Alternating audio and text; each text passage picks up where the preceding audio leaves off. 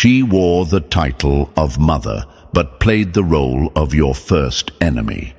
Now imagine this for a moment. Chosen one. You're in a courtroom, but it's not just law that's being judged. It's energy, truth, intention. And sitting there, with all her masks falling off one by one, is the woman the world told you to honor, to obey, to protect. But behind closed doors, she weaponized your kindness. She twisted your truth. She fed the crowd lies while calling it love. And now, the judge has seen everything. Let's be real. This wasn't just emotional pain. It was psychological warfare, served cold by the one who was supposed to nurture you. And here's the truth that will shake your soul. The universe kept the receipts. From fake tears to staged stories, everything she tried to bury has floated straight to the surface. And now the energy is correcting itself. The balance is tipping, not because you fought back, but because you stood still in truth. And the world, the very people she manipulated, they're disgusted, embarrassed they ever believed her, because now they see her clearly, and they see you even clearer. And thank you, Chosen One. Don't forget to pay this message back by simply pressing the like and subscribe button to help spread this truth to more souls. It's our responsibility to shine the light where darkness was hidden for too long. You are not just a viewer. You are part of this mission. You are part of a force, and your presence here matters more than you know. Let's get back into it. The judge is not just a person in a robe. It's life. It's reality. It's cause and effect finally arriving at her doorstep. And what's being revealed is shocking people to their core, because the woman who painted herself as the victim was, the entire time, building her story with bricks of manipulation. You were never the problem. You were never too emotional, too distant, too much. You were the only one telling the truth. But your truth made her control slip. And that's why she turned on you. This wasn't just one moment of betrayal. This was a carefully calculated campaign. She planted seeds of doubt about you for years, in family, in neighbors, even in people you barely knew. She'd smile to your face, then twist the knife behind your back.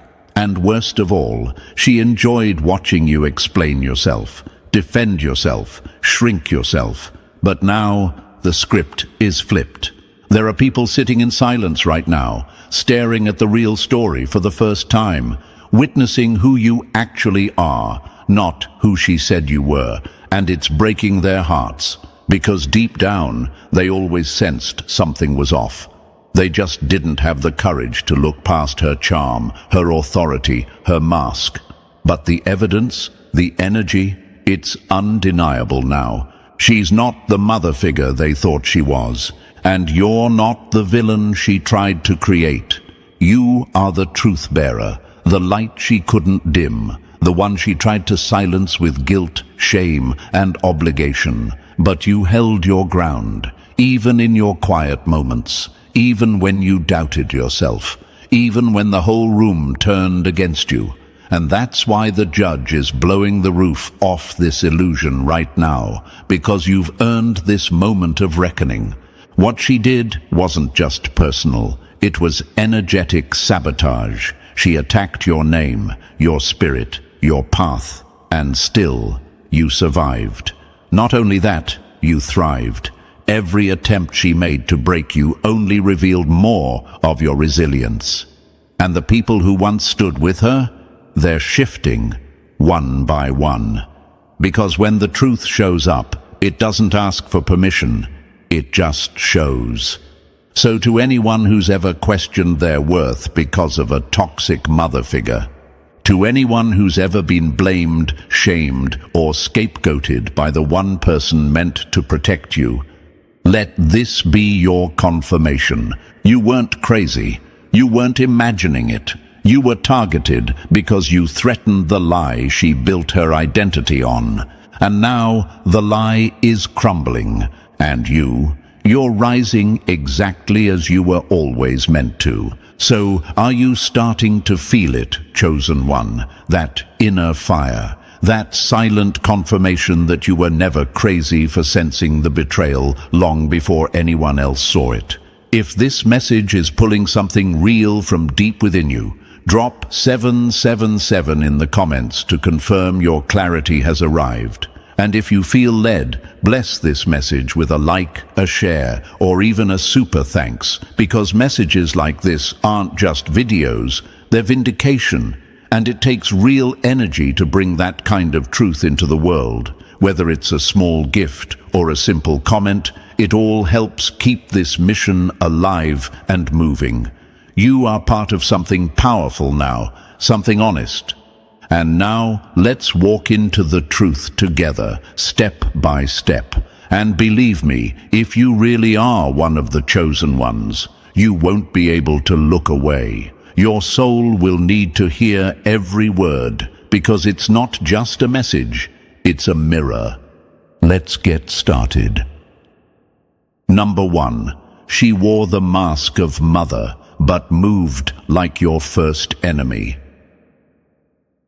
The worst betrayal doesn't come from strangers. It comes from someone who called you their child, then turned your truth into their weapon. She didn't raise you. She watched you, like a quiet predator in the shadows, waiting for the perfect moment to strike your spirit, not with fists, but with fabrication. And let's be clear, this was never about love. It was about control. Her mission wasn't to guide you, it was to suppress you. And she did it the same way every skilled manipulator does, by hiding behind a title and performing concern with surgical precision. She studied you, chosen one, not because she admired you, but because she feared what you could become if you ever broke free from her illusion. She watched your light get stronger with each season, and instead of letting it warm her own cold soul, she decided it was a threat. You became the mirror she couldn't stand to look into. So she did what cowards do. She lied. She twisted your kindness into manipulation, your boundaries into defiance, your silence into guilt. And every time you chose peace, she accused you of war. She wasn't confused. She was calculated. She didn't misunderstand you. She misrepresented you on purpose. Now imagine this for a moment, chosen one. You're a child learning how to love, how to feel, how to grow, and the very person you're supposed to trust is already planting seeds of self-doubt in your soil, whispering to others that you're difficult, cold, ungrateful, all while calling herself a saint for putting up with you. The truth? You never needed fixing. She needed a story where she could be the hero in public and the monster in private. And the worst part? People believed her. They didn't see the subtle manipulation. They didn't see how she played the long game, how every time you tried to shine, she showed up just in time to cast a shadow. How she cried in public and controlled in private. How she built an entire personality around martyrdom while poisoning every room you walked into. All because your existence made her feel exposed. You see, this wasn't some harmless misunderstanding. This was character assassination wrapped in a maternal smile. She deliberately planted doubts about you to people who mattered. She whispered lies in ears she knew you trusted. She turned your compassion into ammunition.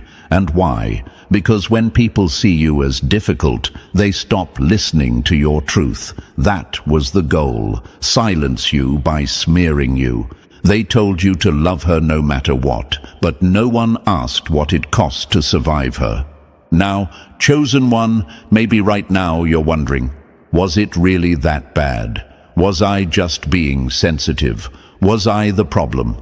Let me answer that for you. No.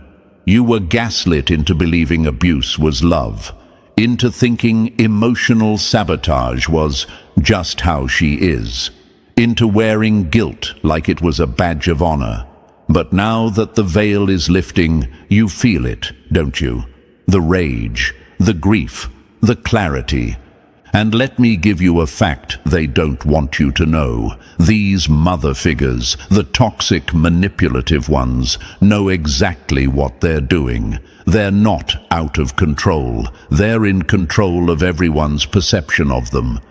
The way she publicly praised you while privately punishing you, that wasn't love. That was image management.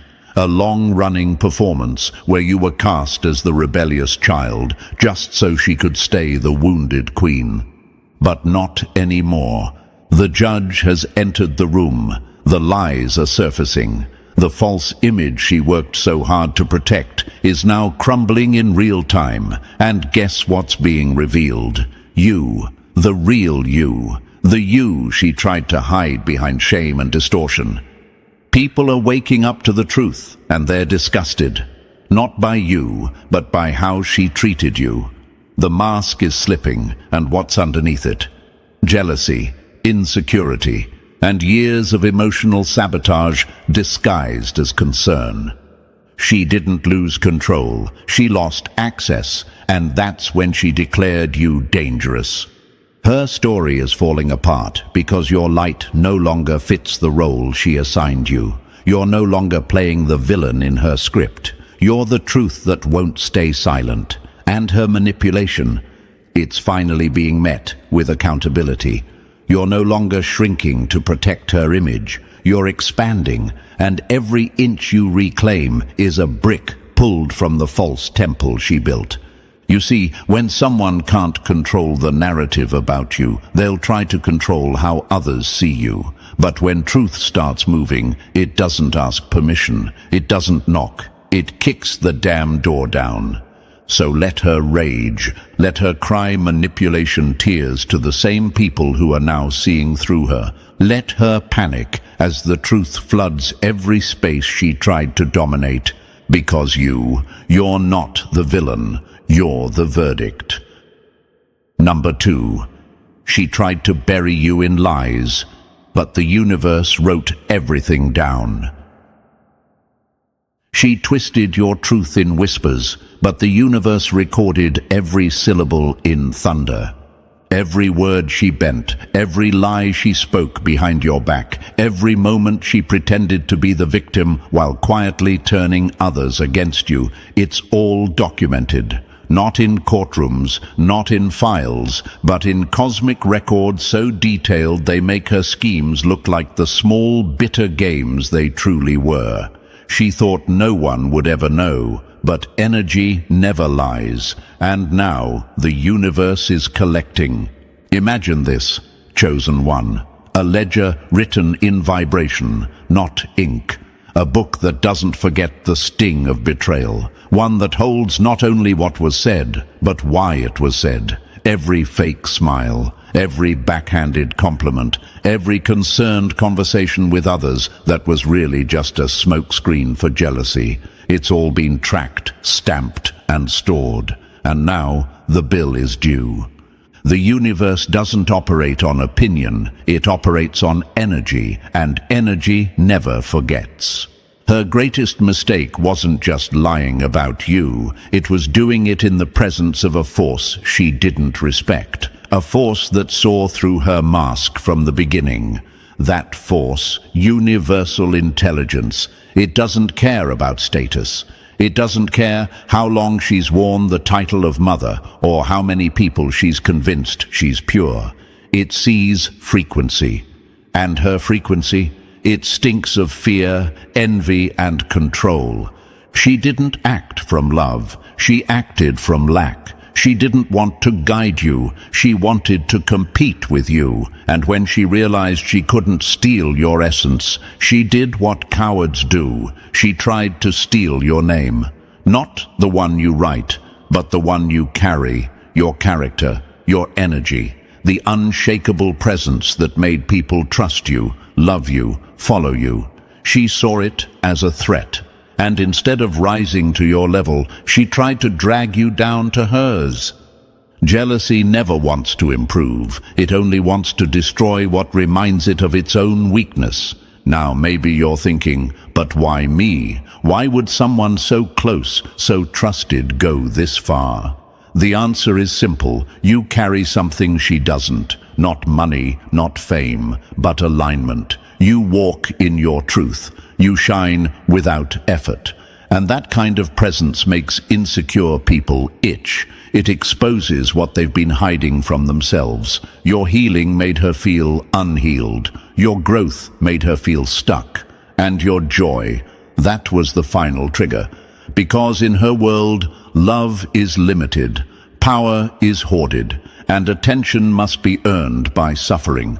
You broke that model by simply being free. So she did what she could to control the narrative. She whispered to relatives, twisted your silence into arrogance, turned your boundaries into betrayal, told anyone who would listen that you were too much, too sensitive, too distant. But all of it, every word, was just projection dressed up as concern. And the universe, it didn't miss a single moment. Your silence wasn't weakness, it was data collection. Now the records are surfacing. People who once believed her are having dreams, gut feelings, private revelations that something about her story never sat right. That while she talked too much about your problems, she never looked like someone truly wounded. She looked like someone invested in winning. And energy doesn't lie. The cosmic balance is shifting. The universe is not punishing her. It's just rebalancing the scale. Everything she put out with bad intent is circling back. Not because you demanded revenge, but because truth naturally returns. That's how frequency works. That's how cosmic law operates. You don't need to expose her. Life is already doing it for you. And the beauty of it all, you didn't have to lift a finger. You didn't need to argue, scream, or beg to be seen. You just had to survive, to keep growing, to trust that the very energy she mocked, the same intuition, peace, and stillness she called weird, was the same force that would write your vindication in bold. She dug a grave for your name, but forgot the universe is the one who writes your legacy. So now, when the truth starts surfacing, don't be surprised if people start calling, apologizing, or acting awkward. They're waking up. They're realizing they were lied to, used as pawns in someone else's emotional war against you. Let them sit with that. You don't owe them access. You owe yourself freedom. And her, she's not your responsibility anymore. Her energy is collapsing on its own. The image she built is cracking. And the ones who clapped when she dragged your name through the mud, they're now watching the mud fall from her hands. This is what happens when truth meets timing. This is what happens when cosmic records hit play. So don't look back. Keep rising. Keep glowing. Keep honoring your peace. Because the universe is not just watching, it's reporting. Number 3. She left her spiritual fingerprints everywhere, and now they're glowing in broad daylight. She thought she was covering her tracks, but the universe marked every step with fire. She really thought she could get away with it, didn't she? Twisting narratives, planting doubt, quietly poisoning your name with a smile on her face. But what she didn't know, what she never could understand, is that energy leaves fingerprints, and hers are all over the crime scene. Her manipulation isn't invisible anymore. It's lit up like a crime lab under blacklight. The evidence is vibrational, and it's glowing so bright now, even the blind are starting to see you were right all along. What she called wisdom was really witchcraft. What she called love was really leverage. She's been feeding off your energy for years, not physically, but spiritually. Like a parasite, like a virus that couldn't live on its own, so it latched onto the light you didn't even know you were carrying. She drained you through guilt, through obligation, through shame, not because you were broken, but because she was. And instead of healing, she fed off your confusion. She created it, then offered herself as the only one who understands you.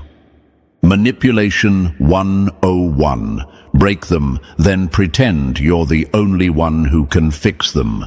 But here's the part she never saw coming, you waking up. Now you're seeing the soul ties for what they are.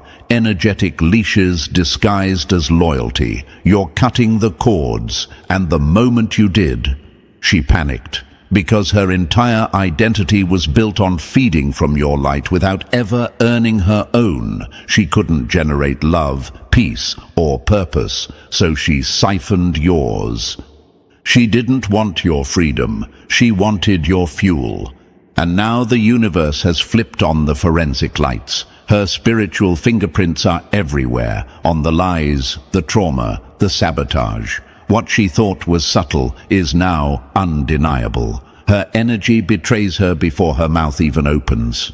The world is starting to notice. You don't have to explain anything. Her exposure is unfolding naturally, all because you stopped feeding her illusion. She underestimated the power of truth. She underestimated you, but the universe never did. Now her fingerprints are evidence, and you're the living proof. Number 4. You were the supply. Now she's starving without access to your light. Parasites don't panic when you fight. They panic when you finally go silent. She was never strong on her own. She only appeared powerful while draining you behind the scenes. And now, chosen one, the severance has begun. The cord is cut. The energy line she secretly fed on, your empathy, your peace, your reputation, it's gone. And she's unraveling. Not because you attacked, but because you disconnected. No reaction, no chasing, no explaining. Just distance, and for her, that silence is lethal. The moment you stopped giving her a stage, she lost her script. She still thinks she can talk her way out of this, that a half apology or a dramatic moment of fake humility will rewind what she's done. But the energy doesn't lie anymore. Her words hit different now. They fall flat. They stink of desperation, and even the people she once manipulated can feel it. She's used to control, not consequence. And now that consequence is knocking, and not softly. Her most pathetic delusion, that she still has influence over those who've seen behind the curtain. She believes if she says enough, cries enough, guilt trips just right, she can reattach herself to your light. But the cord is dead. And without access to you, she's not a queen. She's a hollow act with no one left to fool. She didn't lose you, she lost her power source. And now, she's flailing. Behind the scenes, her manipulations are getting sloppy. Her energy is unstable. People are pulling back, not because you told them to, but because her mask is melting in front of them. She's becoming dangerous, yes, but not to you, to herself, because everything she tried to control is collapsing. Her grip is gone, her narrative is broken, and her last weapon, your guilt, no longer works. The severance is final. The parasite has no more host. And you're not just surviving without her, you're glowing. Number 5. They believed her lies. Now they're ashamed they ever doubted you. The same mouths that whispered about you are now screaming on your behalf. Chosen one, the tide has turned, and this time you didn't have to push it. The very people who once looked at you sideways, who rolled their eyes at your silence, who nodded politely while she spoon-fed them her twisted stories. They're waking up, and what they're seeing now, it's hitting them like a gut punch. They're realizing they weren't just bystanders. They were used. She didn't fool them because she was smart. She fooled them because she wore your pain like a costume. Imagine it. A family member who once kept their distance suddenly can't stop replaying your old words. A friend who once believed the lies now feels sick to their stomach, remembering how they treated you. That's not pity. That's shame.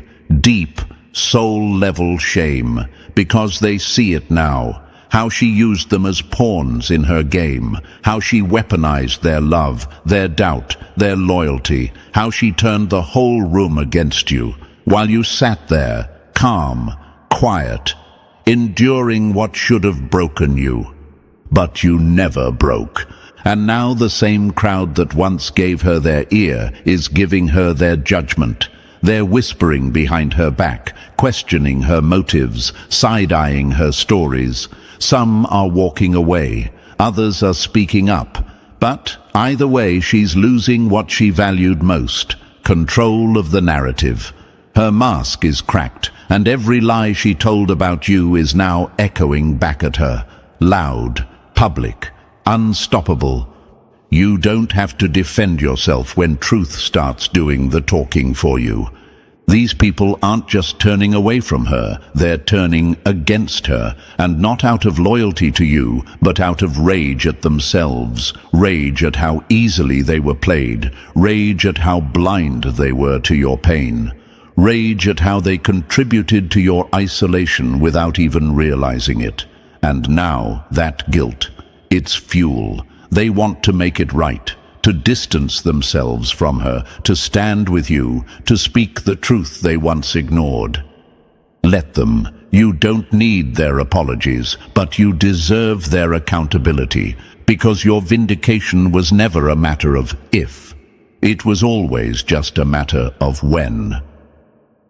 Number 6. They woke up too late, but just in time to watch her fall.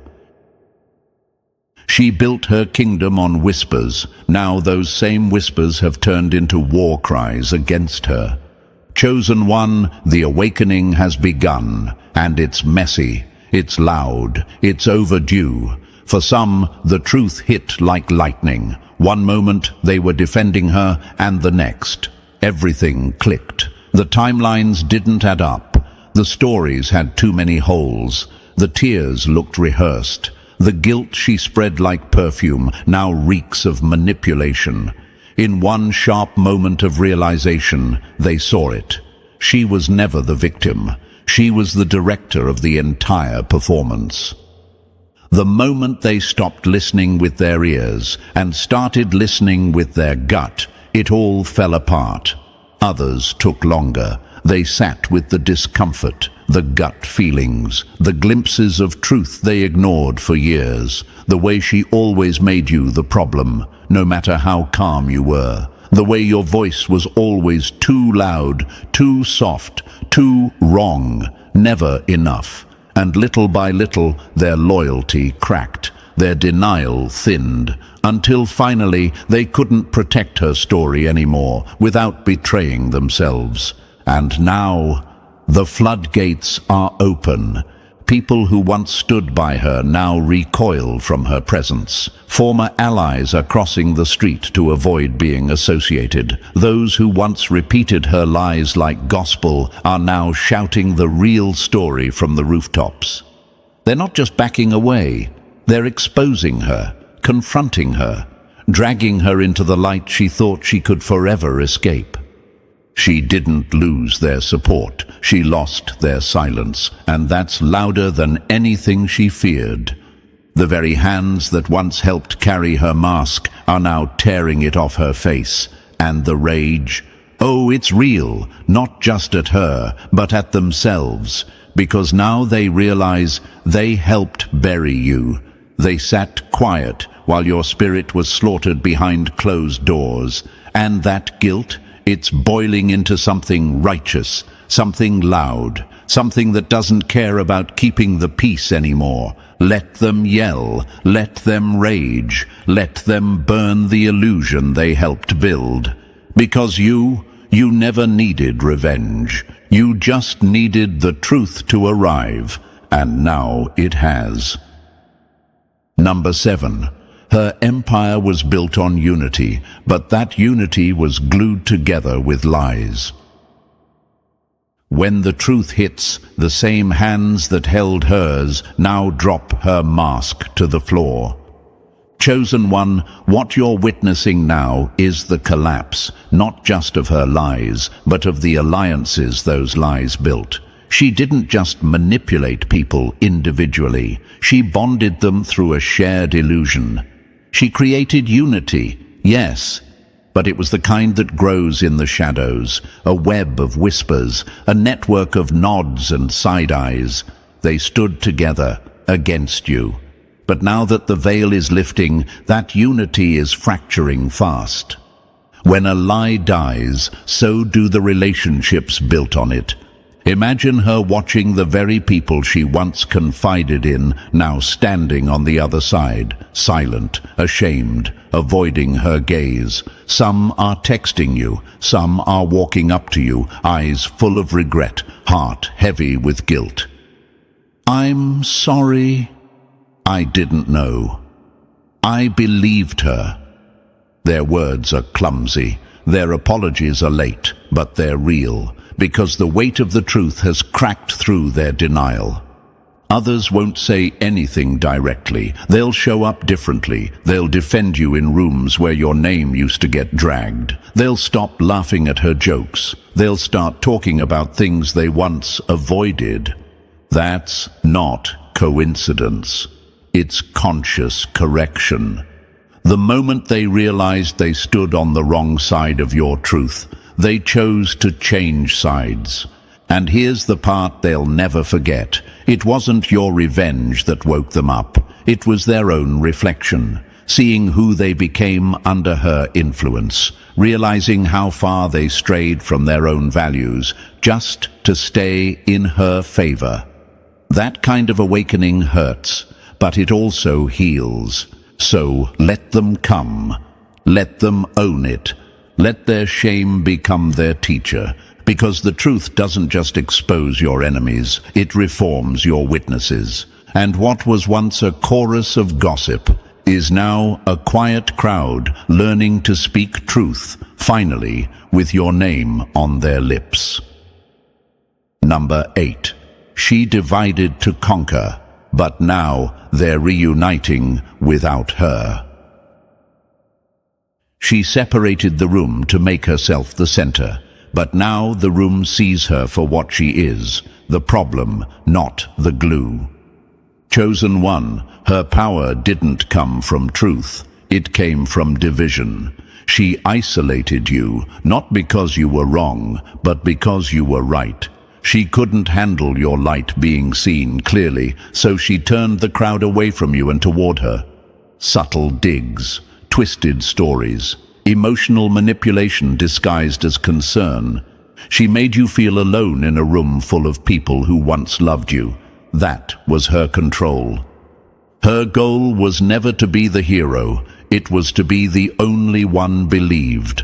But now, one by one, they're waking up. The fog is clearing, and the very intuition she taught them to ignore is screaming for truth. People are remembering the gut feelings they once suppressed, the looks they questioned, the way something always felt off, even when her words sounded perfect. That voice is back, and this time they're listening. Imagine the quiet power of that. Friends who once turned their backs are now quietly reaching out. Not with drama, but with realness. They're putting the pieces together, realizing she didn't just lie, she divided. She played them against each other, against you, against themselves, and now they want the truth more than they want to protect her image. Her illusion broke the circle, but truth is putting it back together. You're not the outsider anymore, you're the one they're circling back to. Because truth always attracts, and healing, it doesn't happen through forced apologies. It happens when people finally feel safe to see what was always there. Your calm, your light, your consistency. You never had to prove your innocence. You lived it, and now they see it. The energy is shifting. You can feel it in the silence, in the sudden support, in the way people are showing up, not just for you, but with you. It's not just personal healing, it's collective correction. The spell is broken, and she's watching the unity she faked fall apart, while the one she tried to destroy becomes the reason they come back together. Number 9. She built a case against you. Now the universe is building one against her. She thought she was writing your downfall, but the universe was quietly building her verdict. Chosen one, the tables haven't just turned, they've flipped. The very lies she crafted to ruin you, they're coming back like boomerangs laced with receipts, and not just emotional receipts, cosmic ones. For every thought form she aimed at you, a layer of spiritual protection wrapped tighter around your name. For every person she convinced to question your integrity, the universe whispered truth into their hearts. And now, they see, they feel, and they want justice. What was once a whisper of doubt has become a roar of truth, and now nobody's ignoring it.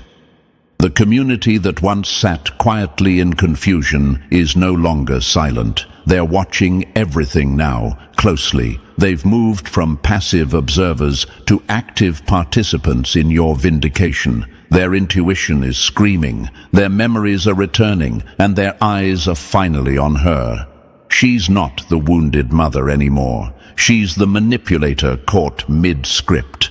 And behind the scenes, chosen one, a case is being built that she'll never escape. This isn't casual karma. This is cosmic court. The universe doesn't miss a thing. Every text, every smear campaign, every carefully crafted manipulation disguised as concern. It's all being traced, recorded, and filed under exposure. Communications are being monitored in ways she can't imagine. The same devices she used to conspire, now they're collecting the evidence that seals her fate. She cast the net for you, now she's the one entangled in it. This justice isn't loud, it's precise, surgical, intelligent. Every false accusation, every frame job, every guilt tactic, now dismantled one by one like wires being clipped in a bomb she built with her own hands. And every person she pulled into her schemes is now a liability. Some are flipping, some are vanishing, all are being watched.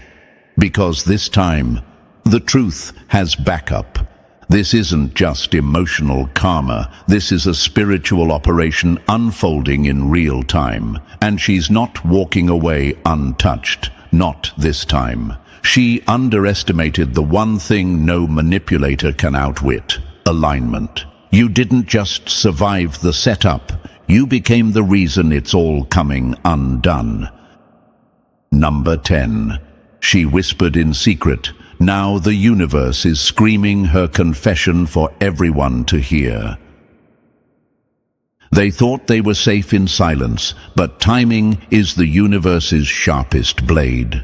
Chosen one, the illusion is collapsing exactly when it's supposed to. Not a moment too soon, not a breath too late. Because this isn't coincidence, it's divine timing in full execution. Everything she thought was hidden, private, buried under charm and manipulation, it's surfacing, and not just as rumors or speculation, but as evidence.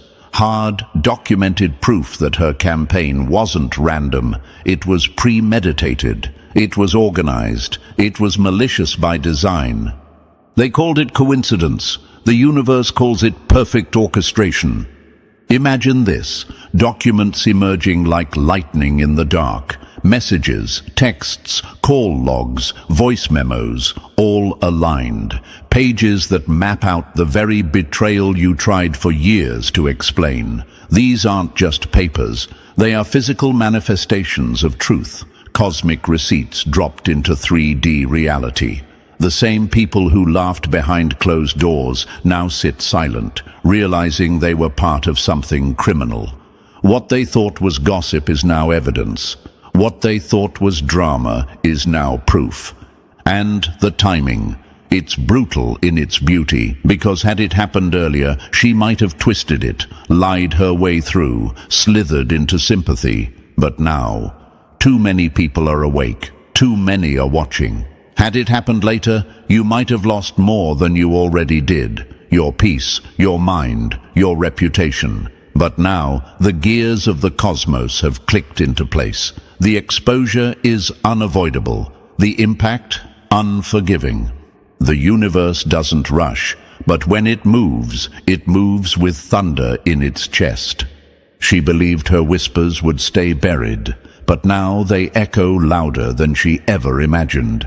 The very lies she told are looping back, this time with timestamps. The very alliances she built through deception are crumbling in synchronized collapse. Because that's what divine timing does. It doesn't just reveal the truth. It destroys everything built on lies.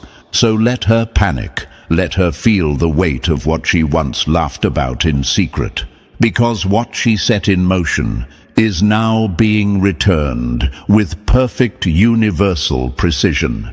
You didn't force this moment. You became the reason it exists. Number 11. She's spiraling, and every move she makes now only destroys her faster. The louder she gets, the more obvious it becomes. She's not in control, she's in collapse. Chosen one, you're watching it in real time now. The unraveling, the desperation, the raw panic behind her eyes. The mother figure who once orchestrated every lie with elegance is now moving like a frantic actor caught, forgetting her lines. The walls are closing in, and she knows it. Her voice is rising not from power, but from loss. And the irony?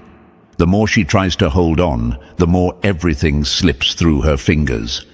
Her house of cards is trembling, her illusion has cracks too wide to patch, and instead of sitting in accountability, she's spiraling into performance mode. Her threats are louder, her promises more dramatic. "I can fix this," she gasps, hoping her words still have weight. But they don't. The audience that once clapped for her victimhood is turning away, because they see her now, not as misunderstood, but as manufactured.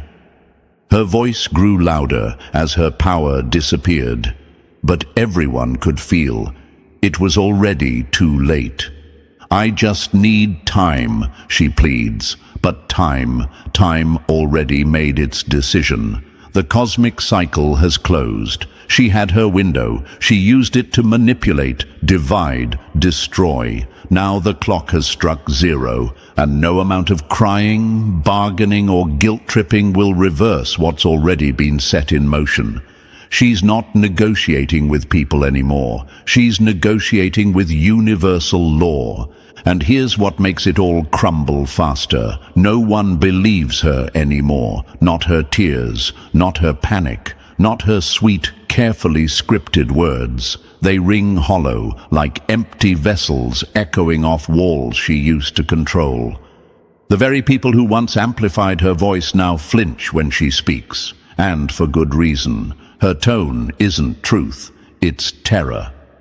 She thought she could manipulate her way out of judgment, but truth doesn't flinch, it just waits.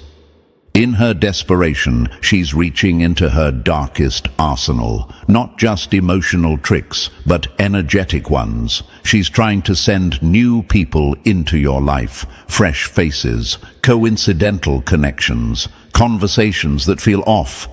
She's hoping to establish new soul ties, reattach new chords, drain you just one more time. But here's the thing she can't comprehend. Your frequency has changed. You're not the version of yourself she once fed on. You don't vibrate low enough to be touched. Her spiritual tactics bounce off you like static. Your protection isn't just emotional now, it's cosmic. The walls she used to walk through are now sealed. The doors she once kicked open with guilt and obligation permanently closed. And because she can't manipulate your internal world anymore, she's now targeting your external one, trying to leak your information, stir chaos, connect with people who might still be vulnerable to her narrative. But all it does is backfire. Every attempt to disrupt your peace only strengthens the case against her. The evidence is no longer just spiritual, it's tangible. The more she tries, the more proof stacks up. Her fingerprints are everywhere. Each move she makes is another thread pulled, and now her whole mask is unraveling in her own hands. She's entangled now, deep in the web she once spun with ease, and for the first time, she's stuck in it. Her old tools don't work. Her allies are gone. Her voice is cracking. Her silence is suspicious. Every word she says, every person she sends, every trick she tries only reveals how completely she's lost control.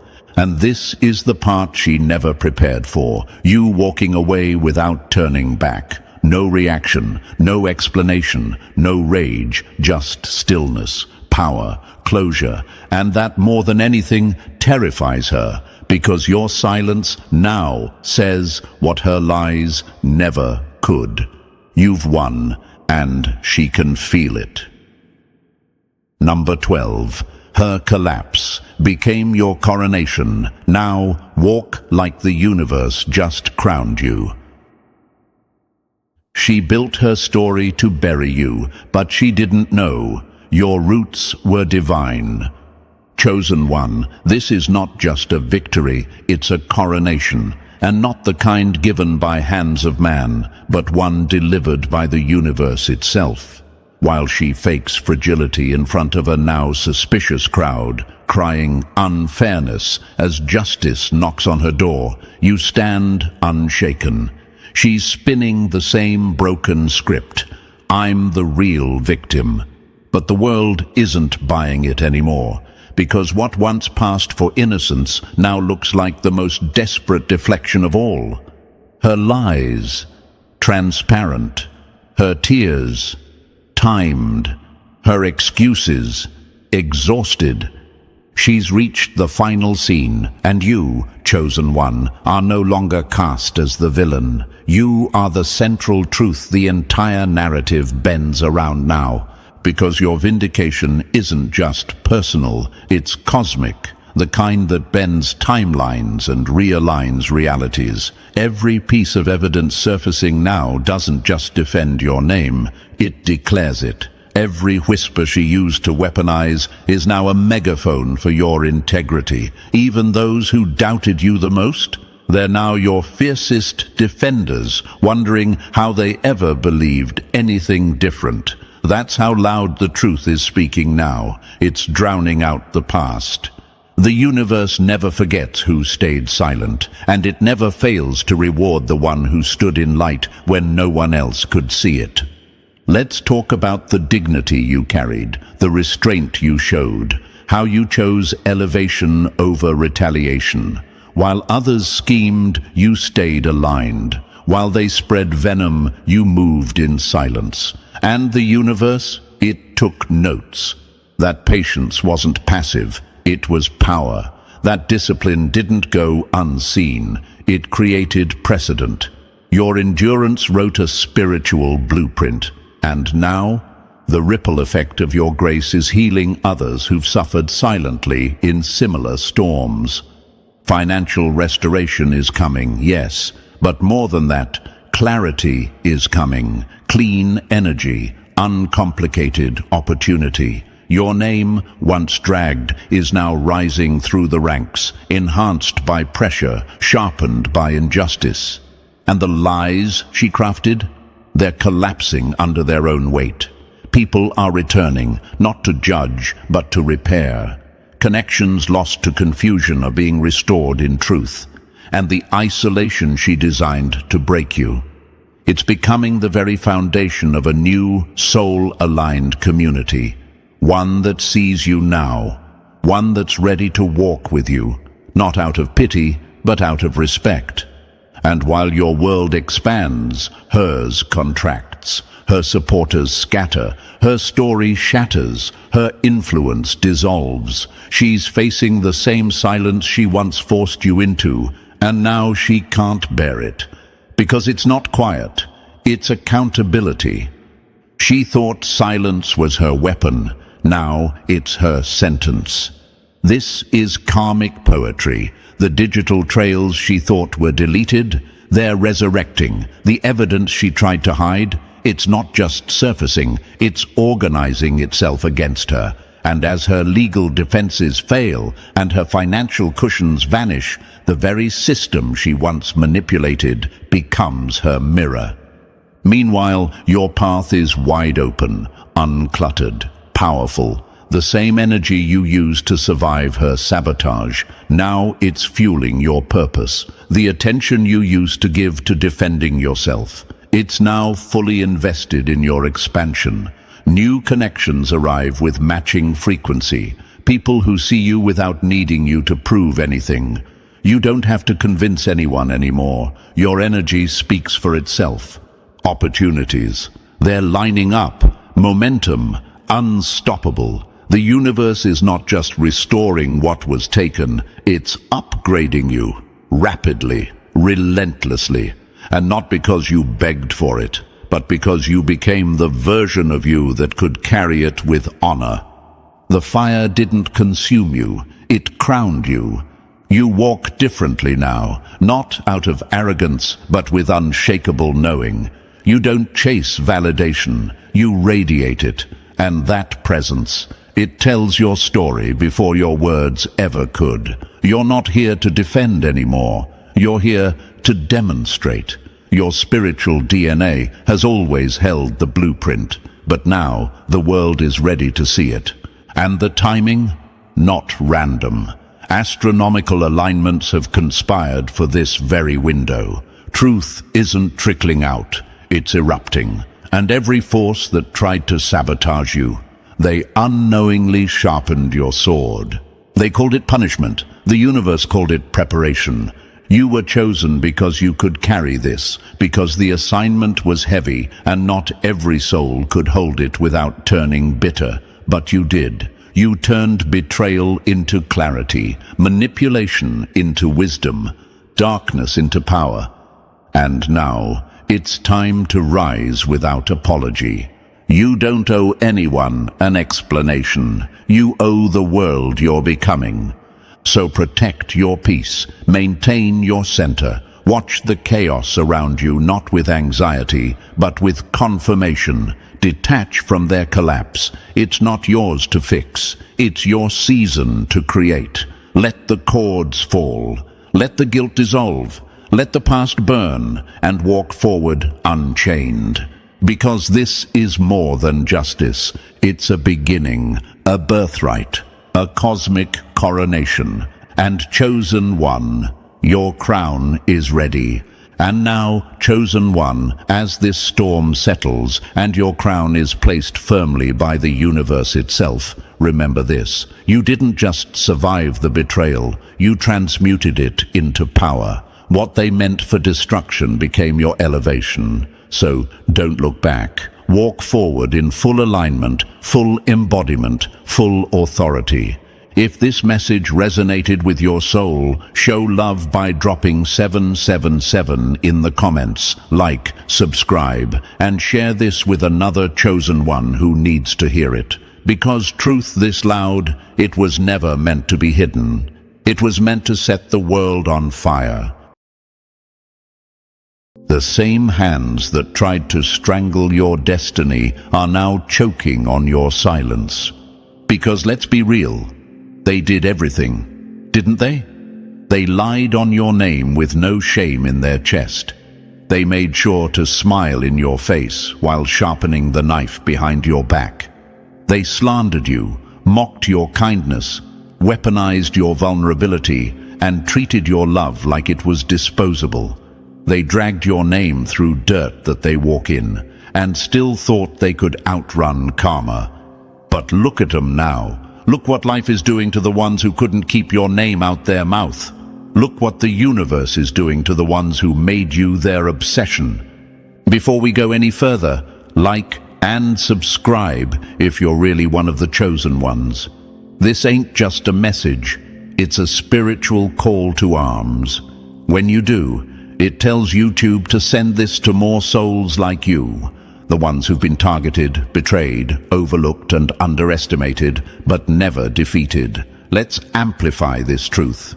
They thought you were soft, a pushover, just another light to be dimmed, another empath they could drain dry and leave hollow. But the mistake they made, and make no mistake, it was fatal, was thinking your silence meant surrender, that your kindness meant weakness, that your peace meant permission. Nah, your silence was your weapon, your stillness was divine strategy. And now life is tearing them up, because when you are chosen, you are covered. When they throw dirt on your name, the universe plants you deeper.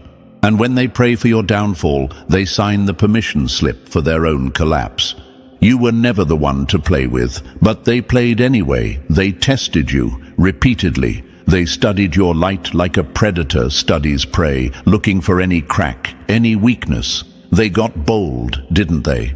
Some of them tried to humiliate you in public, made whole group chats just to tear you down, tried to block your blessings, intercept your opportunities, and keep your name in rooms you were never in. But the gag is, you didn't need the room, because God built a whole palace for you elsewhere. You know the ones I'm talking about. The ex who swore you'd never rise without them, the fake friend who clapped when you failed, the sibling who was jealous of your gift since childhood, the jealous co-worker who smiled in your face and ran to management behind your back, the hater who laughed at your struggle, thinking the universe wasn't watching. But it was. And now the get back? Oh, it's nasty, silent, unrelenting, spiritual. You didn't have to lift a finger. The universe is doing it for you. One by one, they're losing what they once held so tightly. Their minds fractured, their money vanishing, their energy depleted. They're haunted by the very darkness they projected onto you. It's poetic, ain't it? See, you weren't just their target. You were their test, and they failed miserably. And now they have to sit in it. Sit in the mess they made, sit in the guilt, sit in the regret, sit in the crumbling ruins of a life built on lies and ego. And it burns. Oh, it burns bad. Because nothing hurts like watching the one you tried to bury bloom into something divine.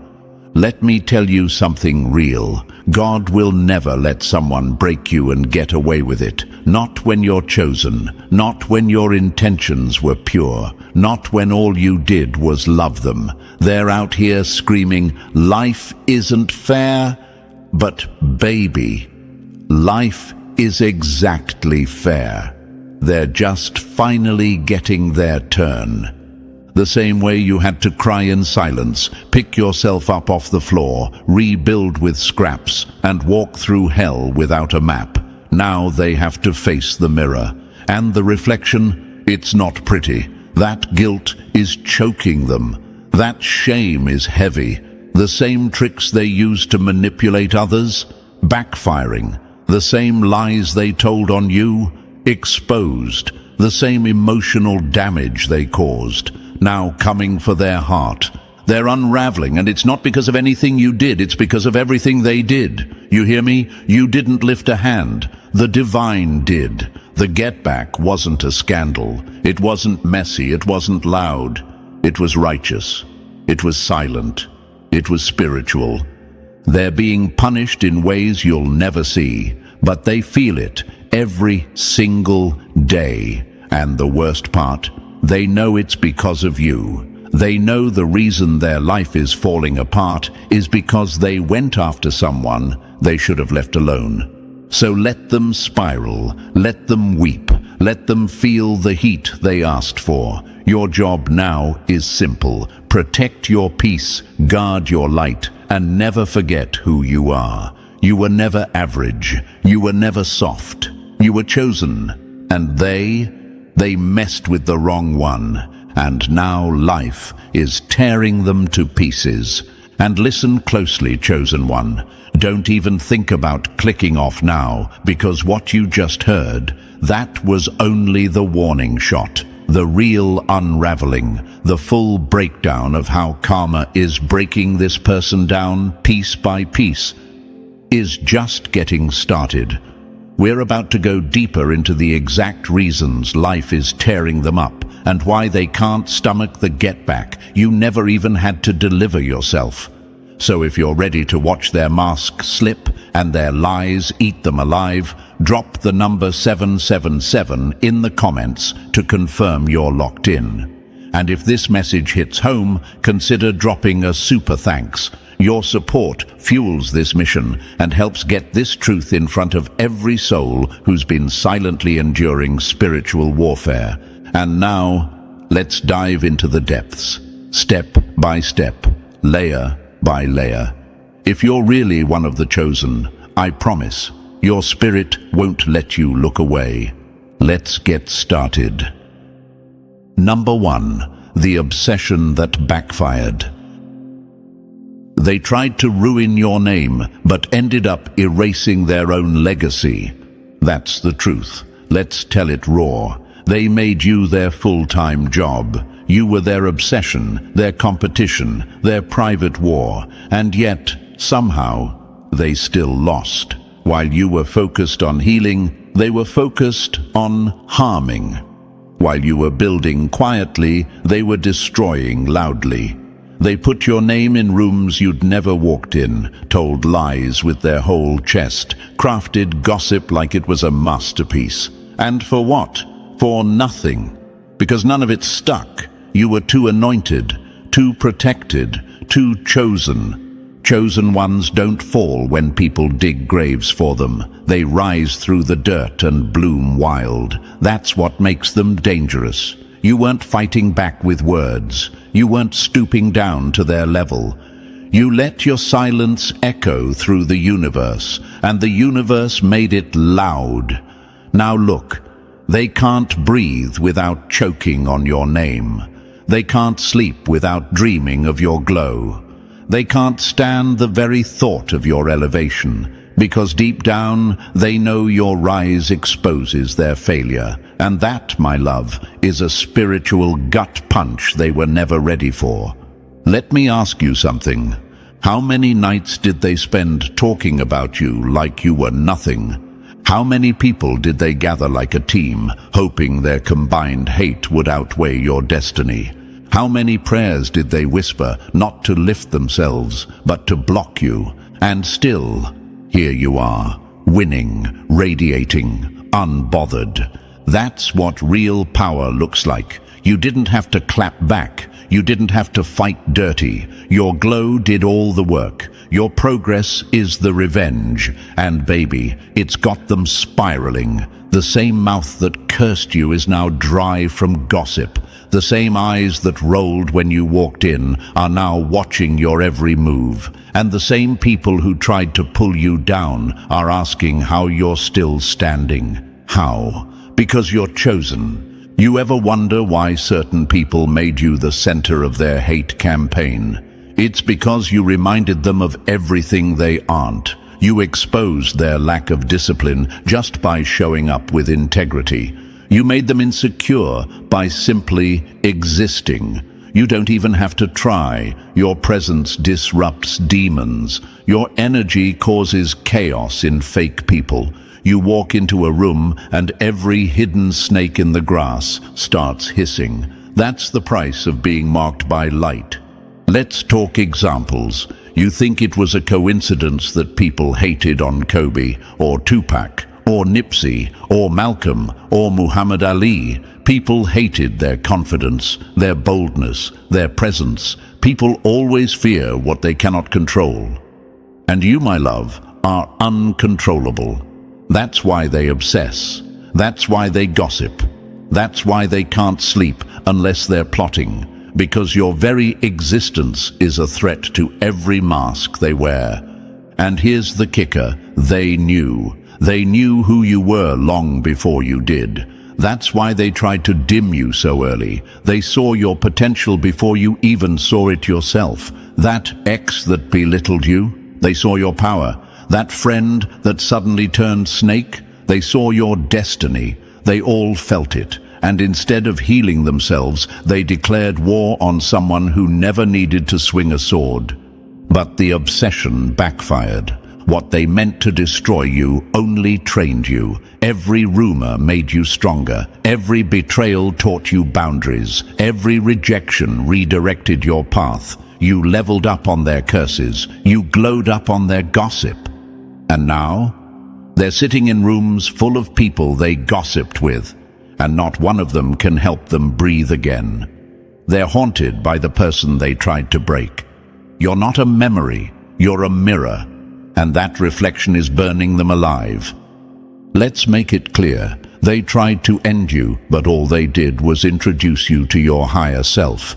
That's what happens when people play with chosen ones. They don't realize we're built different. We don't fight with fists. We fight with faith. We don't come back with noise. We come back with glory. We don't plot revenge. We inherit the throne. And that throne, it's yours now, whether they like it or not.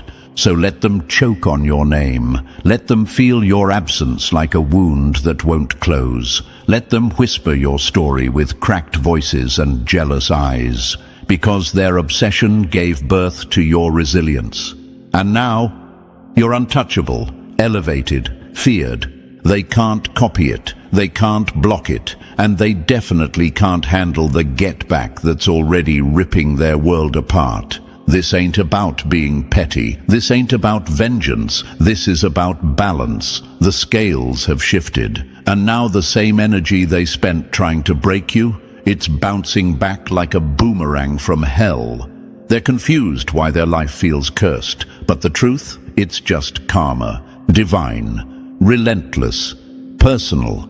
You don't owe them your energy. You don't owe them closure. You don't owe them a single glance back. All you owe them is distance. They had a front row seat to your destruction. Now they get a distant view of your ascension. They don't get to sit at your table anymore. Not now, not ever. And if they're still watching, let them. Because the same obsession that backfired is now their punishment. Stay focused, chosen one.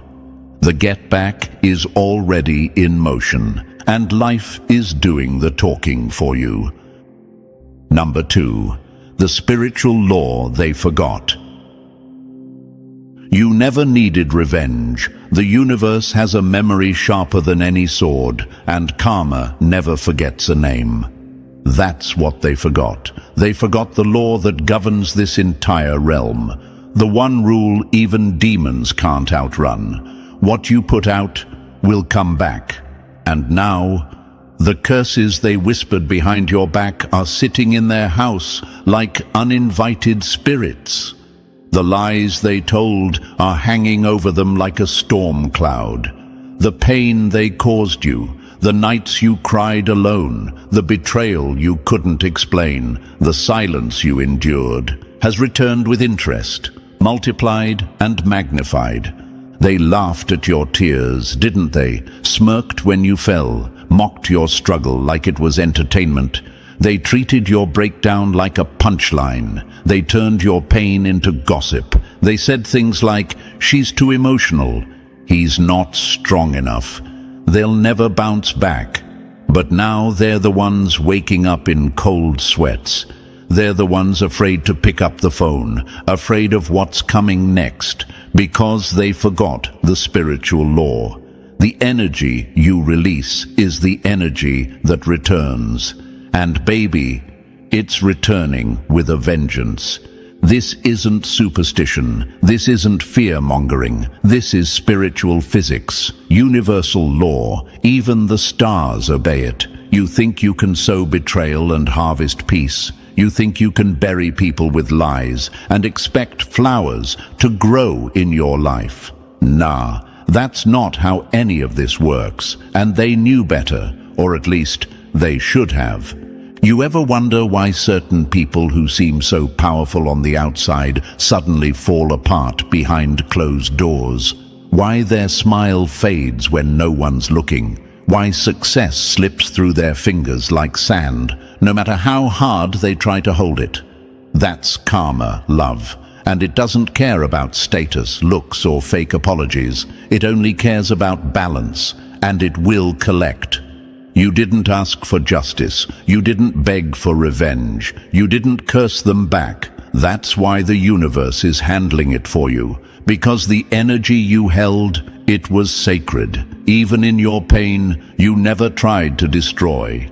Even when they twisted your heart, you never twisted the knife. You showed mercy when they showed malice. You held peace when they wanted war. And now, the universe is rewarding your restraint and repaying their wickedness. They thought divine law was a joke. They thought they were too slick, too powerful, too protected to be touched. But baby, ain't nobody too powerful to be humbled. Ask Pharaoh, ask Goliath, ask every villain who thought they were untouchable until God said enough. These people thought because the consequences didn't come instantly, they would never come at all. But divine timing is different. Sometimes God lets people build their own gallows, brick by brick, lie by lie. And when the trap finally closes, it's perfect.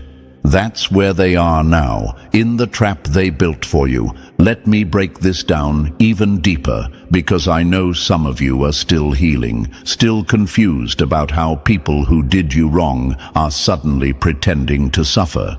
You're seeing them fall, and you're wondering, should I help? Nah, you shouldn't. Because what you're witnessing is not bad luck. It's divine law. It's the mirror. Every time they whispered darkness behind your back, that mirror stored the energy. Every time they laughed when you were low, that mirror cracked a little more.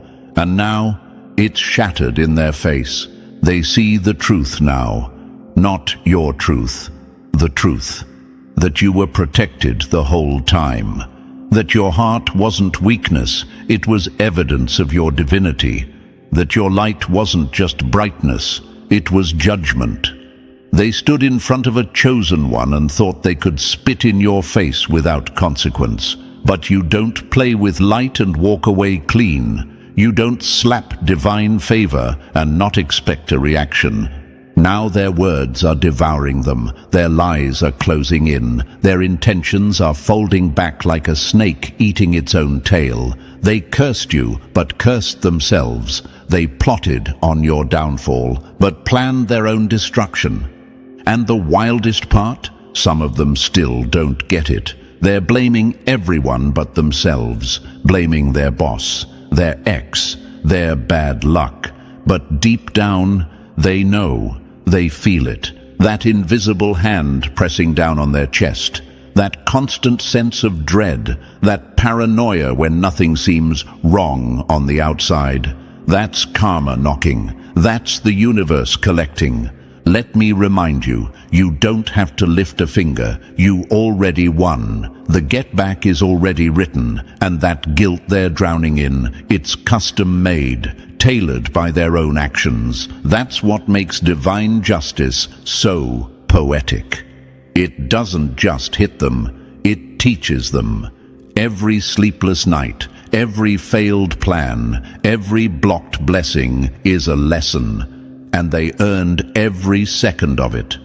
You may still be healing, still picking up the pieces, but don't confuse their suffering with your responsibility. You didn't cause their pain. They did. They caused it when they chose ego over empathy, betrayal over loyalty, lies over love. And now, the same mirror they used to reflect darkness onto you is stuck in front of them, and it won't shatter this time. It won't look away. It's going to make them watch every lie, every manipulation, every game, over and over, until they see themselves for who they truly are. And you, You don't even have to watch. Your only job now is to rise, quietly, powerfully, unapologetically, because karma already chose sides, the mirror already turned, and every single curse they sent your way has come home. Number 3. Karmic lover or silent enemy. They didn't betray you because you were weak. They betrayed you because you were glowing in rooms they thought belonged to them. Let's call it what it is, envy in its purest, most venomous form. This wasn't just a breakup. This wasn't just a friend turning cold. This wasn't just a family member acting funny. No, this was a soul-level attack, a spiritual hit job, a karmic habaru al-kazva kapsolatnak. And deep down, you felt it, didn't you? That unease in your gut, that strange shift in their tone, that subtle jealousy they tried to mask with fake compliments. You saw the signs, but you still loved them anyway. That's what makes you chosen. That's what made you dangerous. Because even when you knew they didn't clap when you were winning, you still tried to lift them. You still gave. You still poured into their empty cups. But the truth is, some people are never empty. They're poisoned. And they were drinking from your soul like it was nothing. That karmic lover, they never loved you. They loved how you loved them. That fake friend, they didn't hate you. They hated your mirror. That family member, they didn't want your downfall. They wanted your position. But now, the veil is off. That glow they once mocked is now blinding them. That grace they tried to mimic has turned against them, because the universe doesn't play when it comes to chosen ones. And now your light is doing what you never had to. It's exposing every lie, every shady intention, every twisted smile. They're uncomfortable around you, not because of who you've become, but because of what they've hidden. Your presence reveals the darkness they can't run from anymore. And here's the part that hurts them most. You didn't clap back. You didn't need revenge. You just walked away. And the moment you did, the illusion shattered. You were the blessing. You were the access. You were the light keeping their life from full collapse. And now that you're gone, that collapse is here, slowly, painfully, righteously. So don't question the past. Don't regret who you loved. Don't wonder, what if I stayed? Because the truth is, they were never on your level. They were just karma wrapped in flesh. And now the universe is doing what it always promised, balancing the scales in your favor. Number 4, the get back was spiritual. The loudest revenge is the life they can no longer touch, and the silence they now have to suffer in. See, they expected a war. They expected you to snap, to crumble, to clap back and beg. But instead, you disappeared. You elevated in silence. You healed without an audience. You walked away without warning. And that was the part that broke them, because they weren't ready for your glow-up. They weren't prepared for the power of the universe moving on your behalf. They thought this was personal. But the get-back? It wasn't even about you. It was spiritual. It was divine. You didn't scheme. You didn't manipulate. You didn't throw dirt on their name. You just let go. And the moment you did, the universe picked up where you left off. That's the part they didn't understand. When you're chosen, you don't need revenge. You have alignment. You have divine order. You have the ancestors, the guides, the angels, the energy of all the pain you endured, turning into firepower behind the scenes. And while you were evolving, they were unraveling. The same hands they used to tear you down are now trembling. The same mouth that cursed you can't speak peace into their own life. The same eyes that rolled at your growth are now watching your elevation from the sidelines, helpless, bitter, shook. That's why spiritual get-back hits harder, because it doesn't make a sound. It doesn't need an audience. It doesn't need a post or a clapback or a scene. It just happens. Their blessings dry up. Their relationships collapse. Their sleep vanishes. Their fake persona crumbles. And all of it happens while you rise higher, quietly, righteously, unreachable. Let this remind you of one thing. You didn't win because you fought back. You won because you let go. And in doing so, you gave the universe permission to handle what you never needed to carry. That's divine authority. That's sacred justice. That's what happens when a chosen one stops chasing peace and becomes it. So no, this wasn't revenge. This wasn't petty. This was realignment. This was protection. This was God saying, move. I got this. And now they're living in the silence they tried to bury you in. Only difference is you survived it. They won't. Number 5. When they wished for your fall.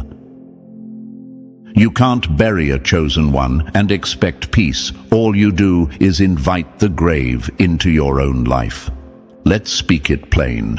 They didn't just envy you. They didn't just dislike you. They wanted you gone, not just out of their life, out of existence. That's how deep their hatred ran. The type of darkness that can only grow in someone who sees your light and realizes they will never have it. Some of them wished you'd disappear. Some of them whispered curses into the universe, praying you'd fail, praying you'd break down, praying you'd die.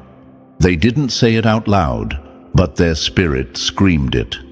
And now that same spirit is suffocating them. Because when you send death energy to a chosen one, you don't kill them. You awaken something ancient, something divine, something you can't outrun. The grave they dug, it's calling them now. The shadows they played with, they're dragging them down. And it's not just bad luck.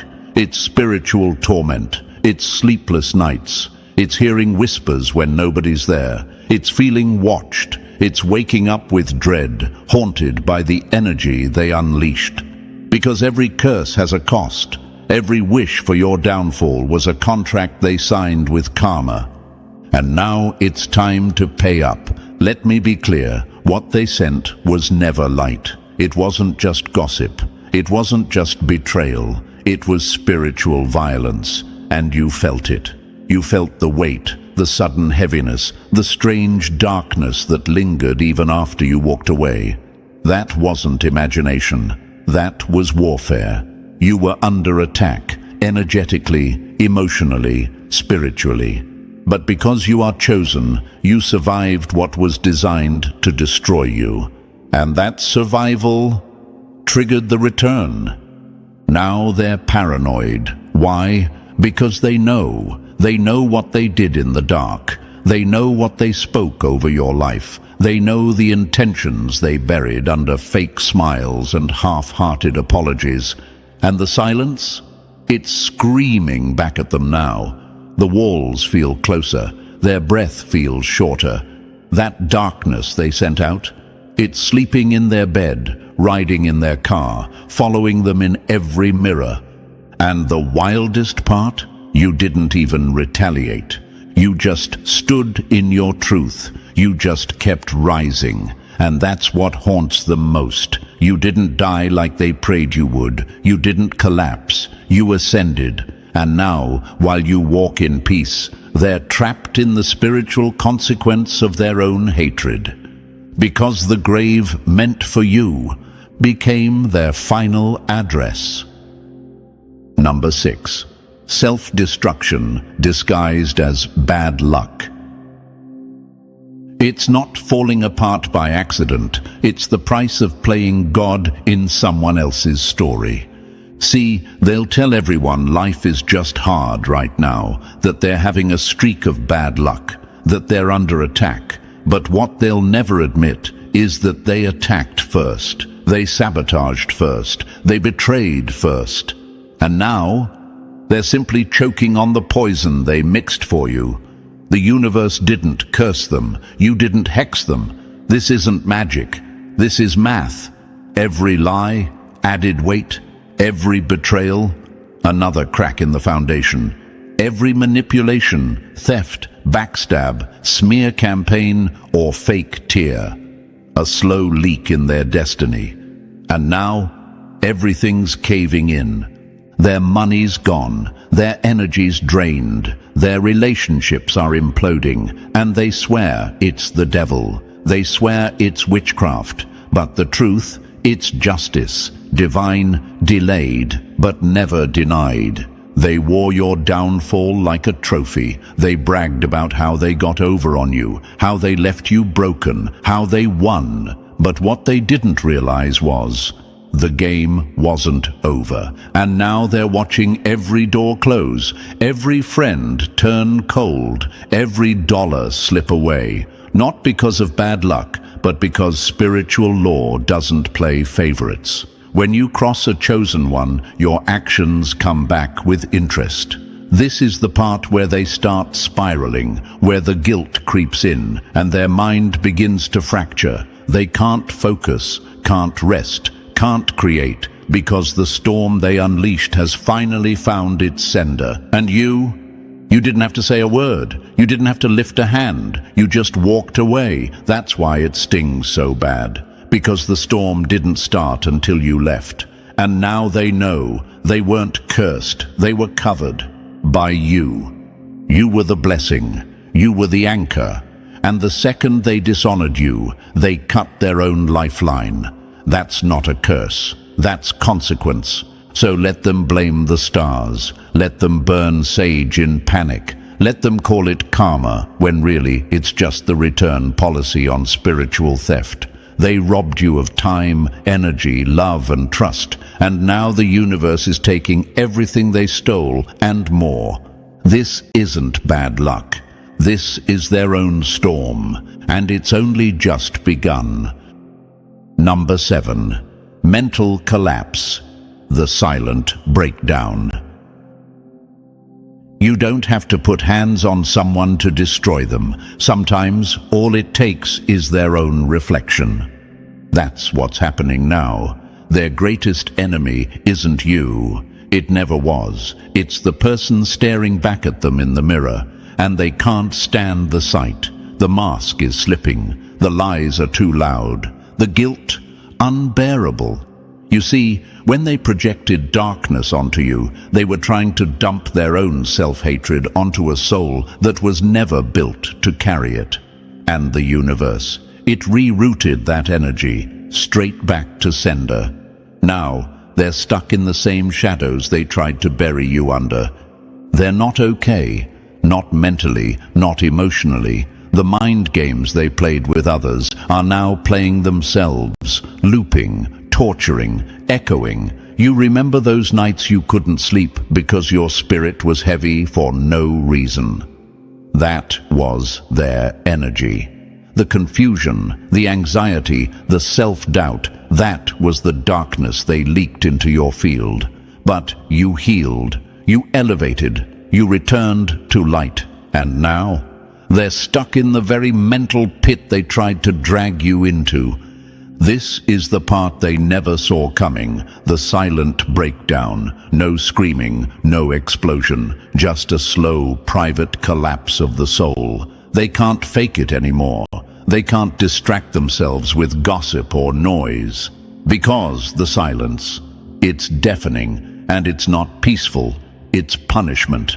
That silence is filled with echoes of every lie they told, every seed of doubt they planted, every mask they wore. You want to know the real reason they're spiraling? It's because you forgave them, and that forgiveness robbed them of justification. They can't tell themselves you're bitter. They can't play the victim. You healed, and now they're exposed. And what's left underneath the act? Regret, shame, spiritual insanity. They're walking around with smiles, but their eyes are hollow. They're posting wins, but their soul is collapsing behind every filter.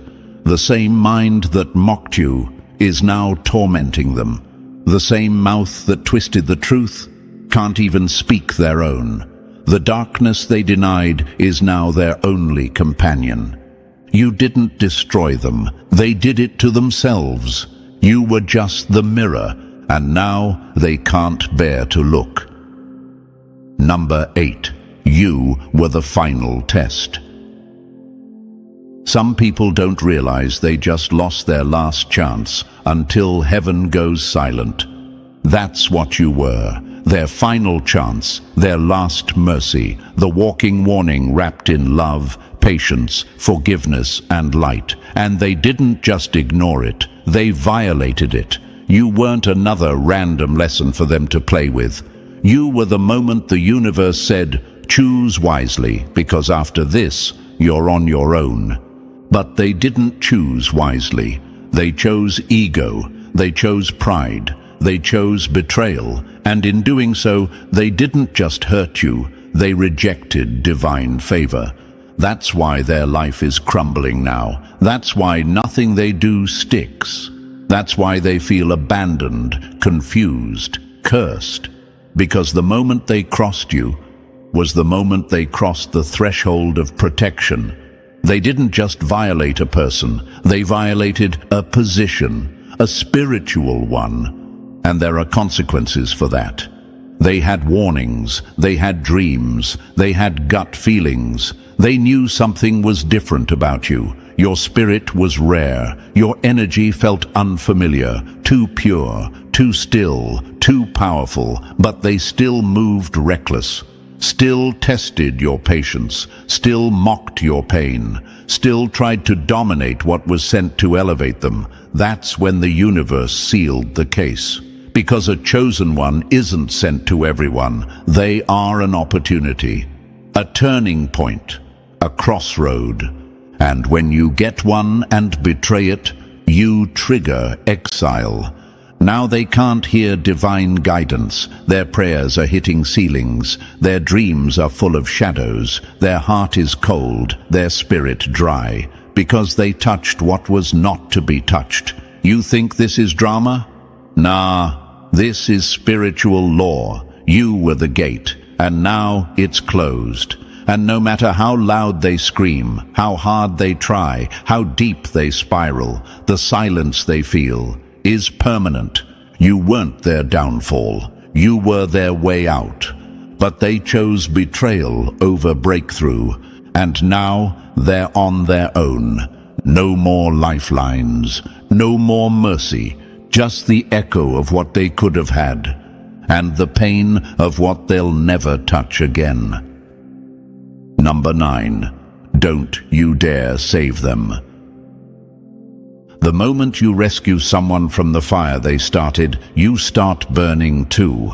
And that's what the enemy wants. Not healing, not closure, access. They don't miss you. They miss the covering. They miss the light you carried that kept their life from collapsing. And now that the consequences have arrived, now that life is dragging them through the hell they created, they'll crawl back with shaky voices, with watery eyes, with carefully crafted apologies dressed as truth.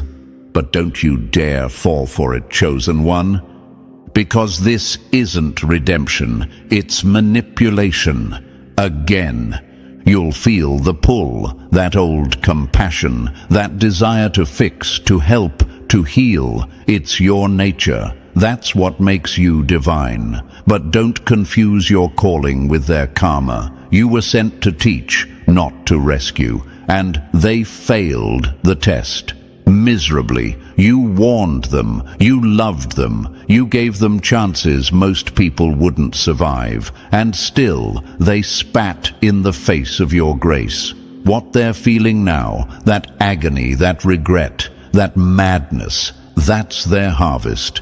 And here's the part that the universe wants you to engrave in your spirit. If you interfere with their karma, you will inherit it. You'll start drowning in storms that were never meant for you. Your energy will drain, your peace will disappear, your clarity will fog, because you're carrying someone else's weight, someone who had every chance to do right by you and chose destruction.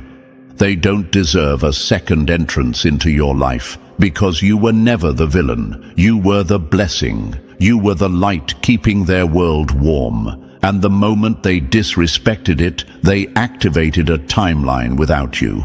And that timeline is cold, lonely, dark, and necessary. This is not the time to feel sorry. This is the time to remember the version of you that cried alone, the one who begged for answers, the one they laughed at while you were breaking. That version of you deserves justice, and justice means letting them sit in it. You are not their healer anymore. You are not their rehab. You are not their savior. You are the mirror. Let them stare at what they've done. Let them break under the weight of their own choices. Let them feel what you were forced to survive. Because that's not cruelty. That's spiritual balance. Number 10. Even the children were targeted. When you touch what is sacred to the universe, the punishment doesn't just echo, it roars. They could have walked away. They could have kept their poison to themselves. But no, some of them stooped to that level, the lowest, the dirtiest, the point of no return. They didn't just come for you. They came for the innocent, the defenseless, the pure, the children. And in doing so, they crossed a line that even the darkest energies tremble at. Because if there's one thing the universe protects with unshakable vengeance, it's the youth. And when someone goes after them, that's when divine wrath stops being gentle. That's when the gloves come off. Some of them tried to spiritually manipulate your children. Some tried to weaponize kids in revenge games. Some went after unborn potential, sabotaging dreams, spreading curses, speaking sickness, projecting jealousy. Do you understand how vile that is? How irreversible? That wasn't just wrong. That was war against the sacred. And now, the consequences are different, harsher, eternal. You see, when they came for you, they still had a chance, a sliver of grace, a door they could have humbled themselves through. But when they targeted what the universe treasures, that door slammed shut. And not just shut, sealed. Some of them will never recover. Some of them triggered generational consequences, and you'll start to notice their lineage is collapsing. Their bloodline feels cursed. Opportunities dry up. Mental instability runs rampant. Nothing grows, nothing flows, because the spiritual consequence wasn't just for them. It spilled onto everything they're connected to. You might be thinking, but why would they do that?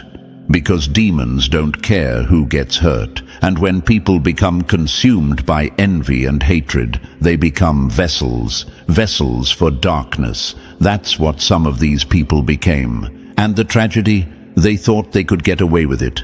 But the universe doesn't miss, not when it comes to the pure, not when it comes to children. So if you're sitting here wondering why life is tearing them up, look no further. Look at what they touched. Look at how far they went. This wasn't just petty hate. This was a spiritual violation. And the get back?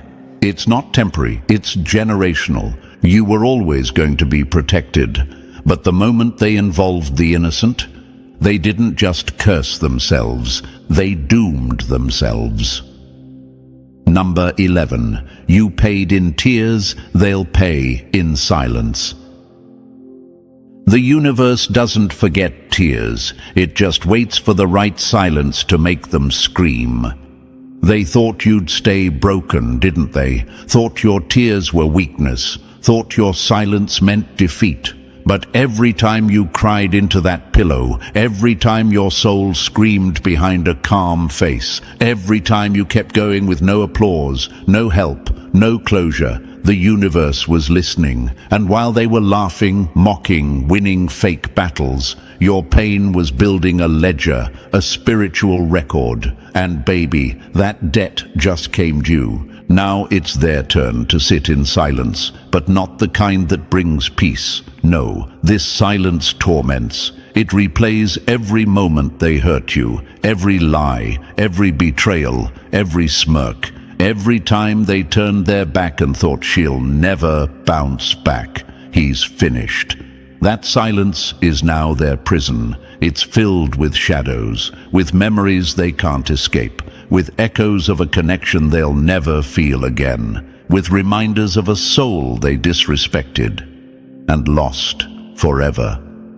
You paid in tears, the kind that only the chosen cry, quiet, sacred tears that carry lifetimes of strength. You cried not just for what they did, but for who you had to become to survive it, for the old version of you that died in the process. And now they have to pay, but they won't pay in fire, not in explosions. That would be too easy. They'll pay in quiet, in long nights with no rest, in bright days with no joy, in relationships that feel empty, in achievements that feel meaningless. Because once you've betrayed a soul as pure, as chosen as you, even success tastes bitter, even blessings feel hollow. Nothing fills the void of divine favor lost. You see, the silence you once endured built your power, but the silence they're enduring now, it's unraveling them. They're watching you from a distance, glowing, rising, becoming untouchable, and that glow is haunting them. Not because they didn't see it before, but because they did, and tried to smother it anyway. They thought you were crying alone, but you weren't. The universe was counting. And now they'll sit in silence too. Only difference is, you healed in yours, they'll drown in theirs. Number 12. Let the universe finish what it started. When you walk away in silence, the universe speaks louder than any revenge ever could. You've cried, you've questioned, you've healed in private, you've screamed into the void and gotten back only echoes, but despite it all, you stood tall, and now it's time to do the hardest thing a chosen one ever has to do. Let go completely, not just physically, not just emotionally, but spiritually, because when the betrayal was fresh, your soul screamed for justice. Your heart ached for closure. Your mind wanted them to feel what they made you feel. But now, that part of your journey is over. You did your part. You healed your wounds, sat with your shadows, and stood face to face with pain and didn't flinch.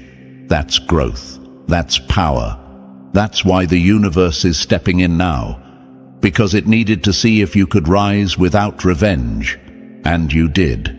So step back, step all the way back, because now it's karma's turn. The get back, it's already in motion. You may not see it every day, but it's happening, slowly, precisely, perfectly, and it won't come the way they expect it. It won't look like drama or explosions. It'll look like loss of peace, loss of direction, loss of self. Everything they built on your broken pieces will start to fall apart, quietly, privately, and without anyone to blame but themselves. And they'll know. That's the worst part. They'll know it's because of how they treated you.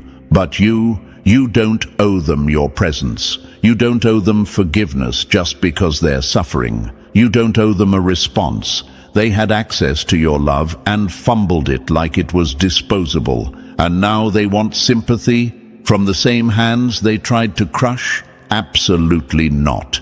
You owe yourself now, your energy, your joy, your softness, your peace, everything you were pouring into broken people just to prove your worth. It's time to pour that into you. Let the universe finish what it started. Let karma walk them through the very pain they thought was funny when it was yours. Let the silence echo. Let the consequences teach them the lesson you never could. Because here's the truth. They didn't respect your love when they had it.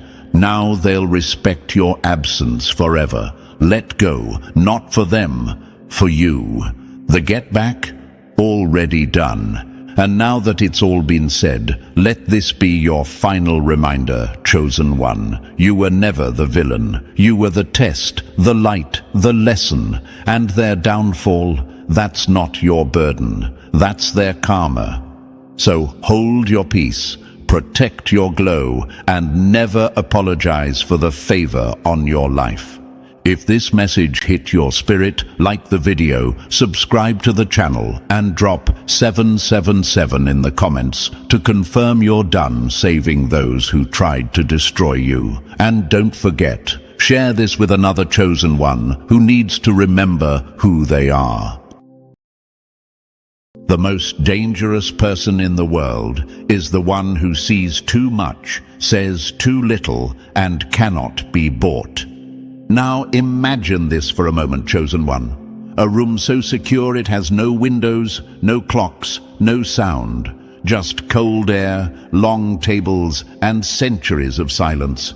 And suddenly your name breaks through the static. Not because you shouted it, but because your silence, your awareness, your movements have shattered the illusion. You've become that name, the one whispered behind closed doors by men who've ruled for ages in the dark.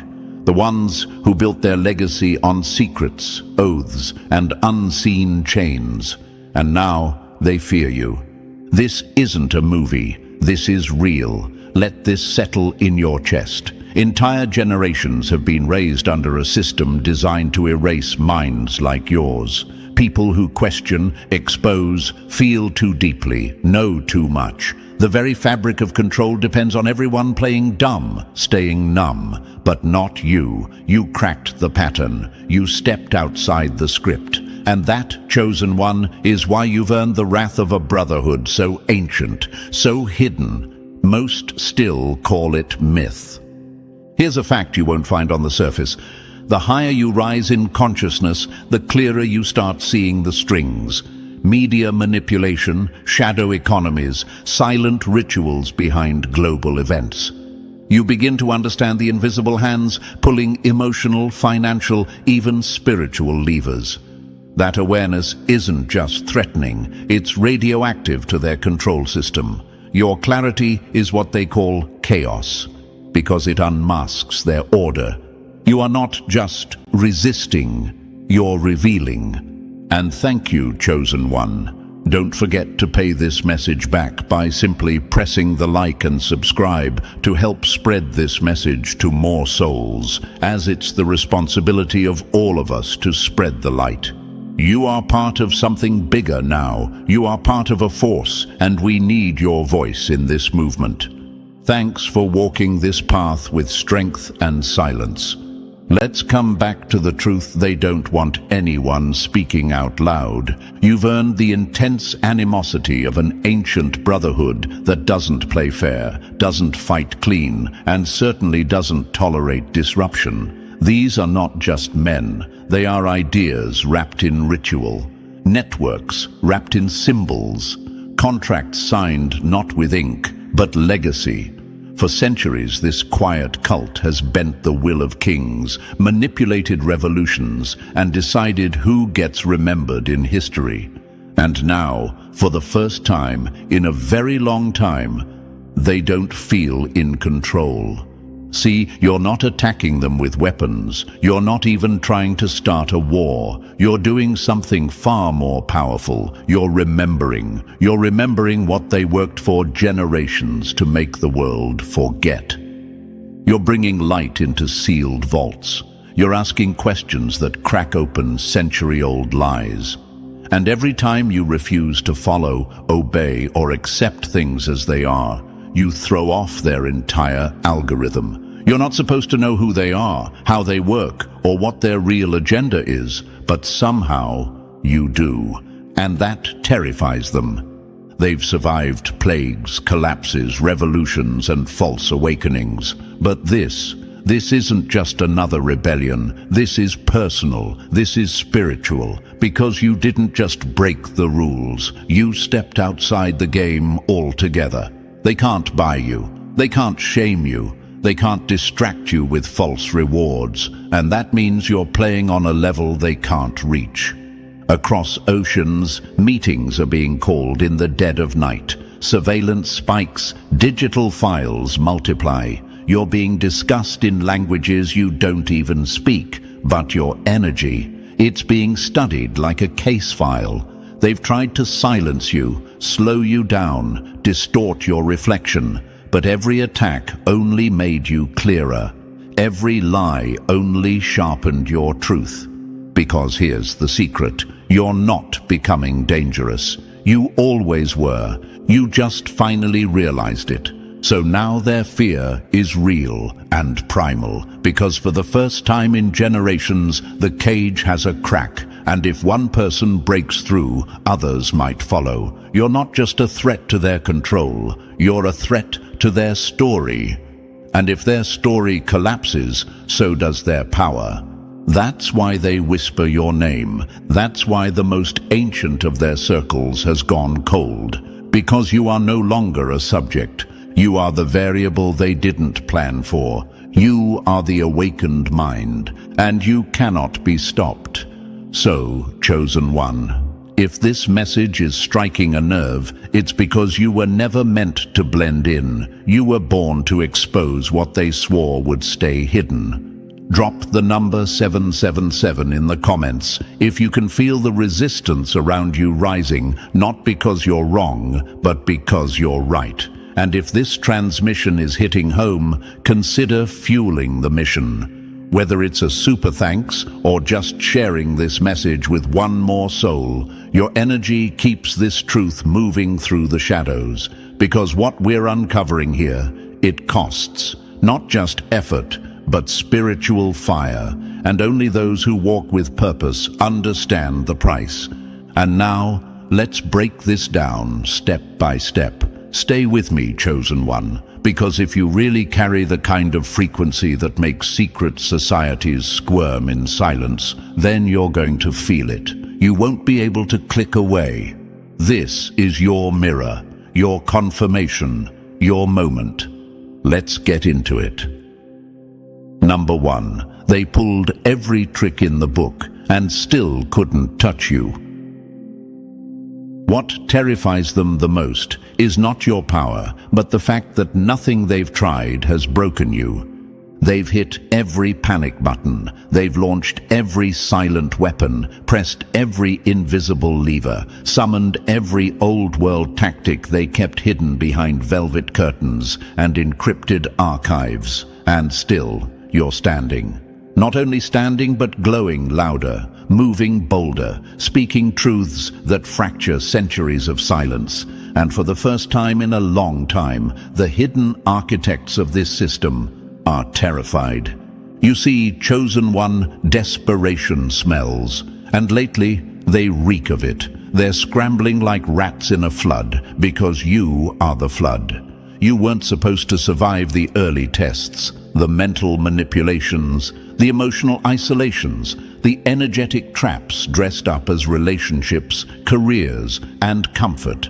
But you passed each one, quietly, powerfully, without bending. And that's not how the script was written. They increased the frequencies. They tampered with dreams. They even tried distorting your thoughts through invisible tech. Yes, those frequencies. Ancient methods cloaked in modern science. Things hidden so deep in classified files that even seasoned operatives only get access by spilling blood or swearing silence. But guess what? Even that didn't work. Every hit they sent only made your vision clearer. Every assault only made your armor harder. So here's what they can't compute. Your immunity, your resistance, your unshakable glow that keeps rising no matter how they try to dim it. Now ask yourself this. Why would such a powerful network, one built across empires, dynasties, and bloodlines, be so obsessed with you? Why are they gathering behind the scenes, holding secret meetings over your name, launching attacks with military-level secrecy over one awakened soul? Because they know something most of the world doesn't. They know your biology doesn't match the system's blueprint. They know your emotional range breaks the conditioning. They know your frequency is a code breaker.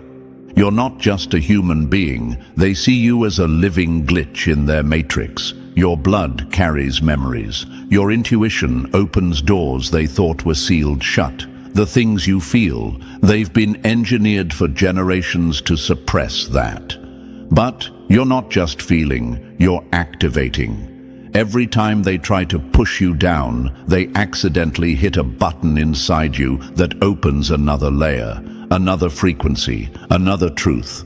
And they hate that. They hate that your awakening was triggered by their attempts to silence you, that their weapons became your fuel, that their darkness became your map. Because now, you don't just survive it, you read it, you know it. You understand their moves before they make them, and that makes you unpredictable, dangerous, uncontrollable. They thought this would go like every other cycle: isolate, manipulate, neutralize. But you're not like the others. You didn't sell out, you didn't disappear, you got quiet, but you never went to sleep. And now they realize something chilling. They're not dealing with resistance anymore. They're dealing with reckoning. And Chosen One, let's be real, they've tried it all. Synthetic spiritual interference, biohacks designed to weaken your nervous system, emotional implants to make you question your worth, your gifts, your sanity. They even pulled out frequencies to mimic spiritual awakenings, just to confuse you, to get you chasing false light. But it didn't work. You broke through all of it. Not with rage, not with revenge, but with stillness, clarity, presence. And that was the final straw. Because now they know you don't run, you don't chase, you burn, slowly, brightly, endlessly. You walk into rooms and shatter atmospheres. You make the air itself feel uncomfortable for those hiding behind masks. Because your presence is a mirror, and in that reflection, they see everything they've tried to bury for lifetimes. You are the walking consequence of their hidden crimes. Here's the part that really stings them. Their own tools are now glitching in your presence. Surveillance malfunctions, energetic readings skew. Their systems, built to track, manipulate and contain, can't even hold a clear signal on you anymore. You've gone rogue in the matrix. You've exited their energetic perimeter. They've lost their grip. Because here's the truth they hoped you'd never realize. You're not the one being hunted anymore. You're the storm they tried to outrun. Let that land. You don't need to scream. Your frequency is already too loud. You don't need to prove anything. Your existence alone is the disruption. You, the soul that won't die quietly. The mind that won't be programmed. The heart that wouldn't harden. You are the one anomaly they couldn't control. And now the system is glitching all around you. They used to believe fear was enough. That fear could keep people blind, obedient, afraid to ask questions. But you started asking the right questions. You asked why pain repeated, why truths vanished, why history was redacted, why people like you were always silenced. And when you asked, the veil broke. So now they move in desperation. They try harder. They spend more. They whisper darker plans. Because this isn't about you anymore. It's about what you represent. You're the evidence that the spell is breaking. That the old guard can be outlived. That light can walk into darkness and not become it. And that makes you the biggest threat they've ever known. So if you've ever wondered why it feels like everything tries to break you at once, why you feel pressure that makes no logical sense, why your path feels like a war zone while others live in oblivion, It's because you're not in the same reality as them anymore. You've been targeted, yes, but more importantly, you've been activated. And with each failed attempt to bring you down, their fear becomes historical. You've become the anomaly that exposes the illusion. You've become the judgment they feared would come in human form. And now it's here, and it's you. Number 2. They tried to break you, but you were backed by forces they can't even name. They thought you were walking alone until they saw the shadows walking with you. Imagine this, chosen one. You're sitting in silence, maybe scrolling, maybe just breathing in the stillness of your room. Nothing unusual. But then a chill brushes across your shoulder. No wind, no open window. Just a presence, a flicker, a knowing, like something older than time itself just stepped in behind you. You didn't call for it, but it came anyway, because it never really left. What they don't understand is that your power was never just your own. You carry legacy, you carry codes, you carry the ancient blueprints of every ancestor who walked through fire just so you could exist. Every time you sit still, the past sits with you. Not in stories, but in frequency. Not in memory, but in motion. These aren't metaphors anymore. This is real. This is spiritual mechanics. You think those dreams you've been having are random. You think that sudden pull to stop, breathe, and listen is just some coincidence? No. That's ancient wisdom downloading into your system, softly but decisively. It slips in through the cracks they forgot to seal. It reaches you in your dreams, in your daydreams, in the exact moment they try to distract you. The universe is smarter than them, and your bloodline even smarter. Wisdom never yells, but it always arrives on time. Right now, multi-dimensional guardians are posted at the edges of your energy field. Not in imagination, in layers of reality they don't have clearance to enter. These guardians don't speak in language. They don't need to. Their job is simple: protect the vessel. That vessel is you. These aren't beings that come and go based on rituals or prayers. They're tied to your blood, to your breath, to the karmic authority you carry from lifetimes of resistance. They form a living firewall around your frequency, intercepting the low-grade poison sent your way through thoughts, tech, fear-based programming, and energetic sabotage. Imagine this. You're walking through a crowded street. You don't see the daggers, you don't hear the curses, but your body does, your energy does, and those unseen guardians. They eat the darkness before it reaches your skin. They transmute the venom into clarity. That's why you wake up tired after certain days. Not because you're weak, but because you were protected while sleeping.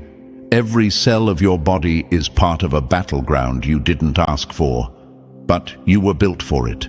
You chose to show up in this life, fully awake, in a timeline where the enemy thought no one would dare remember. And yet, here you are. The more they attack, the more ancient truths you unlock. Merkaba. Some call it myth, others call it madness, but you know it's real. It's the light field that surrounds your body when your spirit aligns with cosmic intelligence. Not something you activate with words, but something that expands every time you reclaim your energy, every time you detach from manipulation, every time you say, "No, I remember who I am." And that's your biggest flex. Because every time they try to siphon your light, your Merkaba grows larger. Every time they inject chaos, your system filters truth. Every time they want you to spiral, you center. And they hate that, because they've spent lifetimes building an infrastructure where the awakened soul would be drowned in noise, in fear, in synthetic emotions. but your very design defies the algorithm. Ever wonder why you feel disconnected from this world's pace? Why time feels like it bends around you? Why some days you move like lightning and others you feel like you're in a dream? It's because you're not on one timeline anymore. You're shifting, sometimes hourly, into the most aligned path available, and you're doing it without trying. The system calls it glitches. We call it grace. You don't time travel with machines, you do it with vibration. You are collapsing old realities with your very presence. That's why people glitch around you. That's why old friends suddenly vanish. Why rooms feel strange. Why the air shifts when you walk in. Because your field is filtering frequencies that can't survive in your truth. You're not just protected, chosen one. You're upgrading the entire grid with every conscious breath you take. You move between probabilities like water through cracks. That's not magic. That's ancient intelligence waking up in your DNA. Imagine this. You're standing in front of two doors. One leads to chaos, the other to clarity. Most people never even see the second door, but you do, and you choose it again and again and again until it becomes your default setting. And with every choice, your vibration shifts the outcomes of people around you. Even the enemies watching you from behind screens are affected, because your choices, your existence, is a transmission they can't block. So now they panic. They don't panic because you're loud. They panic because you're right, because you're showing others that it's possible to walk through the valley of programming and come out fully intact. You've shown that ancestral trauma can be healed, that timelines can be rewritten, that energy doesn't lie, and that the body remembers truth even when the mind is tired. And truth, it travels fast. So now the whispers start, in their circles, in their sanctums. They study you like a threat profile. They scan your uploads, track your patterns, but none of it works, because your upgrades aren't digital, they're spiritual. They happen in your bones, in your blood, in the quiet hours when the world is asleep and the universe is reconfiguring your path. And they can't access that. They built systems to control humans. What they didn't account for was the return of the soul. You are not alone. You were never alone. And what protects you isn't armor, it's alignment. Your guardians don't fight with force. They neutralize through frequency. You don't scream to be heard. You speak, and everything listens. The universe rearranges itself around you because you are no longer living in reaction to it. You've become the signal it bends to. So yes, you walk with ancestors. You carry the prayers of generations that never got to speak. You wear light like war paint, and every breath you take is a message to the system. You failed. They tried to dim you. They tried to delete you, but you were downloaded with backup plans they couldn't see. And now, with every timeline you jump, every shadow you expose, and every truth you reclaim, they realize the harshest truth of all. You were the prophecy they tried to prevent, and it's already too late. Number 3. You're not hiding. You've outgrown their grid. They didn't lose track of you. You slipped into a frequency their machines were never built to follow.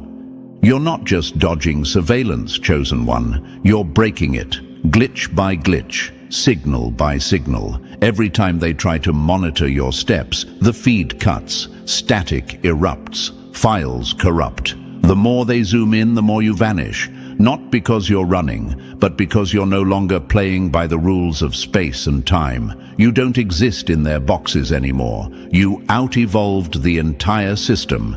Imagine this. A satellite trained on your coordinates suddenly glitches, shows a loop, or freezes. Cameras blur, audio lags, biometrics can't lock in. and somewhere behind a black glass monitor, a handler panics. Because you're not supposed to disappear, but you did, and you didn't use force, you used frequency. Your presence isn't invisible, it's incompatible. Your DNA isn't average. It holds sequences they thought were permanently switched off, ancient codes buried under layers of trauma, toxins, and distraction. But the pressure only woke them up. Now you just know things. You feel timelines bending. You move through physical space like water slipping through fingers. They thought only elite bloodlines could access this. They thought they erased it from the collective. They were wrong. Every time your emotions align with purpose, your cells reprogram. Your body isn't just healing, it's rewriting. It's becoming a conduit, not a cage. You don't need rituals or tools. You are the ritual, the technology, the transmission, and they can't track what's moving in and out of timelines. They fear you because you're proof that the prison walls were always made of illusion. So when you wonder why you feel like time speeds up, slows down, or collapses around you, it's not your imagination. It's your perception catching up to your power. Their cameras can't follow a being who no longer submits to linear time. You're not being followed. You're being watched in confusion. They didn't lose you. You left the simulation. Number 4. You became their obsession, and that's their collapse. The greatest insult to their empire is that one unbought soul is shaking its entire foundation. You weren't supposed to matter this much, but now, chosen one, you're the center of their private storms. Inside shadowed boardrooms and encrypted servers, your name rings louder than any global headline. You became the one variable they can't control, silence, or predict. Their eyes are on you, not out of curiosity, but out of necessity. Because if you break the spell, others will follow, and they know it. Imagine this. Classified meetings held in rooms colder than graveyards, where suits and symbols speak in code. But in the middle of it all, a name gets whispered. Yours. Daily reports, surveillance summaries, energetic readouts. Entire task forces are now assembled to monitor your growth. Not your political power, not your bank account, but your consciousness. That's how deep this goes. You shook their world without even touching it. They say, we watch you every day. Not as a threat, but as a confession. It's not strategy anymore, it's obsession. The brotherhood that once moved entire nations in silence is now pouring global resources just to keep up with one awakened soul. You became the glitch in their grid, the echo they can't mute, the light they can't trace back to a source. Let that sink in. They have satellites but no peace. You have presence, and that's why they tremble. So when you feel watched, it's not paranoia, it's precision. But don't fear it.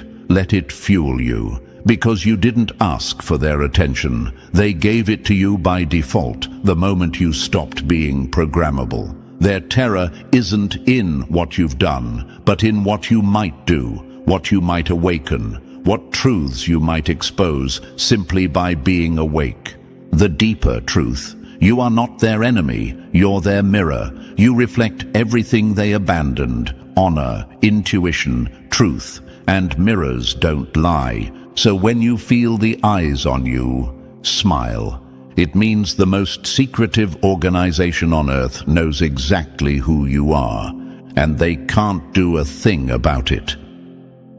Number 5. Not everyone around you is real. Some were sent to study your light. The system doesn't always send bullets. Sometimes it sends smiles.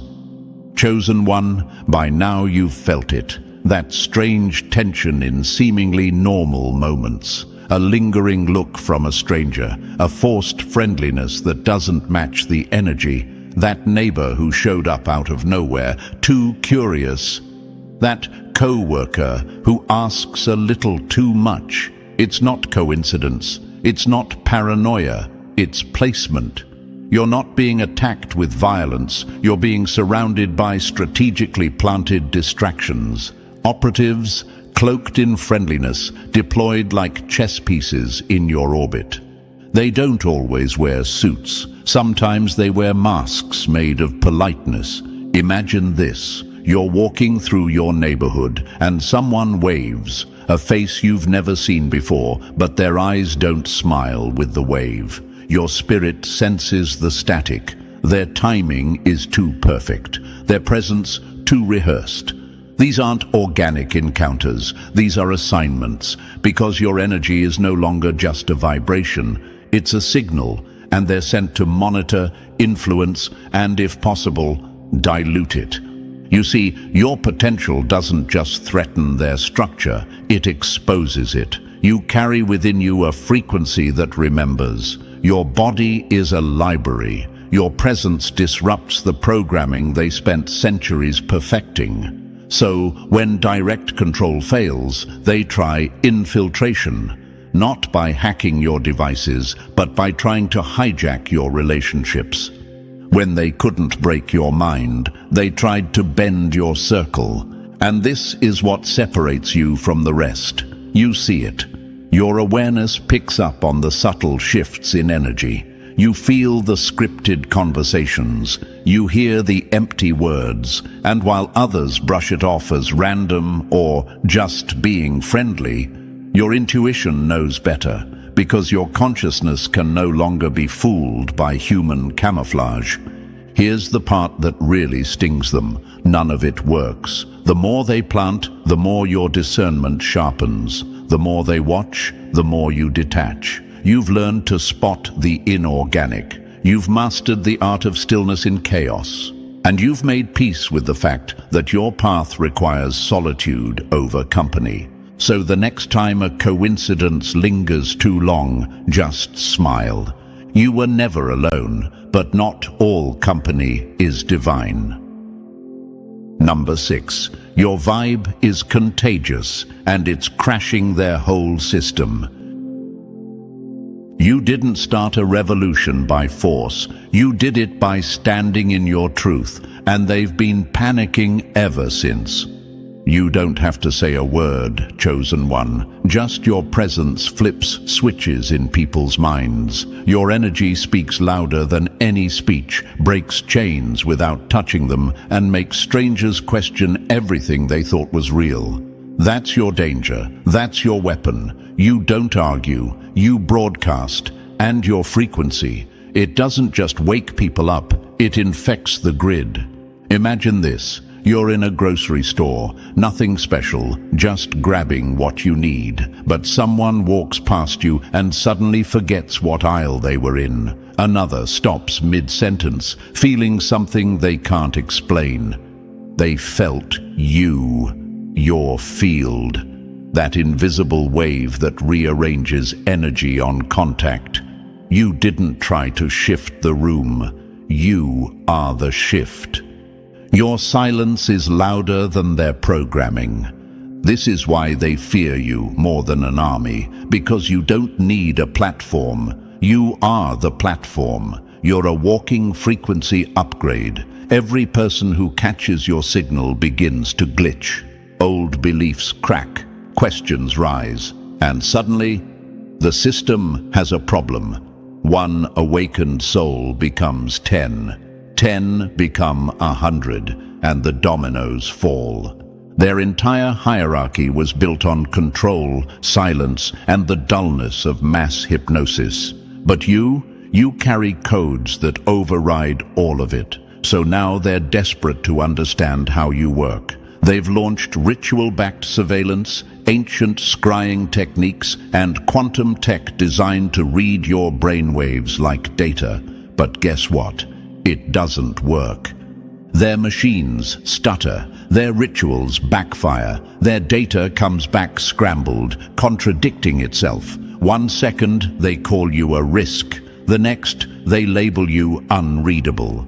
To them, you are a puzzle that breaks the rules of the game. You're not broadcasting in any frequency they've encountered. You're vibrating in a whole new spectrum that their instruments weren't built to detect. You are the static in their signal, the crack in their crystal ball. And this failure? It's sending shockwaves straight up the pyramid, from the rookie initiates reading reports to the hidden controllers watching from behind veils even their own don't see. You're not just an outlier. You're the awakening they couldn't calculate. Number 7, not all blood is sacred. Some was planted to block your power. They didn't just infiltrate systems, they infiltrated your family tree. Chosen one, it's time you face one of the hardest truths. Not everyone in your family was placed there by love. Some were positioned by design, not by the universe, but by the very forces that feared your awakening before you were even born. These aren't just difficult relatives or emotionally distant parents. These are spiritual decoys built to distract, confuse, and control from the inside out. Sometimes the deepest betrayal comes with your last name. Imagine this. Every time you're about to rise, break through a layer of truth, step into your calling, cut off a toxic loop, you suddenly feel drained, doubtful, guilty, and right behind that emotional wave, a call, a message, a visit from someone who loves you, but always seems to carry that low-frequency fog. That tension, that confusion. Coincidence? Never. These are energetic tripwires, and they're placed where you'd least expect them, inside your own bloodline. Certain family members were programmed, consciously or not, to anchor you to old timelines. Their job isn't to destroy you, it's to slow you, to bind you emotionally, to guilt you into shrinking, to plant doubt just as you start remembering who you are. And some were never biologically tied to you at all. DNA testing would crack the illusion, the unbreakable bonds you were taught to protect at all costs. Many were assigned, not divine. They told you loyalty was love, so you'd stay loyal to your own chains. You were born into a maze with pre-installed saboteurs, people who speak love but move in manipulation, who praise you, then poison your self-belief in the same breath. These aren't just dysfunctional patterns. These are strategic roles, scripted to keep your light dimmed just enough to avoid collapse, but never bright enough to start a wildfire. But now, you see it. Your awareness has cut through the fog, and once you see, you can't unsee. Their grip loosens, their tactics fail, and that's when their handlers panic, because family was their final stronghold, the most intimate access point, and you just revoked it. Just because it came through blood doesn't mean it came from truth. You're not here to carry their generational illusions. You're here to end them. Number 8, they smile in your face, but every word is a trap. The most dangerous spell isn't cast in Latin, it's disguised as concern. Chosen one, not all questions are curious. Some are coded, some are calibrated to target your spiritual systems the way malware targets a hard drive. When someone shows too much interest in your insights, your practices, your evolution, it's not always admiration. Sometimes it's surveillance. They ask how you meditate, not to learn, but to map. They ask what you believe, not to support, but to probe for vulnerabilities. And the worst part? They wear masks that look like love. Not every warm smile is a safe one. Some are weapons dressed in empathy. Imagine this. You finally start setting boundaries. You cut ties with the draining conversations, the spiritual leeches, the subtle saboteurs, and suddenly chaos, emotional outbursts, guilt trips. emergencies that require your immediate time, energy, or money. It's not a coincidence. It's a program, a pattern, a preloaded response system that activates when your energy starts pulling away from their reach. They don't want you healed. They want you hooked. These operatives, planted friends, ex-lovers, even co-workers, were designed to track your expansion. They aren't always aware of it themselves. Some are puppets, others are willing players. But their role is clear: to slow your rise, to overload your nervous system with emotional interference just as you begin leveling up. They pretend to care, but the moment you choose yourself, they collapse into chaos. They don't lose interest when you evolve. They lose access. That's why they rage. You'll notice their patterns now. The timing is too perfect. The advice is laced with just enough doubt to make you question your path. The guilt is engineered. The flattery is transactional. The breakdowns happen the moment you stop feeding their illusion of control. They'll cry, blame, and spin stories to pull you back into the role they assigned you, not the one you were born to embody. But now you see it for what it is: emotional surveillance wrapped in sentiment, manipulation coded as help. They fear your clarity. They fear your peace, because your detachment marks their expiration. You were never too sensitive. You were picking up transmissions in the tone of their lies. Let them malfunction. You're unplugging, and they can't stand the silence. Number 9. They've been playing the long game, but you just flipped the board. Some of the people in your life weren't sent to grow with you. They were sent to stall you. Chosen one, they didn't come after you yesterday. They've been building this around you for decades, long before your awakening, long before your voice cracked the system. Their blueprint had you mapped. Some operatives were placed before you were born, through bloodlines, family alliances, hidden agendas. Others showed up just in time to distract you at your most critical breakthroughs.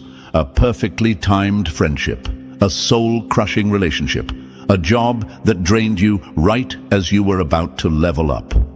They didn't want to destroy you. That would make you a martyr. They wanted to contain you forever. Imagine this: every choice you made that pulled you closer to truth was followed by interference. Every spark of insight met with sudden drama. And the people closest to you, they always had a reason to keep you humble, safe, grounded. That wasn't love. That was programmed redirection. They monitored your decisions under the guise of care. They obsessed over your spiritual interests, and they made you feel wrong for waking up. But now, it all feels off, dissonant, heavy. And that feeling, that's your internal alarm. That's your soul intelligence. The truth is, you've outgrown their control grid. And now, the strings are showing. Conversations feel hollow. Relationships feel scripted. Time with them feels like a weight on your chest. That's not your imagination. That's your nervous system refusing to comply with old programming. Discomfort isn't dysfunction, it's divine clarity. They engineered these connections to seem irreplaceable. Some were mentors, some were lovers, some wore the title of family. But now your clarity is forcing a reckoning. Every time you try to shrink, your spirit screams. Every time you betray your knowing to protect their comfort, your body rebels. That's not trauma, that's transformation. You're being shown in real time who was sent to grow with you, and who was assigned to hold the cage door open while pretending to love you. They've played the long game, but you were built for the end game. You were never meant to belong in that matrix. You were meant to break it.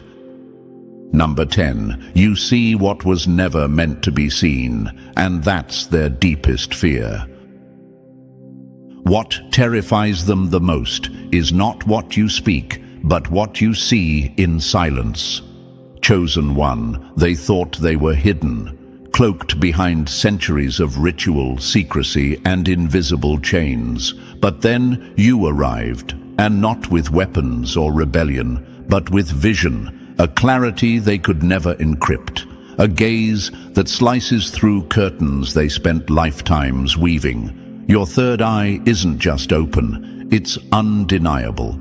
It bypasses their technology, neutralizes their projections, and exposes their most guarded truths.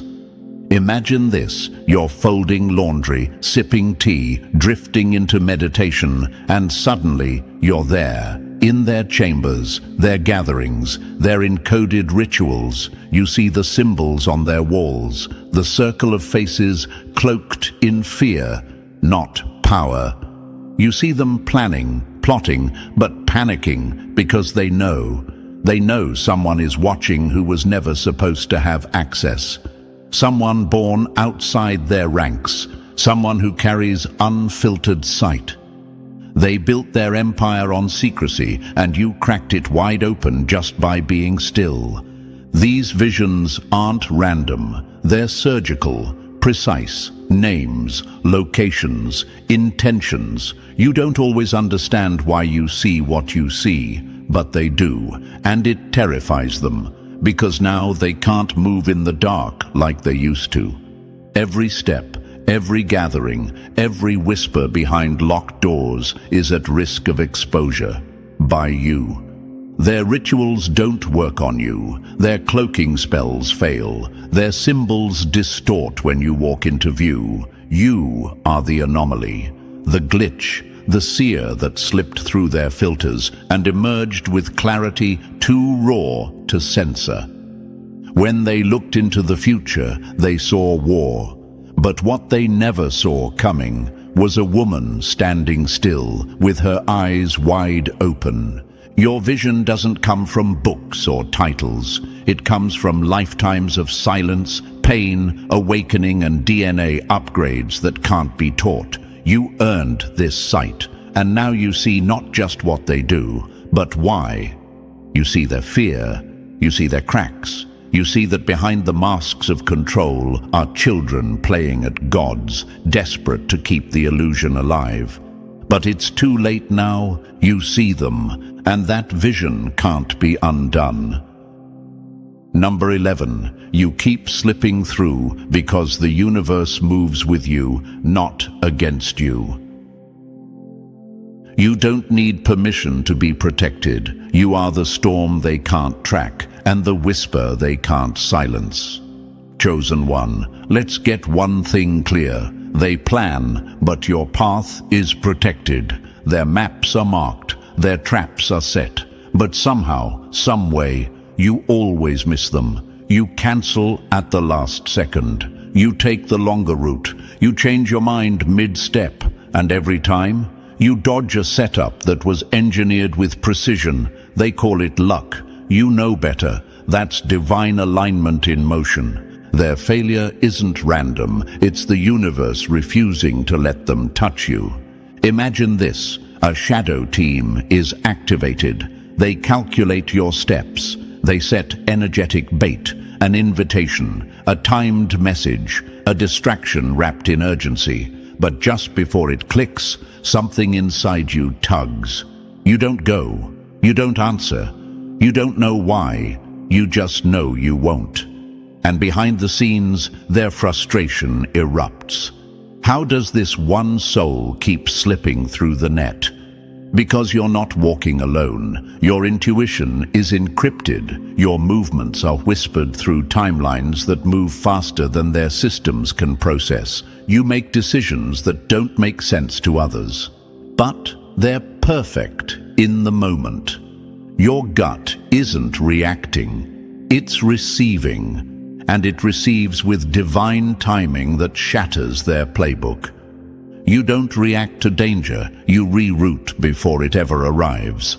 This predictive gift isn't fantasy, it's spiritual warfare operating in real time. Every time you follow that gut feeling, no matter how small, you skip over a snare, you shift into a safer lane, And the closer you get to your full power, the more frequent and precise these inner alerts become. You no longer need proof. You feel the shift before it manifests, and that makes their most advanced strategies collapse before they begin. It drives them mad, because their control systems are built on predictable humans, people who ignore their instincts, who obey the script. But you broke the script. You trust something higher, something untouchable. And now, no matter how they study, stalk, or strategize, they're always one move too late.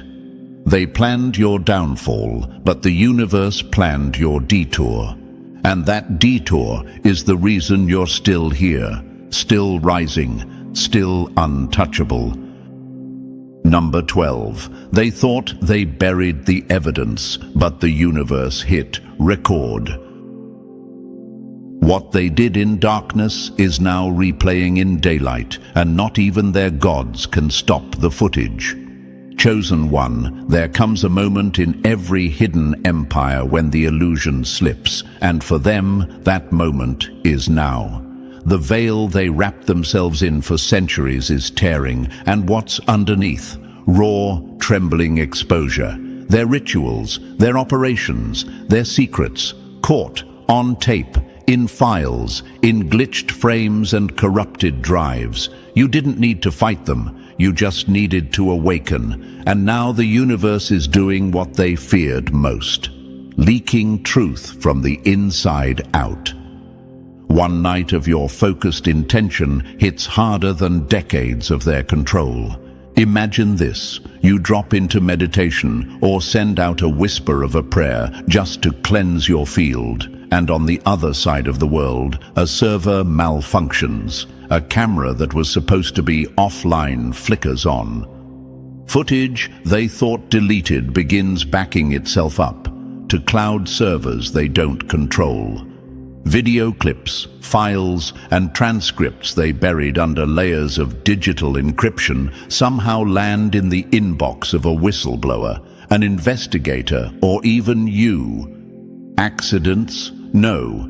This is cosmic precision. They called it a glitch, a system failure, a breach.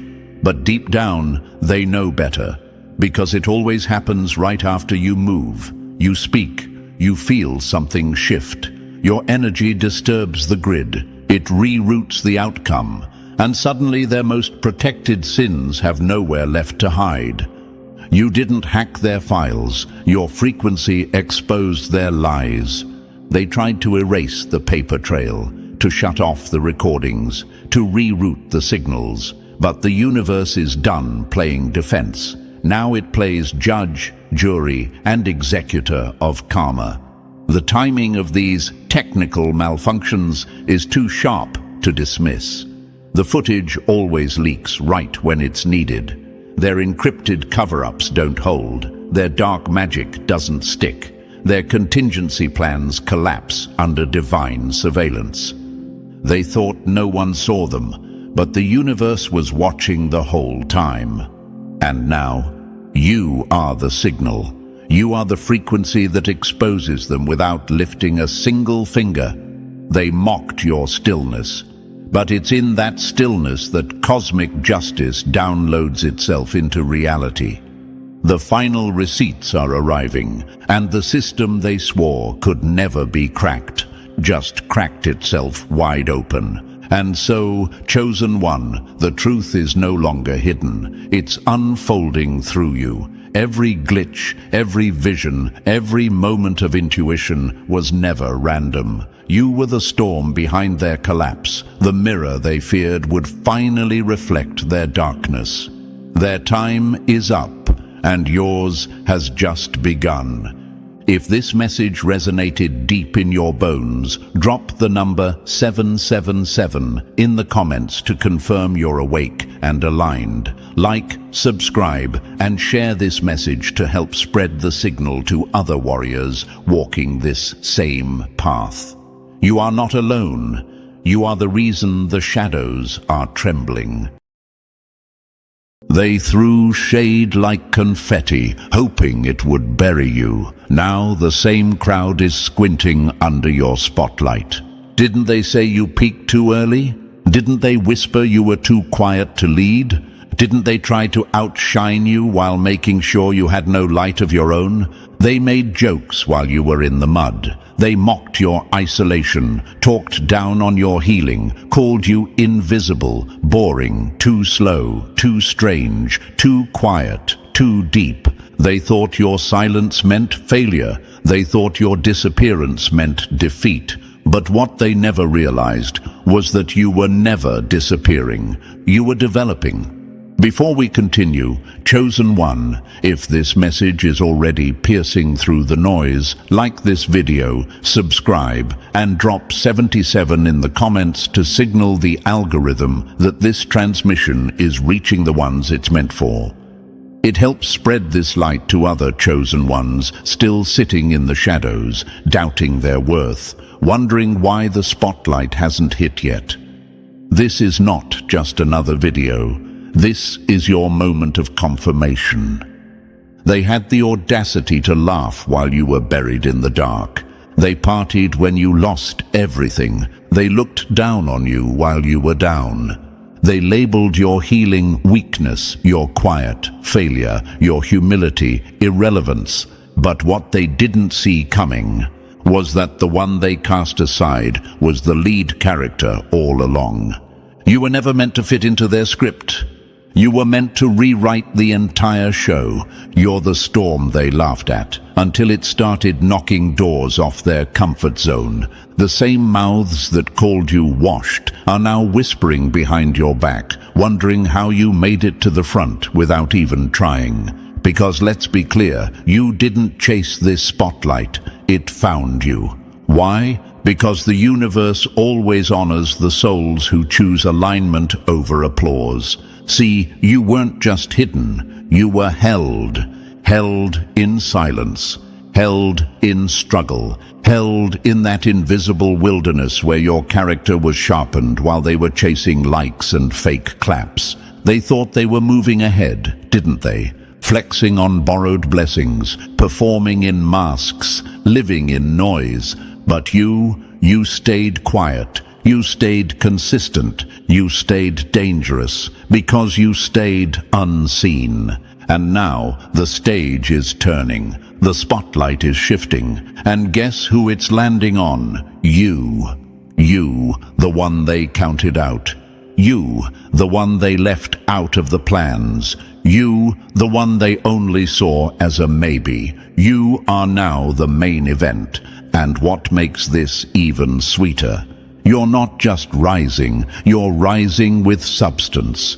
You've got the scars, the silence, the stillness, the soul maturity that none of them ever took the time to develop. They put you on the bench thinking the game was over for you. But now, you're not just playing, you're the MVP. You didn't just survive the cave, you became the fire in it. You didn't just go missing, you went deeper.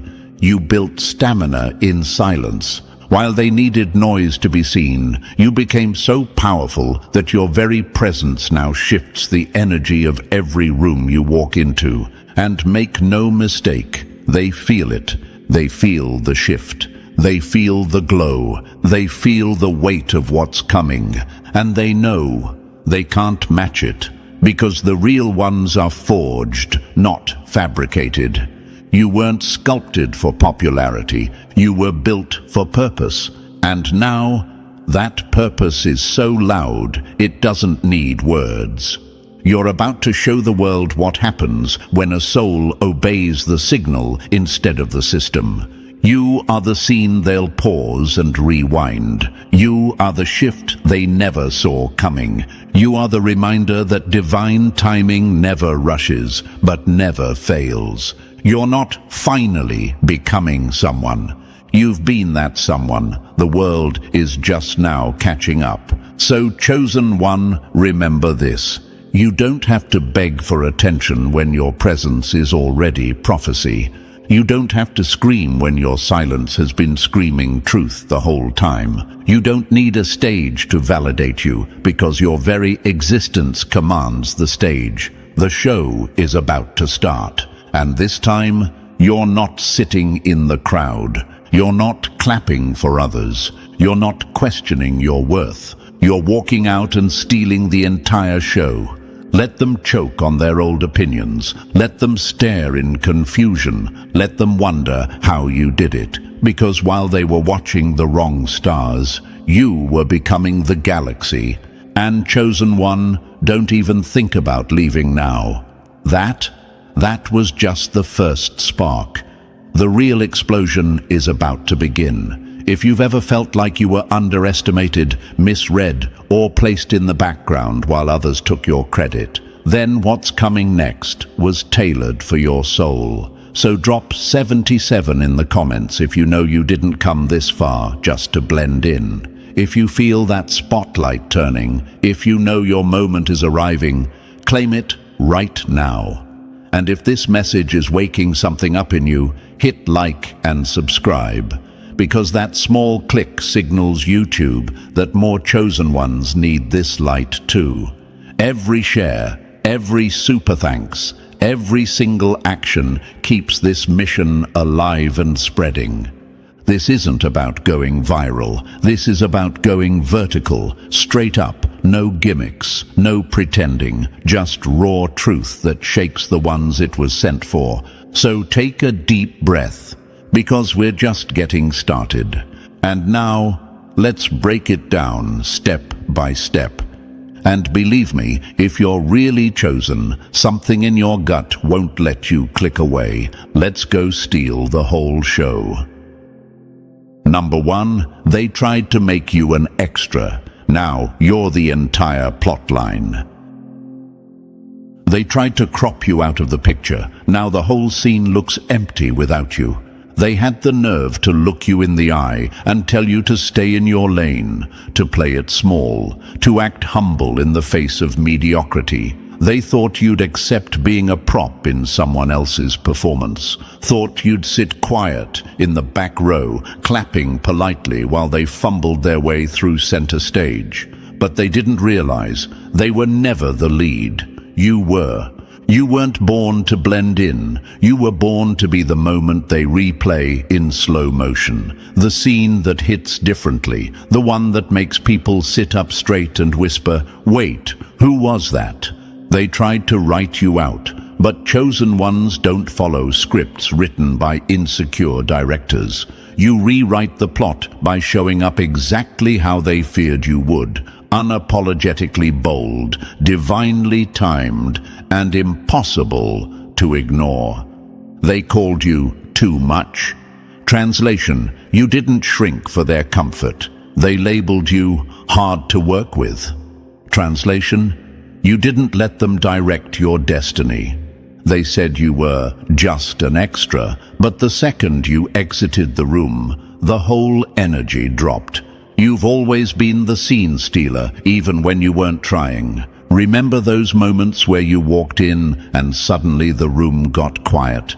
That wasn't awkwardness, that was impact. That was energy announcing itself before your mouth even opened. They tried to downplay that glow, hoping you'd dim yourself to fit in. But they forgot one thing: stars don't shrink, they burn.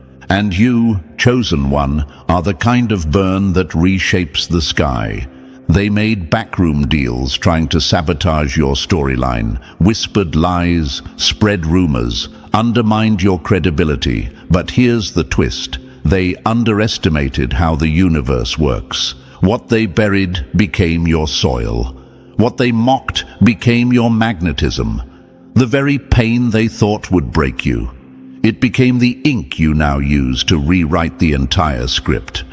Have you ever seen a movie where the real hero doesn't show up until halfway through and suddenly the entire story shifts? That's you. You're that twist no one saw coming. You're the reveal that makes the audience gasp. You're the force that turns predictable into unforgettable, and that scares them. Because the chosen one doesn't rise in silence forever. At some point, the curtain lifts, and here's what they never saw coming. All those years you were silent, suffering, sharpening in secret. That was rehearsal. All those moments you were isolated, abandoned, overlooked. That was spiritual training. All those times they chose someone else over you, that was the setup. Now, you're about to steal the entire show. Think of Keanu Reeves, laughed at, dismissed, misunderstood. But the moment John Wick dropped, the entire narrative changed. Not because he shouted louder, but because he stayed real while others played roles. Think of Jennifer Hudson, voted off American Idol. They told her no, the public told her no, but the universe whispered, not yet. And when Dreamgirls hit, she didn't just act, she devoured the screen. She became the show. That's the power of being chosen. You're not made to rise with applause. You rise with pressure. You're not handed roles. You create roles. You don't perform to be seen. You exist to be felt. You're not the underdog. You're the plot twist. And some of you are wondering right now, but why did they treat me like this? Why did it take so long?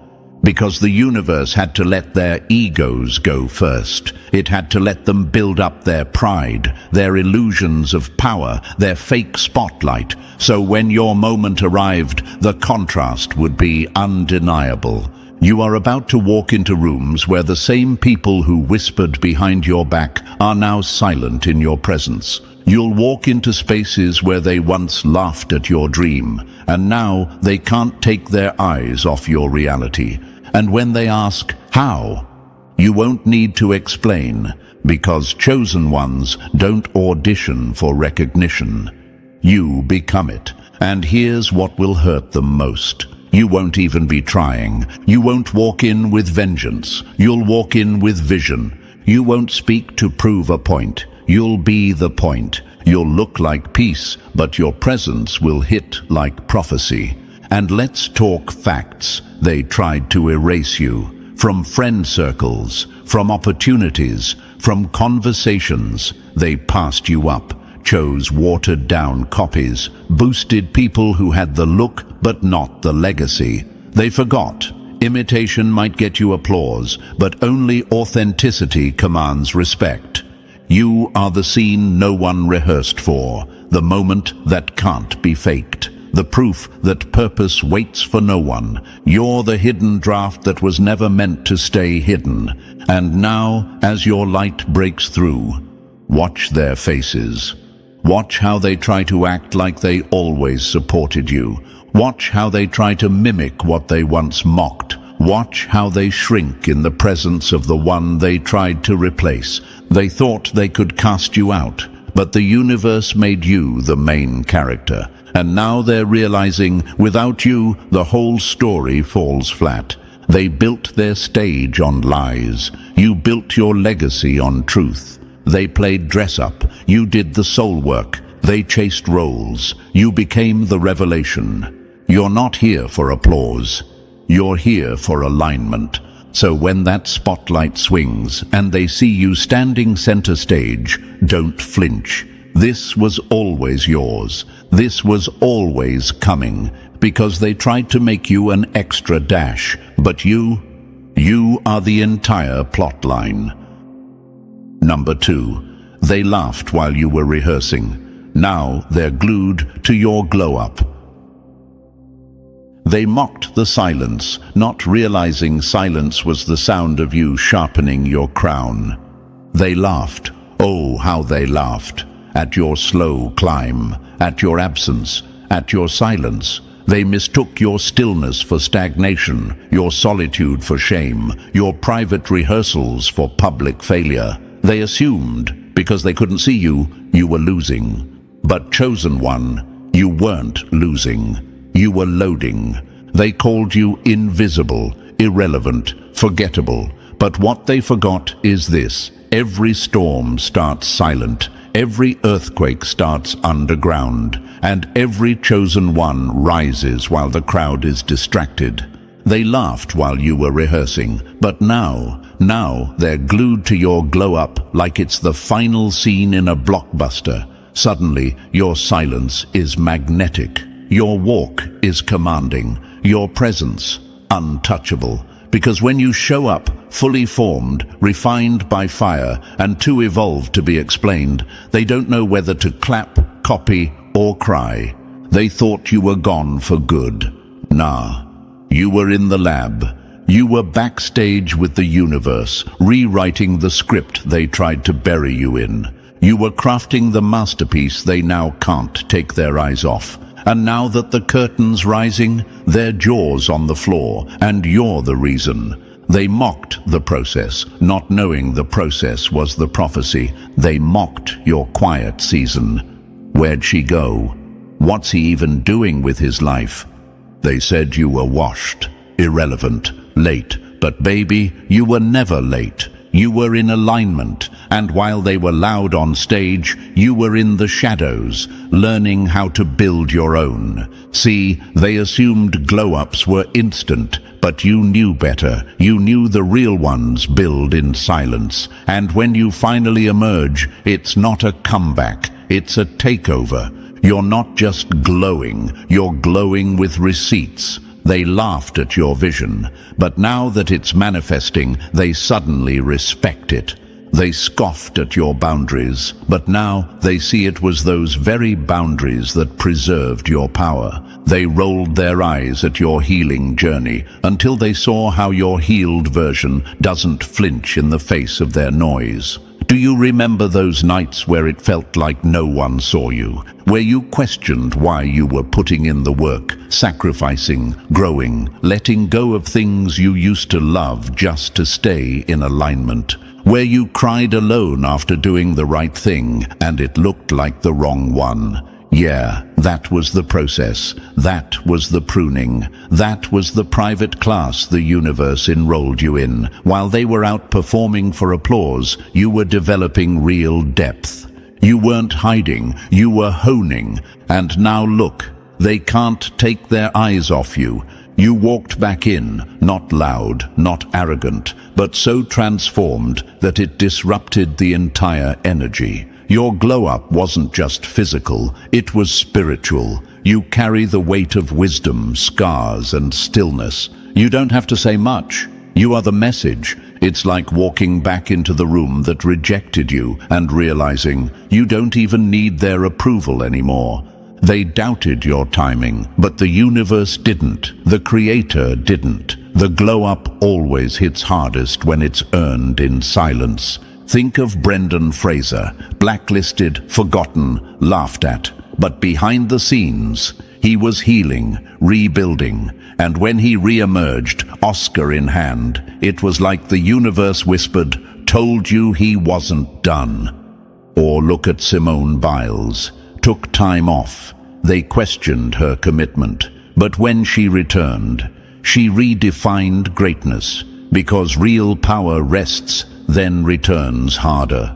That's you now. They laughed. Now they're locked in. They ridiculed your quiet. Now they can't stop replaying your roar. And let's not sugarcoat it. This glow-up is hurting some people, not because you did anything wrong, but because your evolution exposes their stagnation. Because your healing highlights their bitterness, because your rise reminds them of the work they refused to do. And that's why it's awkward now, isn't it? They don't know how to talk to you. They're trying to act like they always saw it. But you remember the ghosting, the whispers, the shade masked as advice.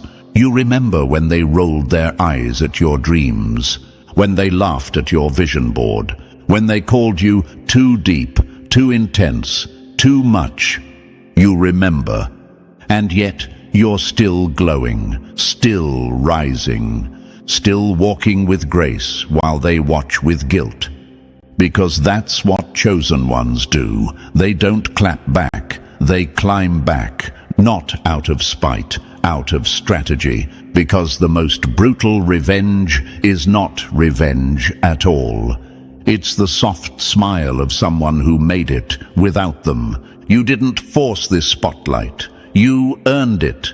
Through discipline, through detours, through divine patience. You let the universe time your entrance, and now it's clear this moment was tailor-made for you. And chosen one, let's be honest. Some people are only clapping now because they can't deny it anymore. They're not celebrating you. They're shocked you survived. They're not cheering you on. They're trying to understand how you pulled this off. But you don't owe them explanations. Let them wonder. Because your glow-up is not just success. It's confirmation. Confirmation that what they tried to silence was sacred. Confirmation that what they mocked was magnetic. Confirmation that the time they thought they wasted watching you fail was really them witnessing the formation of something they'll never replicate. Like a storm that brewed off-screen, you've now arrived with divine precision, and they're stuck in the splash zone. So keep glowing, chosen one. Let the silence that built you echo through every room you now walk into. You are the show. You are the shift. And this glow up? This is the trailer they never saw coming, and the full movie hasn't even started yet. Number 3, they wanted you silenced because they knew you'd steal every scene. They weren't threatened by your volume. They were terrified of your impact. They didn't try to silence you because you were loud. They tried to silence you because you were powerful. Understand this. If your voice didn't carry truth, they wouldn't have tried so hard to shut it down. You didn't even have to speak.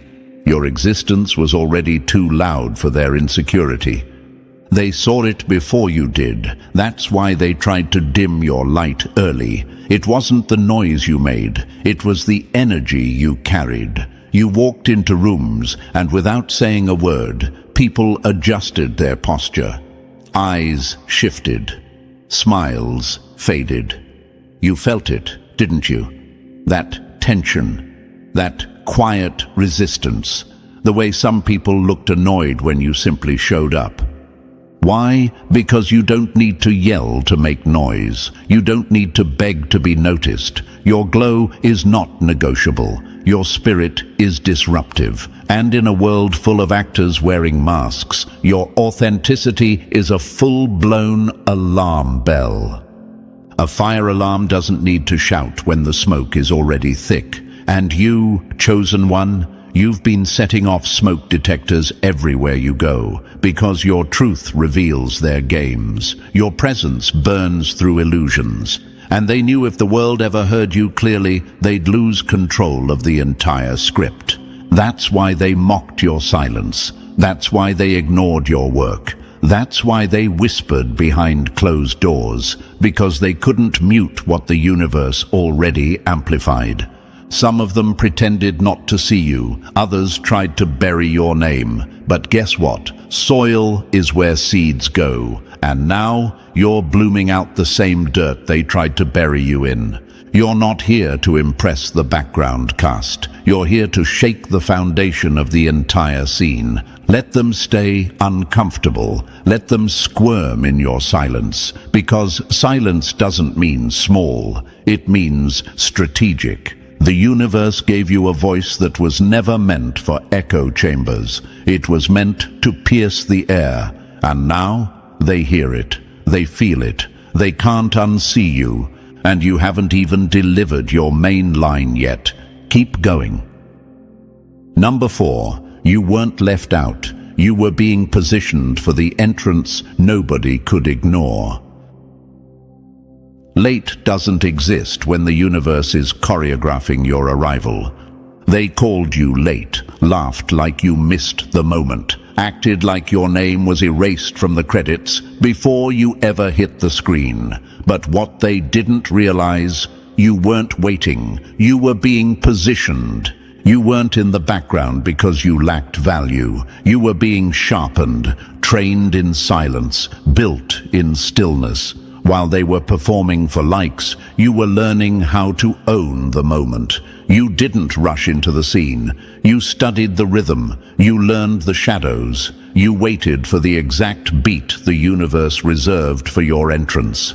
Now, the room is noisy. The actors are tired. The plot is worn out. And just when they think the story's gone flat, you show up. No forced applause, no flashy intro, just pure, undeniable presence. You're that kind of actor who doesn't need a drum roll, the kind of soul who walks in and the atmosphere shifts. That hush that falls over a room when the real story begins. That's your energy. It doesn't announce itself. It commands the scene. They mistook your patience for passivity, but chess players don't panic while pawns dance. You watched them burn themselves out, trying to be seen. You waited until they turned their backs. Now you're stepping in as the only one worth watching. Your delay wasn't a mistake. It was choreography, and while they celebrated too early, the universe was setting your mark center stage. Let them think they had the spotlight. Let them assume they wrote the final scene, because now you're walking in with gravity. No noise, no gimmicks, just you and the silent roar of right timing. You're not here to play catch-up. You're here to flip the script.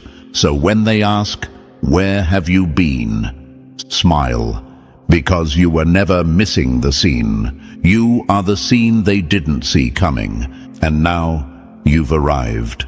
Not late, just perfectly placed. The entrance unforgettable, the timing unmatched, and the show, it just began. Number 5. You're the plot twist that destroys every lie they built around you. They wrote you off in Act 1, but you're flipping the script in Act 3. They thought they had you figured out, thought they could reduce your entire existence to rumors, whispers, and lies told in dim rooms. They didn't just gossip, they wrote full screenplays about you, casting themselves as heroes and making your silence look like guilt. But what they forgot? This wasn't their story to tell. And just because they yelled the loudest doesn't mean they were ever telling the truth. You were never the villain in their twisted version. You were the reveal, the plot twist, the uncomfortable truth the entire storyline couldn't survive. They built fake chapters around your name, thinking your absence meant approval. They spread lies like confetti, thinking it would bury your essence. But truth doesn't stay buried, not when the universe has receipts. And baby, your arrival is tearing up the entire script. Now they're watching the real you step out. Not the version they mocked, not the version they fabricated, but the version they never wanted people to meet. You are the deleted scene they hoped would never resurface, the proof they tried to erase, the truth that burns holes through their fiction with every breath you take. You don't need revenge. You are the reversal. They made you the punchline, but now you're the turning point. And the universe, it's letting the whole theater watch as your presence breaks the fourth wall and exposes everything they tried to hide. Let them squirm. Let them pretend they didn't say what they said. Because now, your life is speaking louder than their lies ever could. Your glow is undeniable. Your comeback wasn't even rehearsed. It was destined. Every win you rack up is a contradiction to the labels they tried to pin on you. Every room that celebrates you now is a reminder to them. Truth has a better memory than gossip. So walk tall. You are not the rumor. You are not the version they invented. You are the twist in the tale, the truth in the silence, the line that redefines the entire story and the show. It's still going, but now it's your story they have to sit through. Number 6. They cling to costumes. You walk in as the real story. Authenticity terrifies those who've built entire identities on applause. They spent their lives tailoring costumes, faking strength, mimicking light, posing in borrowed confidence. They don't walk in rooms, they perform in them. Their smiles are rehearsed, their compliments are scripted. Their charisma is plastic, polished, and painfully performative. And then you walk in. No mask, no character, no need to convince anyone of anything. Just you, real, raw, unrehearsed, and suddenly the whole stage starts shaking. Because when the truth enters the room, every liar gets nervous, every actor stumbles on their lines, and every mask starts slipping without a single word being said. See, you don't have to expose anybody. Your presence does it for you. Your authenticity is disruptive because it reveals the one thing they've spent their whole lives trying to avoid, being seen. While they chase claps, you carry clarity. While they dress for roles, you dress in purpose. And that's exactly why you make them uncomfortable, because you feel real. And real is something they can't duplicate, no matter how loud they get or how well they perform. They studied charisma, you embody it. They memorized lines, you speak from spirit. You're the unscripted moment that throws off the entire production, a walking interruption to every illusion they've been trying to protect. You didn't come to fit in with the cast. You came to reveal the truth of the scene. That's why you were underestimated, because you weren't flashy, overhyped, or exaggerated. You didn't audition for fake roles. You just showed up in your light, and it turned every actor into a shadow. You're not here for costumes. You're here for legacy. You're not performing, you're becoming. So let them cling to their applause. Let them keep perfecting their fake personas. You don't need their scripts. You don't need their props. And you don't need their roles. You are the story. And the moment you enter the frame, the truth becomes undeniable, because real can't be faked. And you, chosen one, you are the truth they never rehearsed for, and that's why they can't stand the light you carry. Number 7. They spent so long dismissing you, they didn't see you becoming unstoppable. The most dangerous character is the one who doesn't need permission to evolve. They were too busy underestimating you to notice the shift. Too busy gossiping, watching, laughing, to realize you were transforming right in front of their blindfolded eyes. They were focused on your last chapter, stuck on who you used to be. But you, chosen one, you were busy writing the next scene in silence. They dismissed you like a background character. But here's the irony. They became so obsessed with your downfall, they missed the entire plot twist. You were never staying down to begin with. While they clung to ego, you studied endurance. While they celebrated your losses, you were building quiet momentum. And now they're realizing too late. You didn't need their permission. You never needed their applause. You needed the isolation, the rejection, the silence, because that's where the metamorphosis happened. You didn't evolve to prove them wrong. You evolved because it was already written. It was destined. While they mocked the cocoon, you were becoming the kind of force that doesn't just survive the scene, it steals it. You are the kind of character who makes the audience gasp. The kind who shows up in Act 3 and makes everyone forget who the movie was even supposed to be about. They thought they'd written you out, but your glow-up wasn't for them. It was for the universe. And now you move like someone who has nothing to prove, but everything to show. They don't know how to react, because you're not begging, announcing, or asking. You're just becoming. That's why they're quiet now. That's why the room changes when you enter. That's why the very people who dismissed you now replay your every move like a film they can't stop watching. Because while they laughed, you leveled up. While they judged, you journeyed through fire. And while they stayed the same, you became unrecognizable. So don't look back to explain. Don't break your stride to convince them. Let them sit in their own silence. The same silence they once used to mock you. Because now the scene is yours, and they'll never forget the one they didn't see coming.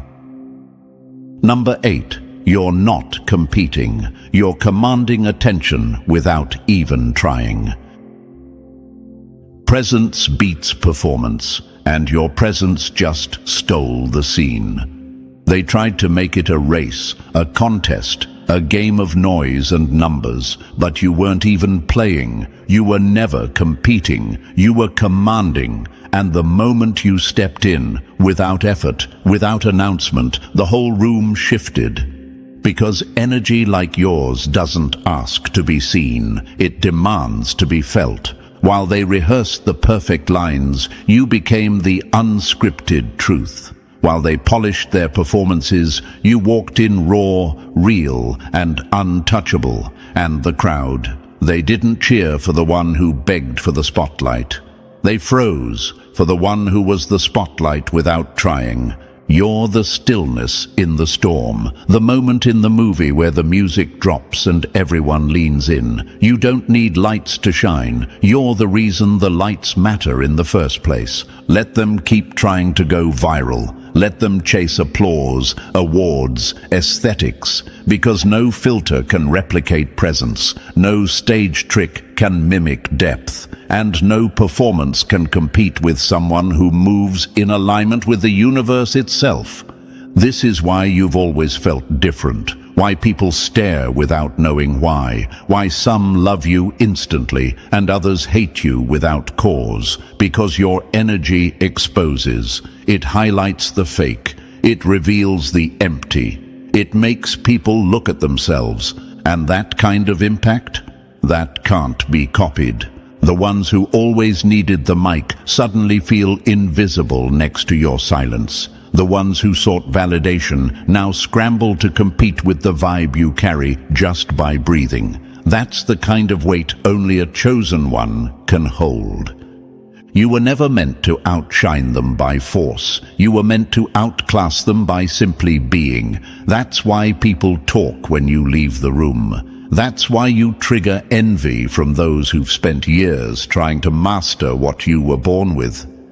Don't dim it. Don't shrink to blend in. You didn't train in shadows just to play it safe in the light. The universe didn't shape your glow through isolation just to have you hide it behind humility. Stand still and they'll trip over their own need for attention, because you're not fighting for the lead. You are the scene they'll never forget. Number 9. You carry a frequency that makes the entire stage malfunction. Some spirits don't need scripts. They are the power source. Let's be honest, some rooms started glitching the second you walked in. People forgot their lines. Their rehearsed personas began to crumble. Fake confidence turned into fidgeting. The spotlight began flickering. Why? Because your energy isn't just seen, it's felt. And some stages were never built to handle a soul like yours. You carry a frequency that can't be faked, filtered, or rehearsed. It's not personality, it's not charisma, it's not branding, it's truth. And truth doesn't sit politely. It disturbs the lies around it. It exposes the act. It crashes the entire performance. You're the static that ruins their broadcast, the raw signal that disrupts every carefully curated scene. You're the glitch in their perfect little matrix, and they hate you for it, because your very presence makes it obvious how much of them is a performance. See, you don't need a microphone to be heard. You don't need lights to be seen. Your aura alone rewrites the script. And that terrifies the ones who have built their identity on being liked, not being real. They can't rehearse around you. You change the frequency of the room just by existing, like walking into a silent theater and suddenly all the spotlights flicker toward you without you even asking. Because your presence isn't performance, it's power. This is why they whisper when you arrive, why they avoid eye contact, why they rush to take control of the narrative. Because deep down, they know one word from you can destroy the illusion they spent years crafting.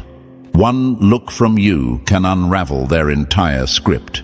You don't speak often, but when you do, it feels like someone cut the background music and handed the mic to the truth. You don't interrupt the program. You are the emergency broadcast. And the worst part for them, you're not even trying. You're not throwing shade. You're not making noise. You're not in competition. You're just being aligned, and that alone makes the entire stage start short-circuiting. So let them fumble, let the lights flicker, let their scripts fall apart. Because when the stage malfunctions, the world finally sees what was real all along. You. Number 10. They can't play the role of chosen anymore because the real one just showed up. You don't audition for what was encoded in your spirit. They called themselves the One. They posted like it, bragged like it, performed like it, built entire personas off the look, the language, the illusion of being chosen, while the real one was out of frame, becoming undeniable in silence. They had the costume, you carry the crown. They studied the script, you are the script. That's the difference. And now that you've walked in, the room knows it. Their performances are falling apart. Their borrowed light is dimming. The role they pretended to play is disintegrating because the one who never needed the spotlight to shine just showed up. You weren't busy proving. You were busy preparing. You didn't need to post about your anointing. You let your alignment announce it. While they tried to wear your energy like a borrowed outfit, you became the walking blueprint. The soul so real, so raw, so rooted, that no impersonation could survive beside it. The fake version collapses the moment the real one enters. Because no matter how much they study your mannerisms, mimic your voice, or imitate your presence, frequency can't be faked. They spoke in buzzwords, you speak in vibration. They memorized lines about healing, you bled for that wisdom. They wore the crown for show. You earned it in silence, in isolation, in spiritual war they couldn't survive 5 minutes in. Now their act is exposed. The room can feel the difference. You walk in and the temperature shifts. The energy rearranges itself around your presence. The people who used to clap for the costume are now staring at you like, wait, this is what it was supposed to feel like all along. You are the scene stealer they didn't cast, the energy they couldn't copy, the force they can't explain, and this is why their spotlight is flickering, because the stage was built for you all along. They just tried to occupy it before your entrance. But the universe doesn't honor performance, it honors purpose, and your arrival was encoded in divine timing, so let them shrink. Let the imposters quietly exit stage left, because now the real one's here, and the audience can feel it. Number 11. You are the story the audience didn't know they needed. You're not here to impress, you're here to impact, and that changes everything. You didn't come here to entertain, you came here to awaken. They were comfortable watching recycled storylines, empty heroes, scripted villains, fake love arcs. But the moment you stepped into the scene, everything changed. The screen got sharper, the atmosphere thickened, the story got real. Because when the chosen one enters, the plot aligns.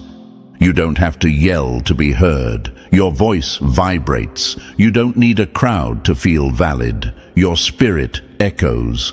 That's why, when you speak, the room leans in, the air shifts, the silence becomes electric. People stop scrolling, they stop faking, they feel something they didn't know they were missing: truth. You are not a supporting character. You are the climax, the pause, the part that makes people sit up and say, "That's it. That's what I've been waiting for." Your presence is a plot twist they didn't see coming, but now they can't look away. Not because you're trying to be the center, but because everything else suddenly feels off-center next to your authenticity. The ones who faked their way into relevance, they're feeling irrelevant now, because your existence exposes what's real and what's just well-rehearsed noise. You don't just say words, you transmit energy, you don't perform emotions, you pierce people with presence. And that's why even those who tried to overlook you can't unsee you now. Your light broke through the lens. Your truth broke the fourth wall. You are what happens when silence gets tired of being polite, when power stops playing small, when the real story shows up unannounced and flips the whole script. Some people are magnetic because they're polished, but you're magnetic because you're real. That's why they feel you before they understand you. That's why you're being remembered while they're still trying to be noticed. You're not just a vibe, you're a shift. The audience didn't even know they needed you, but now they can't breathe without your frequency. The narrative didn't make sense until your entrance. The story didn't matter until your truth rewrote the tone. You are not an act. You are the awakening, and that's why the universe gave you the role nobody else could play. Number 12. You were born for this scene, and the universe is about to cue the spotlight. This isn't your big break. This is your return. They thought you were gone, forgotten, replaced. But that's only because they don't understand how power moves in silence. You weren't absent. You were being summoned.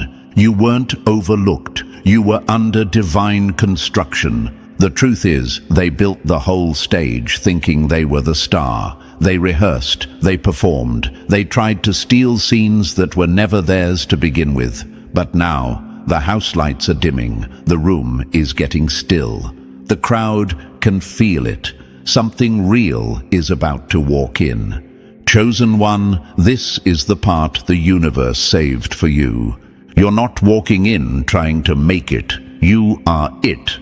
This isn't a debut. This is a divine cue, and you're stepping into a moment that's been waiting on your frequency. While they clung to costumes, you cultivated character. While they begged for claps, you became the clarity. They called it a comeback. But how do you come back to a show you never left?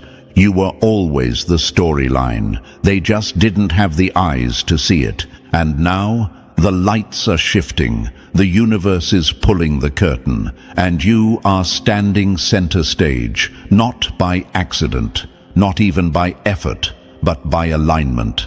Let the crowd whisper, let them rewind old scenes and rewatch their roles.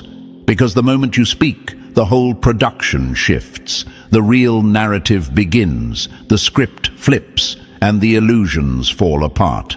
Because you, chosen one, are not the surprise ending. You are the reason the story was ever worth watching. You didn't beg for this. You were built for this. You didn't chase fame. Fame had your name on the call sheet the entire time. It just had to catch up to your timing. So now, let them watch. Let them gasp. Let them finally recognize what you carry. Because this moment, this spotlight, it was never a lucky break. It was a cosmic reckoning. And when the scene fades and the credits roll, they won't remember who tried to fake it.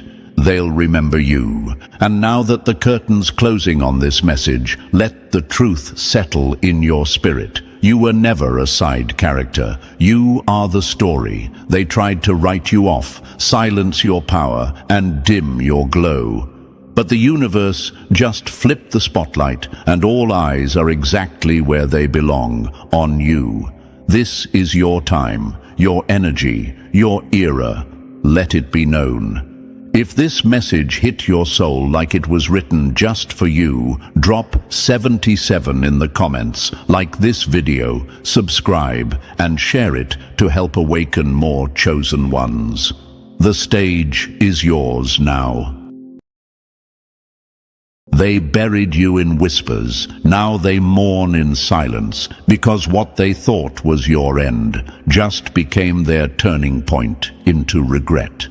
And oh, they are mourning now, not at your funeral, but at the sight of your glow, crying not because you're gone, but because you're alive in a way they never imagined. You warned them, you felt it, you sensed something massive was coming, but they laughed, they mocked, they played games while you were building the storm that would someday turn every fake laugh into a silent breakdown. And now, that day has arrived. Something massive just happened, and it wasn't in your world, it was in theirs. A shift, a shattering, a realization so sharp it cut through every lie they wrapped themselves in. They are crying, not on Instagram, not in front of people, but in the dark corners they can't escape, behind locked doors. On the other side of the story they tried to write without you. But before we go deeper into this reckoning, chosen one, press that like button and subscribe. You already know, when this message reaches you, it's alignment. When you engage, it signals to the platform that this truth needs to echo louder, farther, deeper into the souls of others like you. Help this light travel, help this pain turn to power for more than just you. Because what we're about to dive into isn't just truth, it's evidence. Chosen one, they did everything to erase you. They didn't just leave, they laughed when they left. They mocked your silence, they twisted your words into weapons and handed them out in group chats. They copied your essence and claimed it as their own. They told others you were crazy, too sensitive, too much, all while draining your energy like thieves in the night. They saw your kindness as weakness, your vulnerability as ammunition.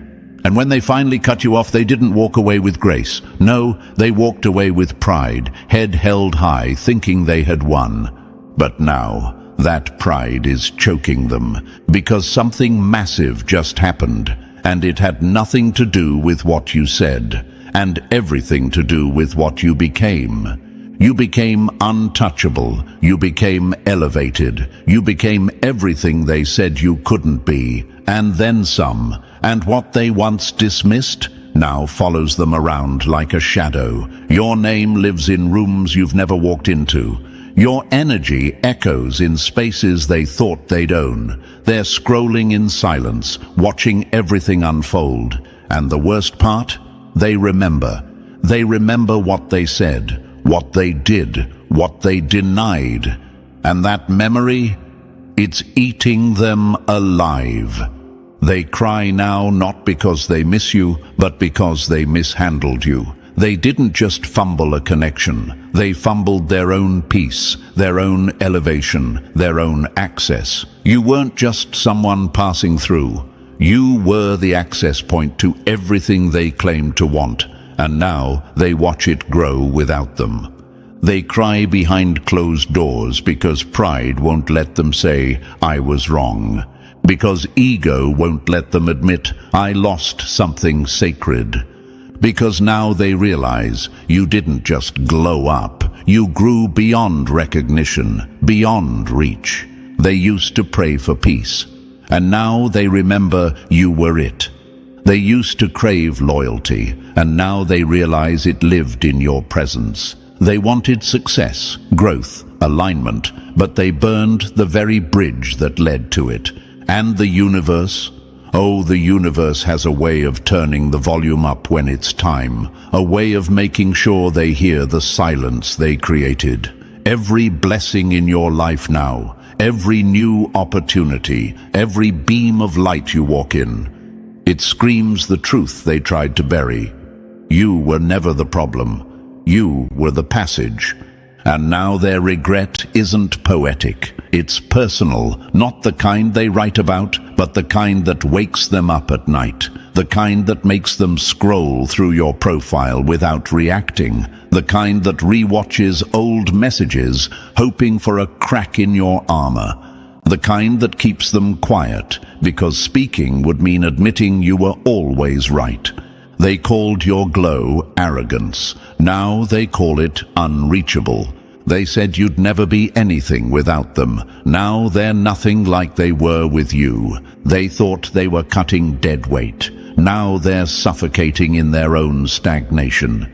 This isn't karma, it's consequence. This isn't revenge, it's revelation. This isn't look at me now. This is now you see me for who I was the whole time.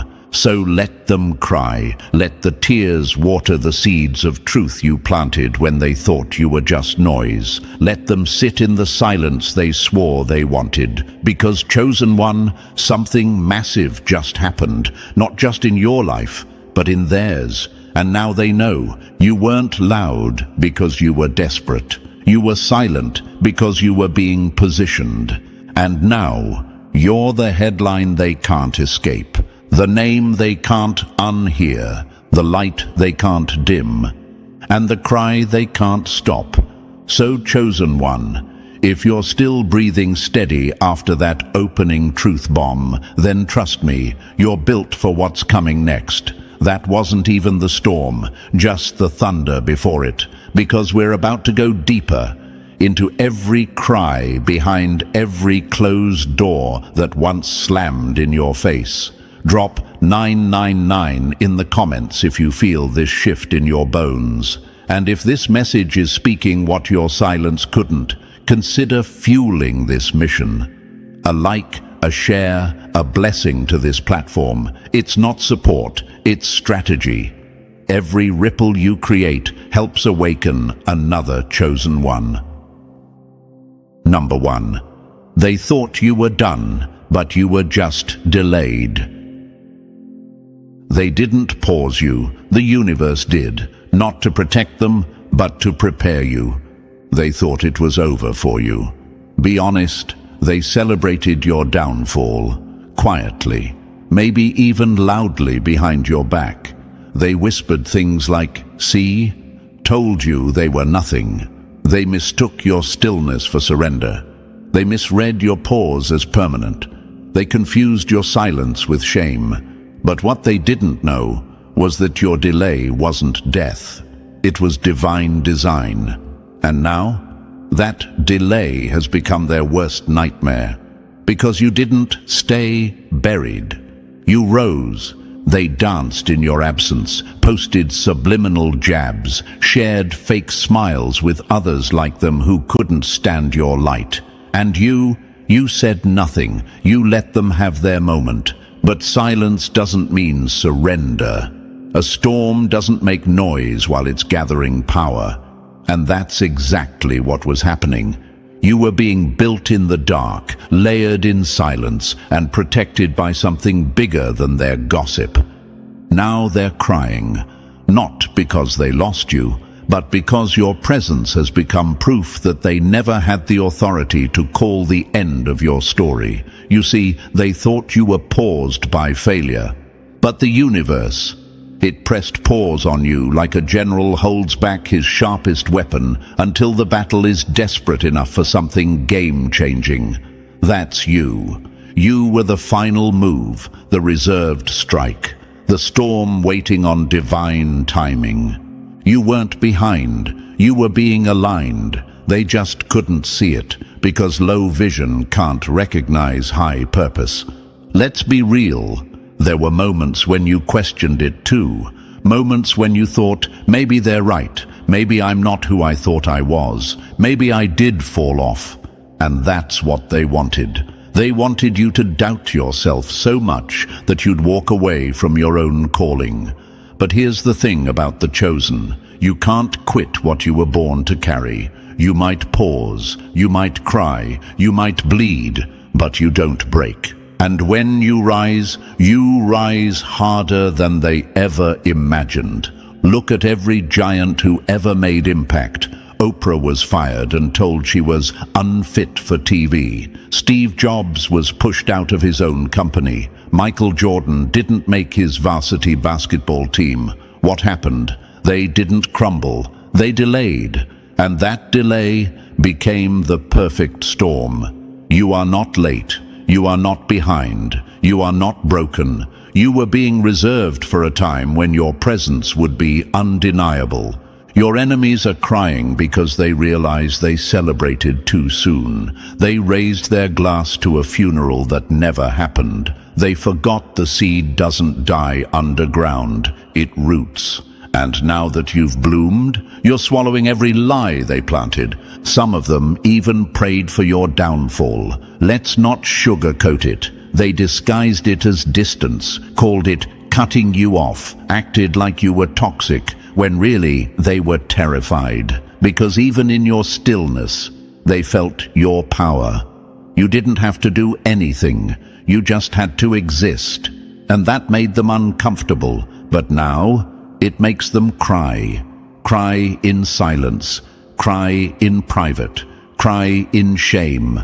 Because they remember the things they said. They remember the way they treated you. They remember writing you off. And now they watch you write the chapters they swore would never exist.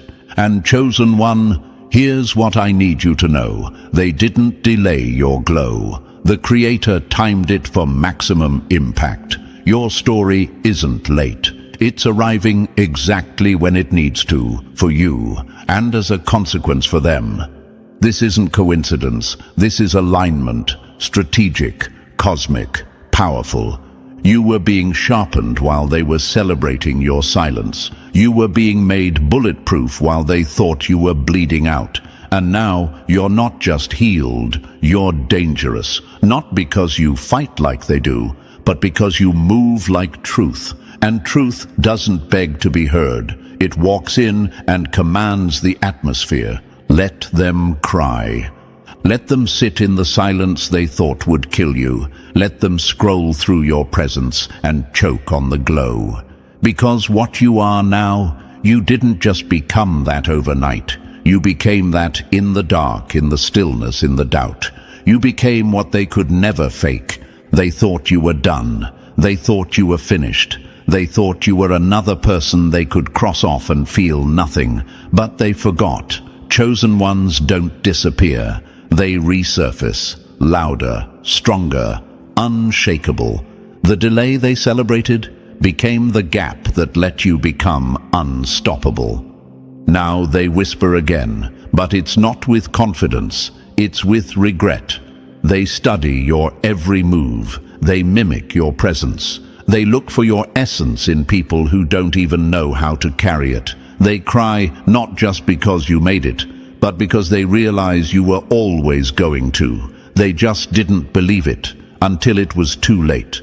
The same door they slammed in your face, you now walk past it, on your way to places they'll never be invited. You didn't just come back. You came back unreachable. You didn't just bounce back. You broke the scale. And for anyone watching this, still wondering if their delay means defeat, hear this.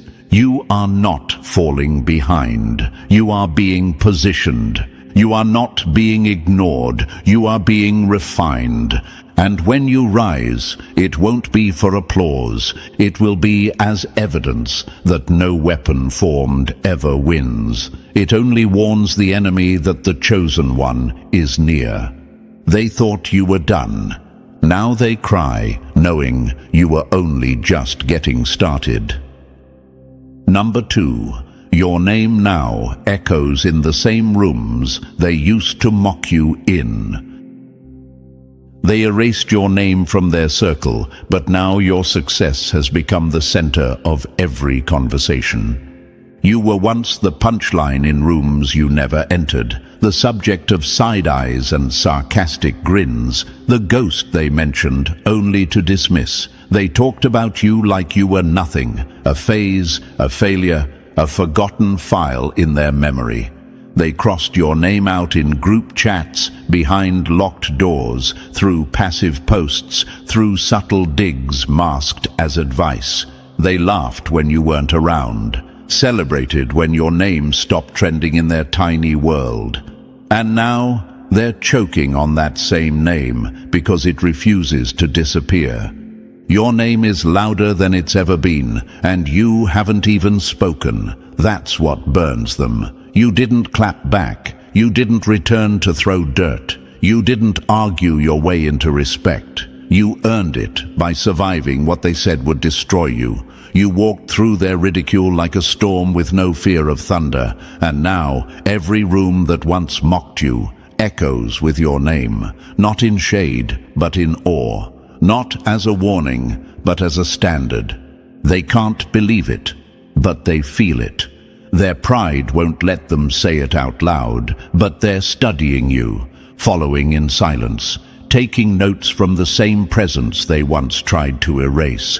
The people who rolled their eyes at your name, they now whisper it with caution, like it might come alive and remind them of what they lost. It stings, doesn't it? The realization that you became everything they said you wouldn't, and more, that the name they once treated like a joke now lives rent-free in rooms they thought belonged to them. That you didn't just rise, you redefined the landscape they used to control.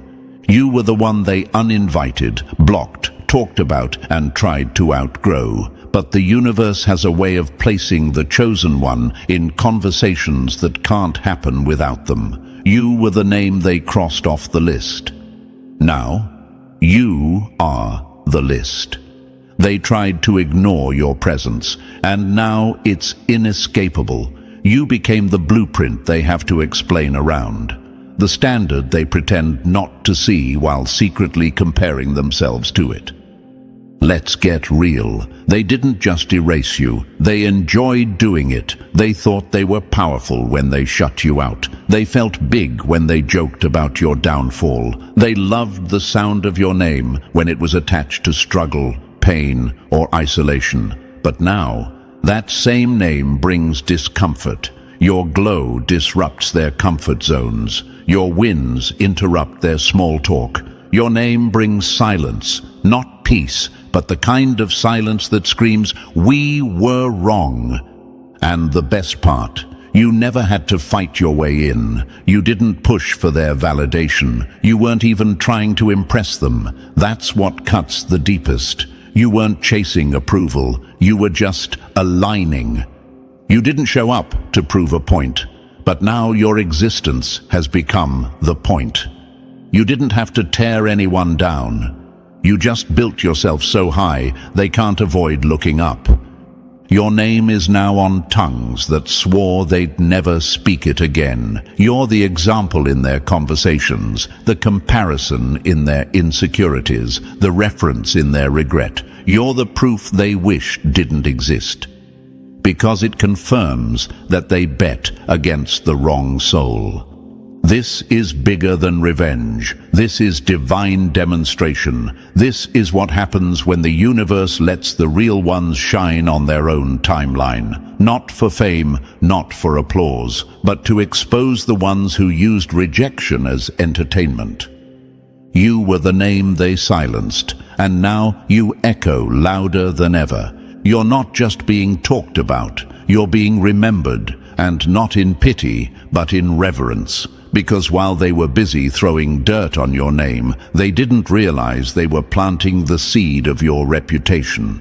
And now, that seed has bloomed, wildly, beautifully, uncontrollably.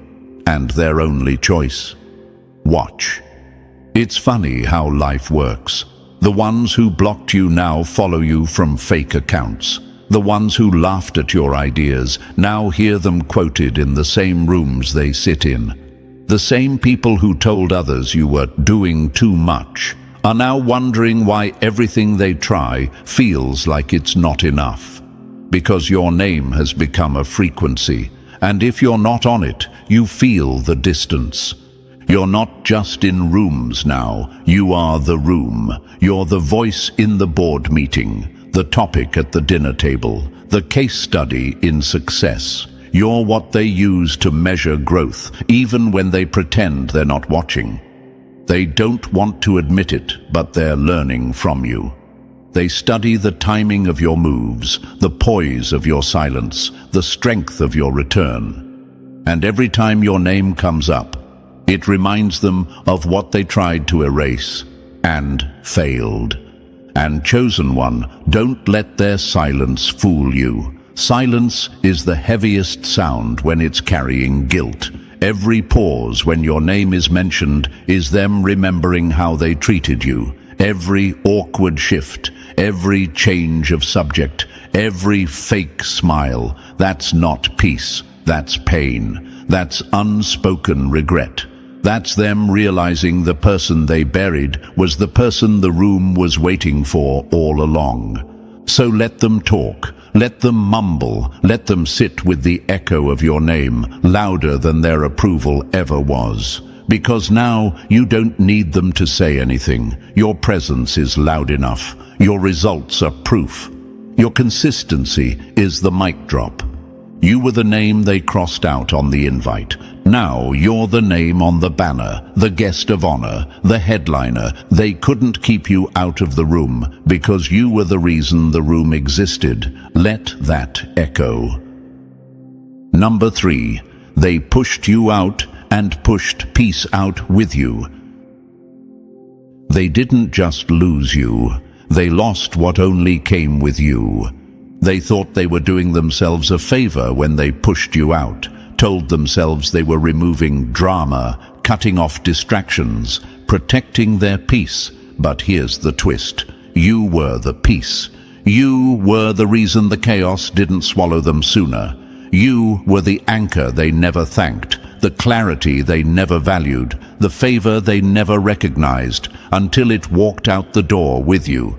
And now, their world's louder than ever. Confusion echoes through their days. Things that once flowed now fall apart for no clear reason. And they're left asking, why is nothing going right anymore? Because you were the covering, chosen one. Your presence stabilized atmospheres even when you didn't realize it. The light you carried softened storms they didn't even know were coming. The love you gave built a shield they mocked.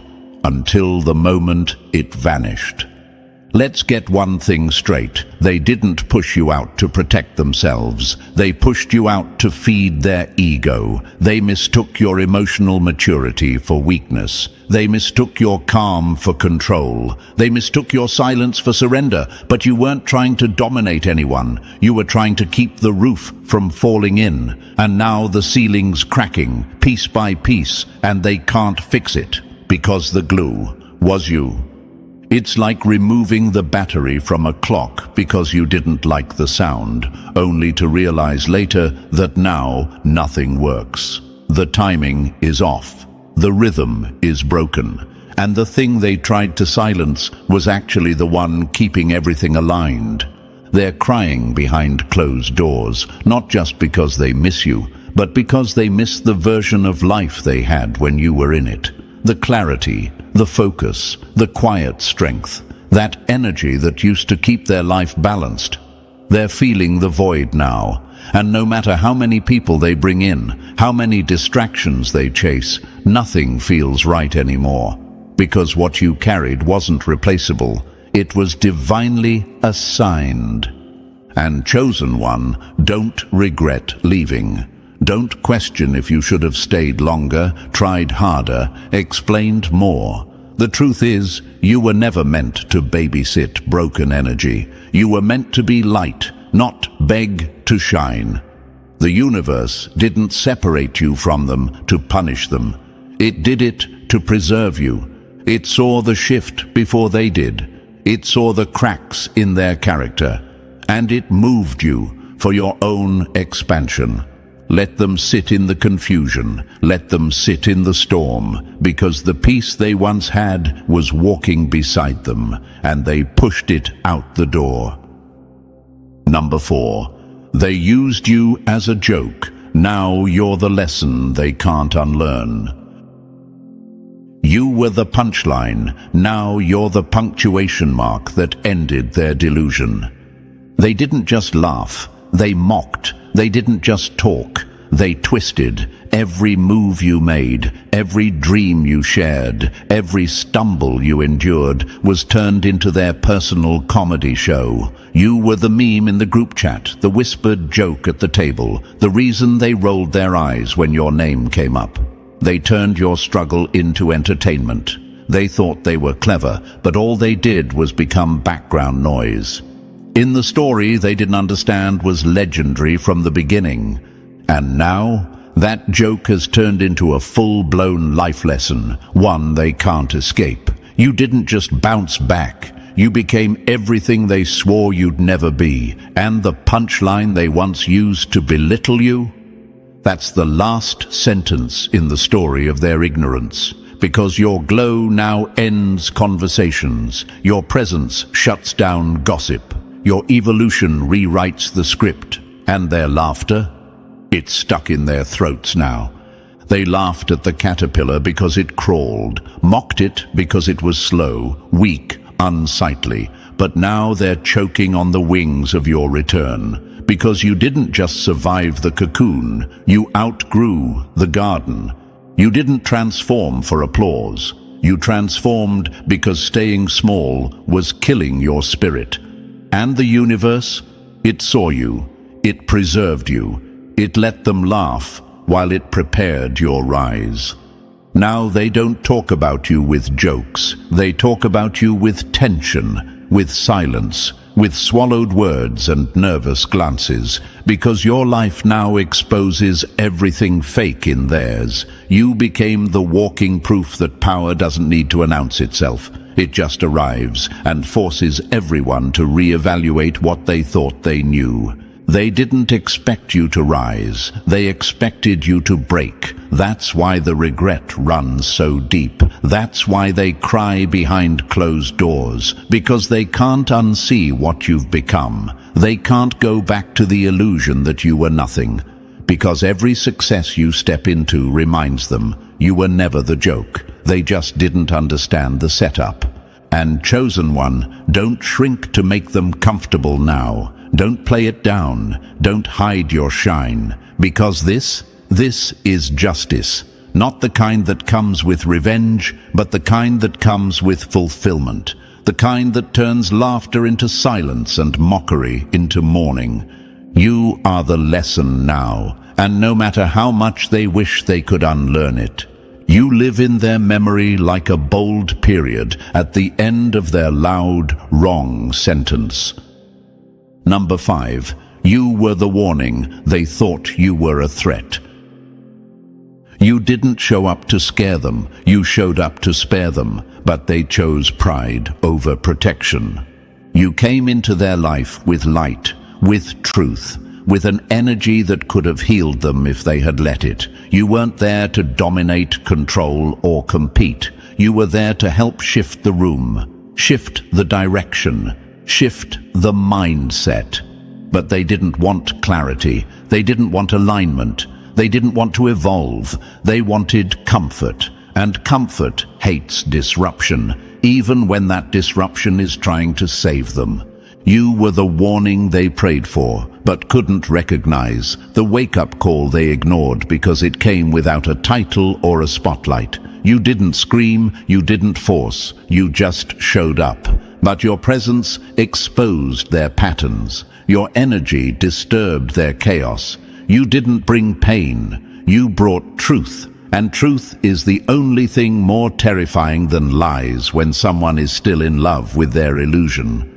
They thought you were a threat because you couldn't be manipulated, because your peace didn't bow to their dysfunction, because your clarity cut through their confusion. They labeled you intense, too serious, too deep.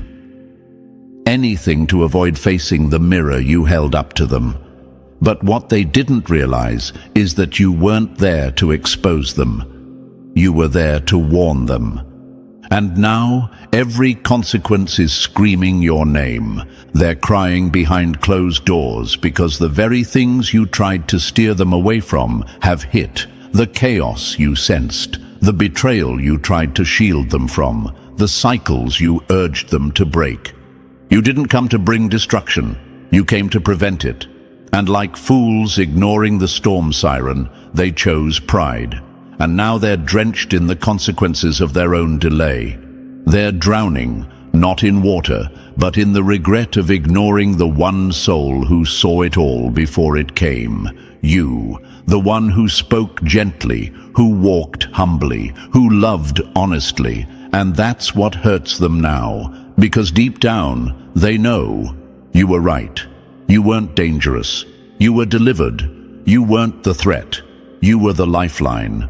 But ego is louder than wisdom until the silence hits, until the flood comes, until the room is empty and the only sound left is the echo of the words you once said. And now they can't rewind it. They can't undo it.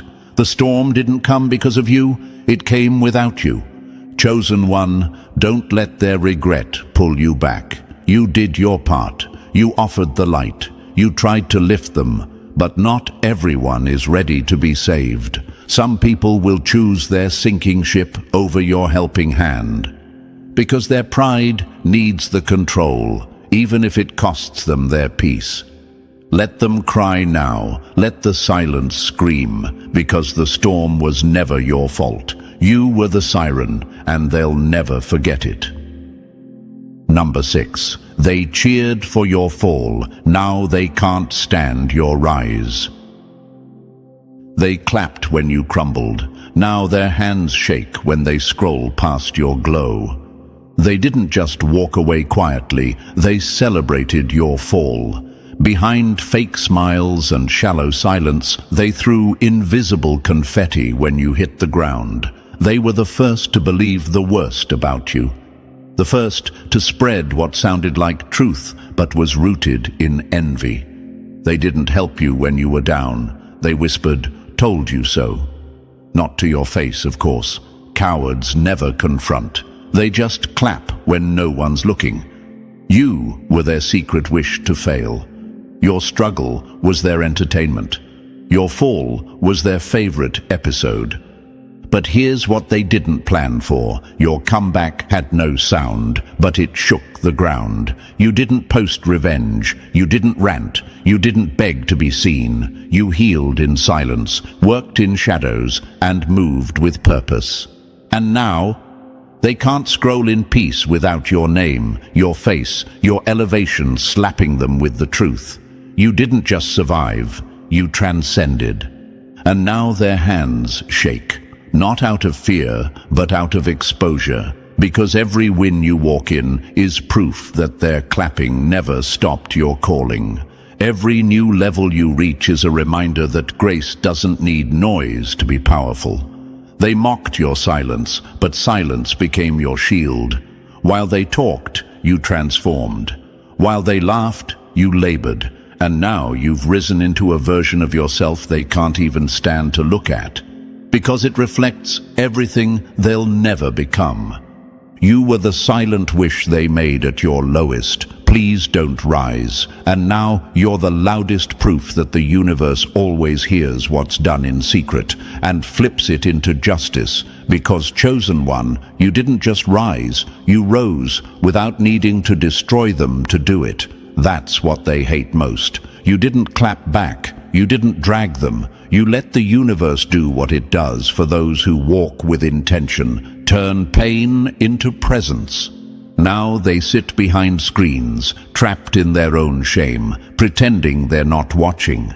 But you can feel it. The energy doesn't lie. They're not mad at your glow. They're mad that it came without their permission. They're mad that the person they were hoping would disappear is now too bright to ignore. Let them stew in that bitterness. Let them sit in the same corner they cheered from when you fell. Because now, Every time they scroll past your face, their hands won't just shake. Their soul will remember they clapped for the wrong outcome. You were never their downfall to witness. You were their lesson to regret. Number 7. They played with the one soul that was sent to save them. You weren't a threat. You were the blessing they misread. You walked in with open hands, not to take, but to give. Love, patience, truth, presence. You didn't show up demanding anything. You showed up carrying peace, strategy, and healing disguised as conversation. You didn't just care, you covered. You didn't just stay, you stood in the gap for people who didn't even know they were breaking. You were the shift, the light, the divine interruption in a cycle they couldn't break on their own. And still, they played with you like you were disposable. They took your loyalty and called it obsession. They mocked your kindness and labeled it weakness. They twisted your consistency into control, your warnings into judgment, your energy into competition. But what they never understood, not then, not even now, is that you weren't sent to fight them. You were sent to free them. You were their lifeline, wrapped in humility, and they mistook you for a lesson they could skip. Now they're crying behind closed doors, but not because you left, because everything they ran to is failing them. The same circles they ditched you for are now draining them. The people they chose over you. Quiet, distant, fake. And the stability, the grounding, the peace they once had when you were near.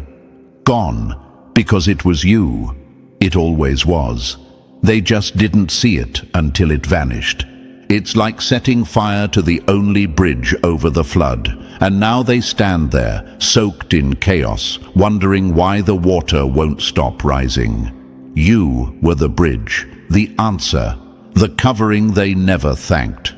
They lit the match, thinking they were proving something, and now they're stuck, surrounded by everything they swore they could handle without you, and nothing feels safe anymore. Chosen one, don't you dare feel bad. The universe didn't assign you to beg for a place you were sent to bless. You were the exit from their patterns, the voice that could have saved them years of suffering, but they weren't ready. They thought your truth was a threat. They thought your elevation made them small. They saw your light and blamed it for the shadows it exposed in their soul. Let them drown in what they called freedom. Let them battle the same demons you tried to shield them from, because the moment they played games with what was sacred, the universe stepped back and said, "Let it be." And now they cry, not because they miss you, but because they realize they lost the one soul who didn't come to hurt them, but to heal everything they refused to face. Number 8. They're not crying over you, they're crying over what they missed. They don't want you back. They want the version of themselves they could have become with you. Let's be honest, chosen one, they were never really afraid of losing you. They were afraid of losing who they were becoming when they were around you, because being close to you made them see things they weren't ready to confront. Their own potential, their own healing, their own truth. You didn't just love them, you challenged them. You didn't just support them, you elevated them. And when they sabotaged the connection, they didn't just walk away from a person, they walked away from a higher version of themselves. Now they cry, not out of love, not out of longing for your presence, but out of grief for the future they destroyed by choosing fear over growth. You were the mirror they couldn't look into. You reflected back to them who they were, and, more painfully, who they were meant to be. But instead of embracing the discomfort and rising, they turned their back on it, on you, on everything the universe placed in their life as alignment. And now, That reflection is shattered. They don't see their old self anymore. They see what could have been. They scroll through your life and feel the distance. Not just the physical one, but the spiritual, emotional, transformational gap that now exists. The one they created when they chose ego over evolution. You were walking them out of cycles they swore they hated, out of patterns they couldn't break. But they got scared, not of you, of the healing you represented.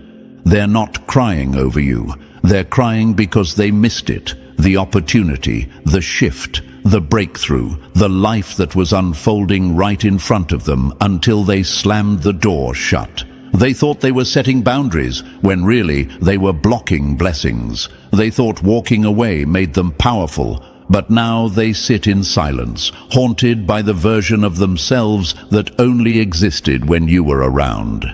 And chosen one, hear this clearly. Your value was never about what you gave them on the surface. It was what you activated in them. You were alignment wrapped in love, purpose dressed in peace, a mirror, not to flatter but to reveal. And what hurts them now is that they broke the very mirror that showed them the path they were too afraid to take. Let them sit with that. Let them cry not over your absence, but over the person they'll never become without your influence, because you were the turning point, and now they live in circles. While you're walking in alignment they can't even pronounce. They didn't just lose you, they lost the best version of themselves they were finally starting to become. Number 9. They called you delusional until reality matched your vision. They called your clarity confusion until confusion became their reality. They laughed at your vision, rolled their eyes when you spoke with conviction, brushed off your insight like you were just emotional, too deep, too intense, too much. They mocked the way you paid attention to things they ignored, the way you felt storms before the clouds even gathered. They called you dramatic, delusional, paranoid. But chosen one, what they were really reacting to wasn't your voice, it was your clarity.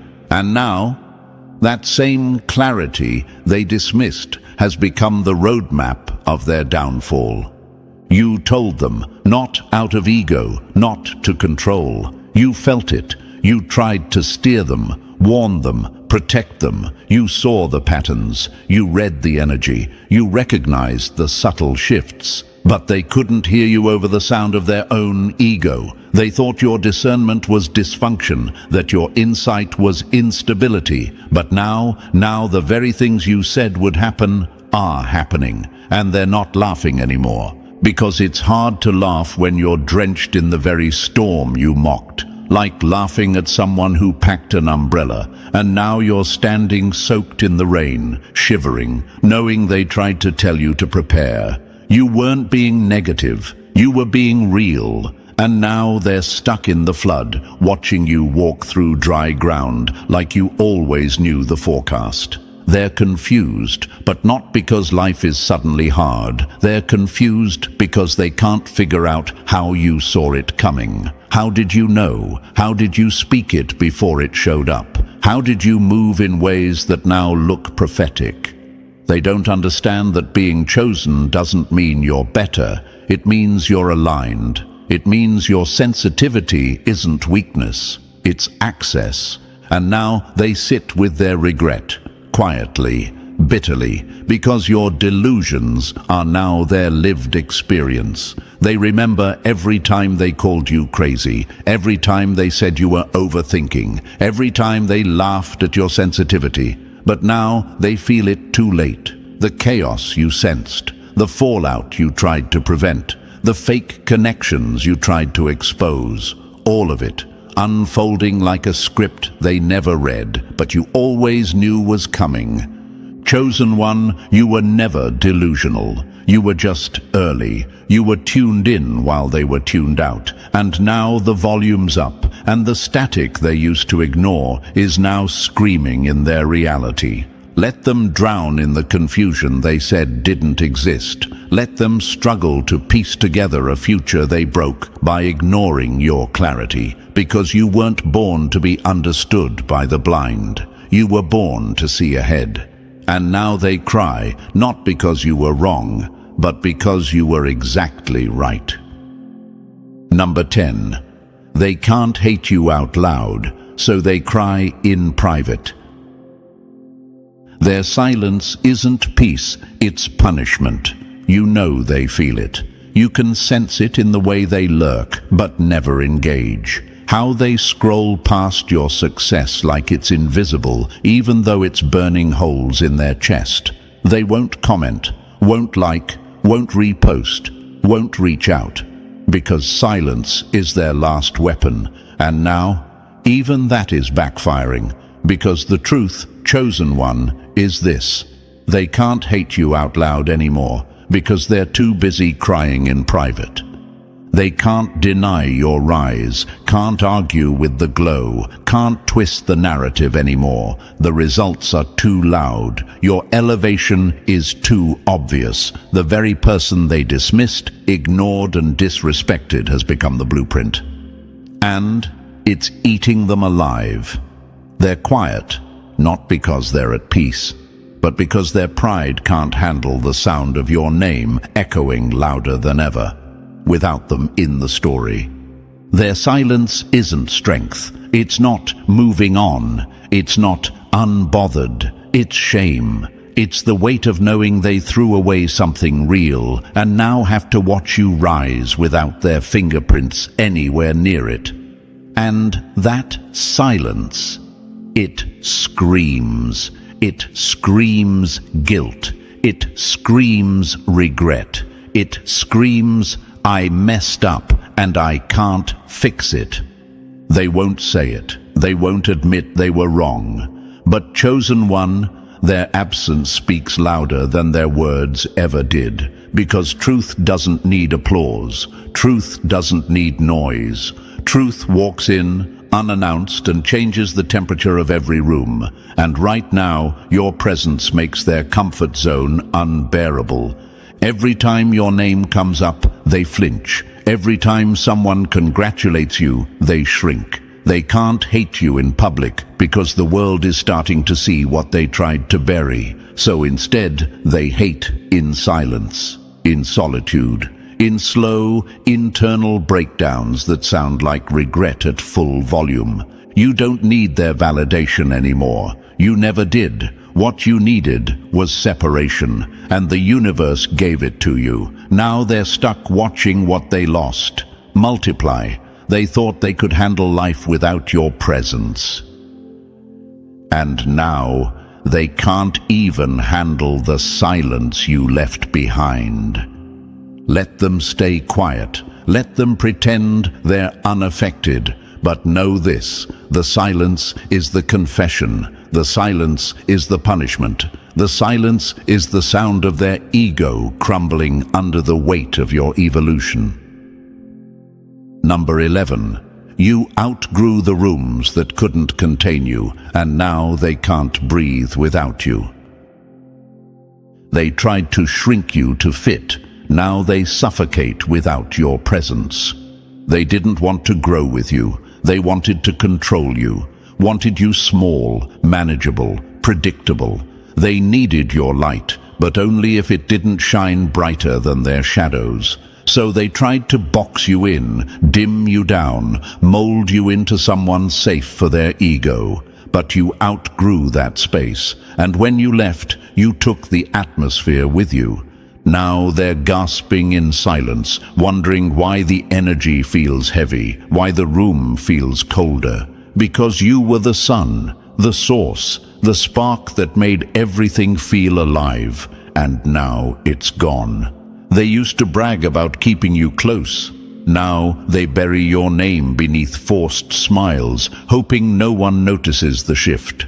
But they feel it, deeply. Your absence is loud, your evolution unavoidable. And the irony, the very box they built to contain you, became the cage they now sit in, Let them suffocate in the space they tried to shrink you into, because the moment you walked out, the warmth left with you. Number 12. You didn't just survive, you outlasted the lies. The stories they told about you aged like spoiled fruit, and your truth stayed fresh without needing to be defended. They thought their lies would last longer than your character, that if they repeated it enough, exaggerated it just right, and sprinkled in enough venom, people would believe them. And for a while, some did. But truth doesn't panic. It doesn't fight for attention. It waits. And while they were busy spinning stories, you were busy surviving in silence. Now those same lies, rotten, unraveling, embarrassing, and the ones who once laughed at the false version of you are now watching the real you rise, with grace, with strength, with proof. You didn't clap back. You didn't argue. You just outlived the narrative. And now they cry. Not just because their lies were exposed, but because you weren't destroyed by them. You outlasted every rumor, every whisper, every secret campaign meant to reduce you. Your truth stood like a monument, untouched by the winds of their weakness. They crafted illusions. You built reality. And the difference is showing. Let them sit with the shame of their storytelling. Because while they wasted time making people believe in your downfall, you quietly became everything they swore you'd never be. And now, chosen one, you see it clearly. The silence, the regret, the tears behind closed doors were never your burden to carry. You didn't just survive their betrayal. You became the proof that truth outlives lies, that purpose outshines pain. Let them cry, let them remember, and you keep rising. If this message lit something in you, like this video, subscribe for more truth they can't silence, and drop 777 in the comments to claim your rise. Share this with another chosen one who needs to remember. The universe never forgets who it's protecting. They didn't just try to block your light. They built entire strategies hoping to dim it. But what they didn't know was this: when the universe marks a soul, no amount of shadow can rewrite that glow. They called you crazy, didn't they? Said you were too sensitive, too paranoid. Said you were imagining things. But behind closed doors, they were plotting, watching, scheming, turning your name into a topic. Your loyalty into leverage, your pain into punchlines, smiling in your face, studying your every move, hoping for a misstep they could spin into scandal. And still, you stood tall. Still, you kept rising. They mocked you when you lost, disappeared when you needed them, clapped the loudest when others turned on you. They clung to your energy just to drain it, fed off your silence to feel superior, copied your essence and called it their own, but never clapped when you won. No, they didn't want to see you win. They wanted to see you worn out. They didn't want to see you healed. They wanted to see you hollow. So before we go any deeper, chosen one, do this right now. Hit that like button, smash that subscribe, and drop a comment with 777 if you feel this energy already hitting something real inside you. That one small click signals the platform to push this message further, to reach others like you. Others who've been quietly enduring, carrying weight that doesn't belong to them, and waiting for the confirmation that yes, the universe sees it all. We are rising together, and your support makes sure this light doesn't stop here. Now, let's talk about what they didn't see coming. See, they thought you were just another soft heart with no backup, just another empath they could manipulate. But what they never realized, until now, is that your silence wasn't surrender. It was surveillance. Your setbacks weren't losses, they were setups. The things they thought broke you were actually building the blueprint for their own downfall. From the moment you walked into the room, their spirits were uneasy, not because you did anything wrong, but because you exposed everything fake in them without even trying. They saw your peace and felt panic. They saw your energy and called it too much, when deep down they were scared of what they couldn't control. Your presence was a reminder that there's something bigger behind you, something untouchable. You became the reflection they couldn't run from. They studied you like a puzzle they couldn't solve. They watched, waited, and hoped you would crack. But no matter how many times you stumbled, you didn't shatter. And that's what terrified them. Because your glow isn't manufactured. It's inherited, ancient, cosmic, unbothered. You ever notice how the most broken people felt the need to compete with you even when you weren't competing? How those who did the least had the most to say? That's because your existence alone was judgment to them. The truth wrapped in skin. And when the truth shows up, masks get uncomfortable. The ones who smiled in your face but plotted in private weren't confused. They were exposed, and the universe allowed it all. For one reason, so their hidden agendas could be used as evidence against them. That's the part they never calculated, that while they were moving in silence, the universe was recording in stillness every lie, every shady comment, every passive-aggressive jab. And now, what they thought was hidden is unraveling in the open, not by your hands, but by the very energy they sent out. Because when you're chosen, the universe doesn't just protect you, it defends you, quietly, strategically, and when it responds, it hits where it hurts most: their reputation, their peace, their position. Chosen one, you're not just surviving betrayal, you're rising from it, stronger, louder, untouchable. They wanted you broken so they could say you were never built right in the first place. But now they're watching in disbelief as the same fire they lit is casting light on their darkest intentions. And what can they do now? Nothing, because the more they speak, the more they expose themselves, the more they move, the deeper they fall. They can't unring the bell. They can't silence what's already being echoed in energy.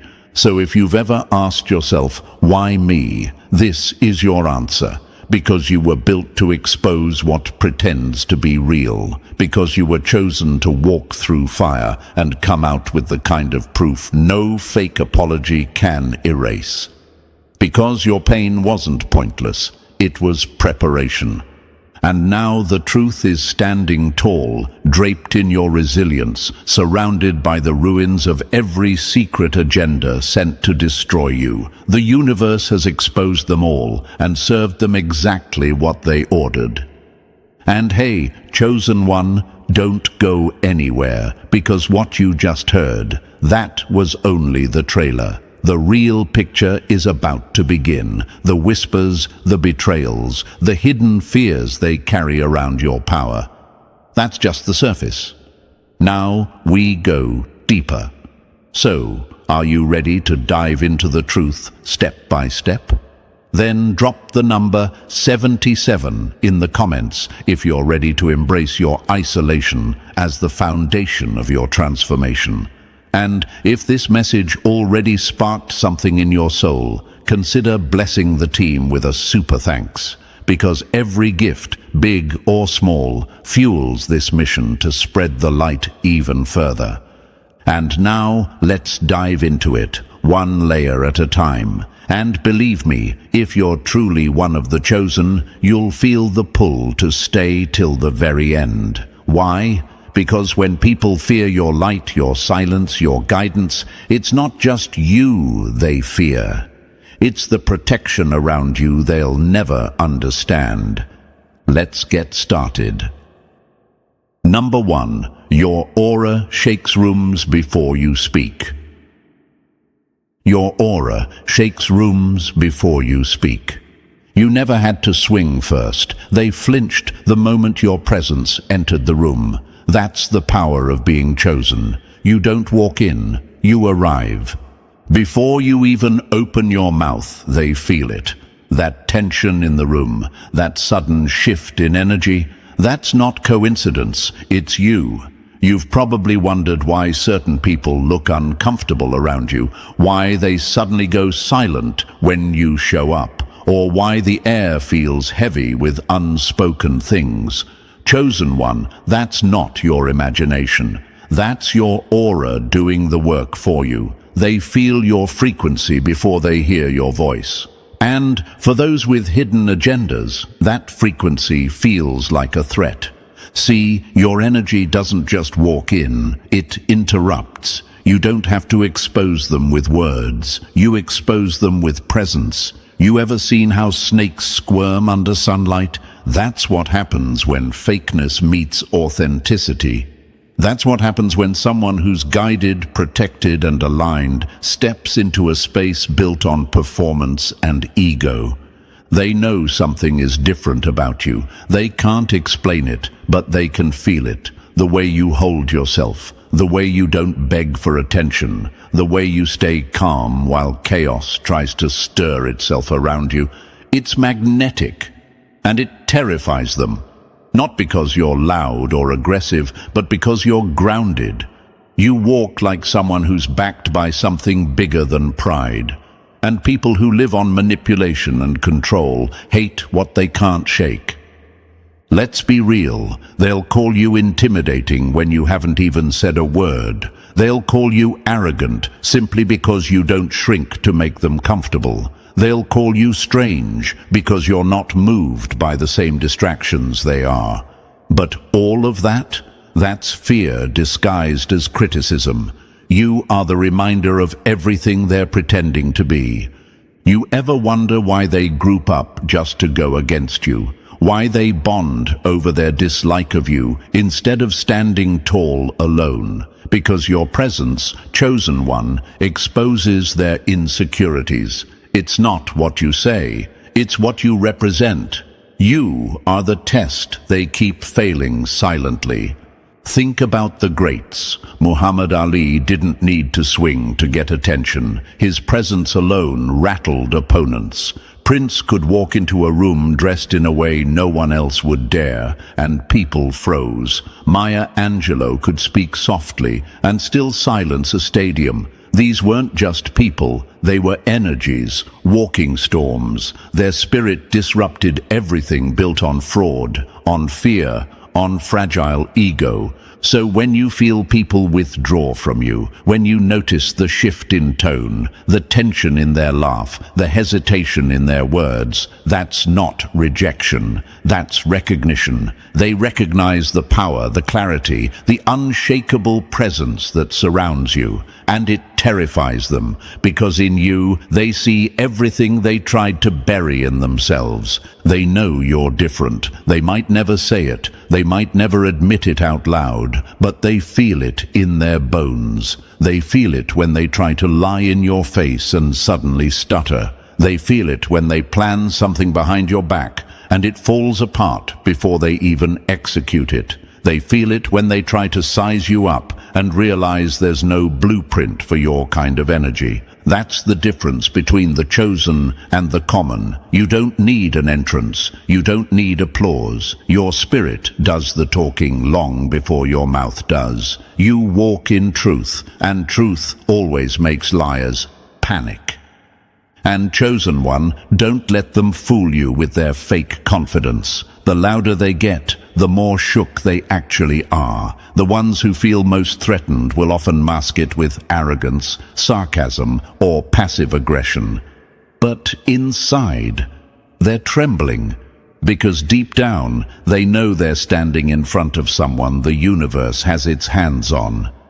You may have wondered, why do people who barely know me act strange around me? Or why do people feel the need to compete with me when I'm not even trying? The answer is simple. Your existence confronts what they've suppressed. Your light shines on their shadows, and that discomfort, That's their soul reacting to the truth it can't escape. Even in silence, you're not invisible. You were never meant to blend in. You weren't built for background roles. Your aura is a front-row announcement that something rare just entered the room, and the fake ones feel it instantly. And here's the truth they don't want to face. They wish they had it. That level of calm, that knowing, that inner balance. But they can't replicate it because it's not something you can copy. It's something you carry. You didn't get it from the world. You got it from walking through hell and still refusing to come out bitter, from surviving sabotage and not needing revenge to feel whole, from knowing that you don't need to chase validation when the universe already signed off on your existence. So let them stare, let them flinch, let them whisper and wonder. Every time you enter a room and the energy shifts, that's not tension, it's confirmation. Your presence alone is proof that being chosen isn't about noise, it's about impact. You shake rooms not by force, but by alignment. You expose enemies not by calling them out, but simply by being too real for their comfort. And that, chosen one, is a power no one can steal, fake, or replicate. So walk in like you belong, because the room knew you were coming before you even stepped in. Number 2. They whisper impossible until you survive it. They whisper impossible until you survive it. They said you wouldn't make it, but you did. They said you'd fall apart, but you didn't. They called it impossible until you walked through it like it was part of your story. Chosen one, let's make something clear right now. They never truly believed in your downfall. Not really, because deep down, they feared what would happen if you actually made it. That's why they whispered. That's why they laughed low. That's why their support came wrapped in sarcasm, and their advice felt more like sabotage. They didn't want to see you fail because they thought it was inevitable. They wanted to see you fail because your survival would confirm everything they were trying to deny. They looked at your circumstances and said, "There's no way they're coming back from this." They saw the storm and thought, "That'll break them." They watched you go through betrayal, heartbreak, isolation, and loss, and assumed it would be the end of your story. But it wasn't. It was the beginning of their exposure. Because every time you survived what should have shattered you, you made their doubt look ridiculous. You didn't just survive, you grew, and they hate that. They whispered impossible when they saw what you were facing. Maybe it was financial collapse, betrayal by someone close, or a season of loss so deep it swallowed your will to even move. They didn't think you were coming back from that. They counted you out, marked you done.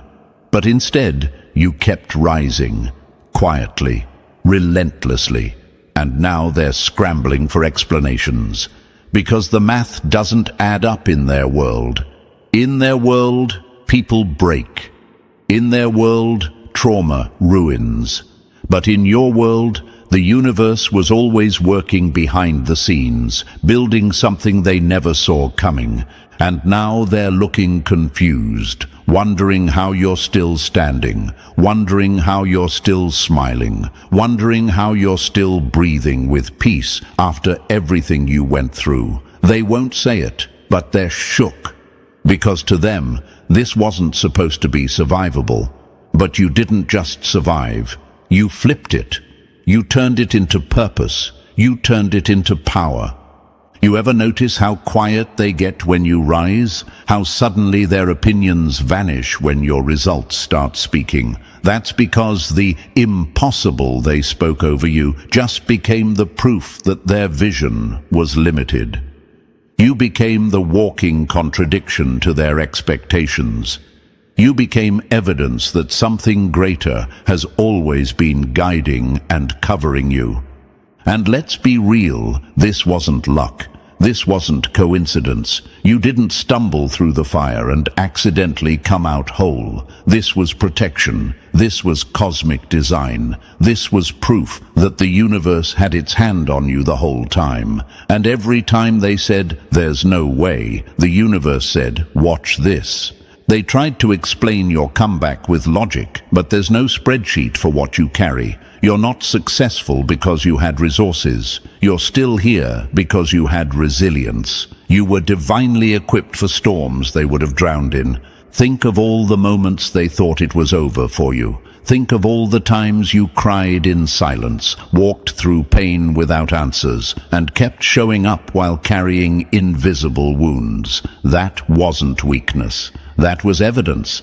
Evidence that your life is covered by something they can't manipulate. Evidence that your journey is protected, even when it's under attack. They don't understand how you kept going, how the hits kept coming, and you kept getting up. They don't know the nights you had to talk yourself out of quitting. They don't know the prayers you whispered into your pillow, or the strength it took just to show your face like everything was fine. But chosen one, you were never alone. And every time they thought, surely this one will break them, the universe was already stitching your next chapter in silence. Let's not sugarcoat it. Some of them were hoping you wouldn't survive. That's the ugly truth. They were watching from a distance, waiting for the final crack. Because if you could rise from that, then they'd have to admit that something bigger is moving in this world. And most of them aren't ready to face that truth. You challenged their logic just by surviving. You challenged their ego by not folding. You challenged their intentions by turning pain into purpose. You didn't just disappoint their predictions, you dismantled them. And now, you're the living example of what hidden protection looks like. You want to know why some of them distanced themselves from you after your breakthrough. It's because your survival made their hate look stupid. Because after everything they said, they don't know how to stand beside someone who disproved every doubt they spoke. You proved them wrong, and you didn't have to say a word. That's what hits the hardest. And here's the truth. They never hated you. They hated that they couldn't stop you. They hated that no matter what was thrown at you, you wouldn't quit. They hated that your light was too stubborn to dim, even in the darkest rooms. Chosen one, your track record is your proof. Your scars are your credentials. You don't need anyone's approval because the results are loud. And the ones who said impossible are now being forced to admit that something about you just doesn't break. You are the walking reminder that the universe will carry those who are chosen, even when everything around them is trying to drag them down. And now those whispers of impossible have turned into silence. Because what can they say when you already made it through everything they hoped would destroy you? They tried to write your ending before you hit your breakthrough, but now the story's still being written, and every page turns in your favor. Let them whisper, let them doubt, because by the time they realize what's really covering you, it'll be too late to take credit, and far too painful to ignore. Number 3, thick skin, cosmic backbone. They thought that what broke them would break you too. They thought if they hit you hard enough, emotionally, mentally, spiritually, you'd finally fold. But here you are, chosen one, still standing, still rising, still carrying peace that makes them uncomfortable. And you didn't get here by accident. You got here through the fire. The difference. While hardship turns most people cold and bitter, it polished you.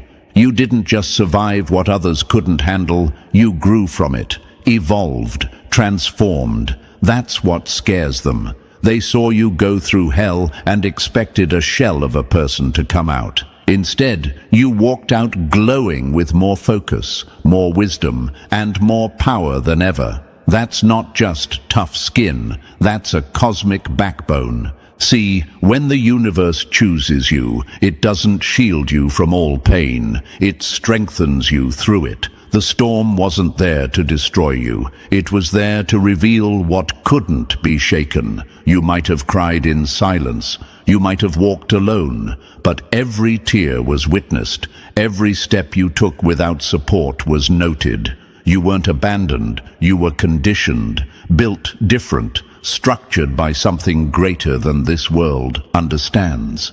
And they can't figure it out. They're asking themselves, how did they get up from that? How are they not bitter? How can they still smile after everything they've faced? Because they only know how to fake strength. You earned it. They crumble at conflict. You get sharper.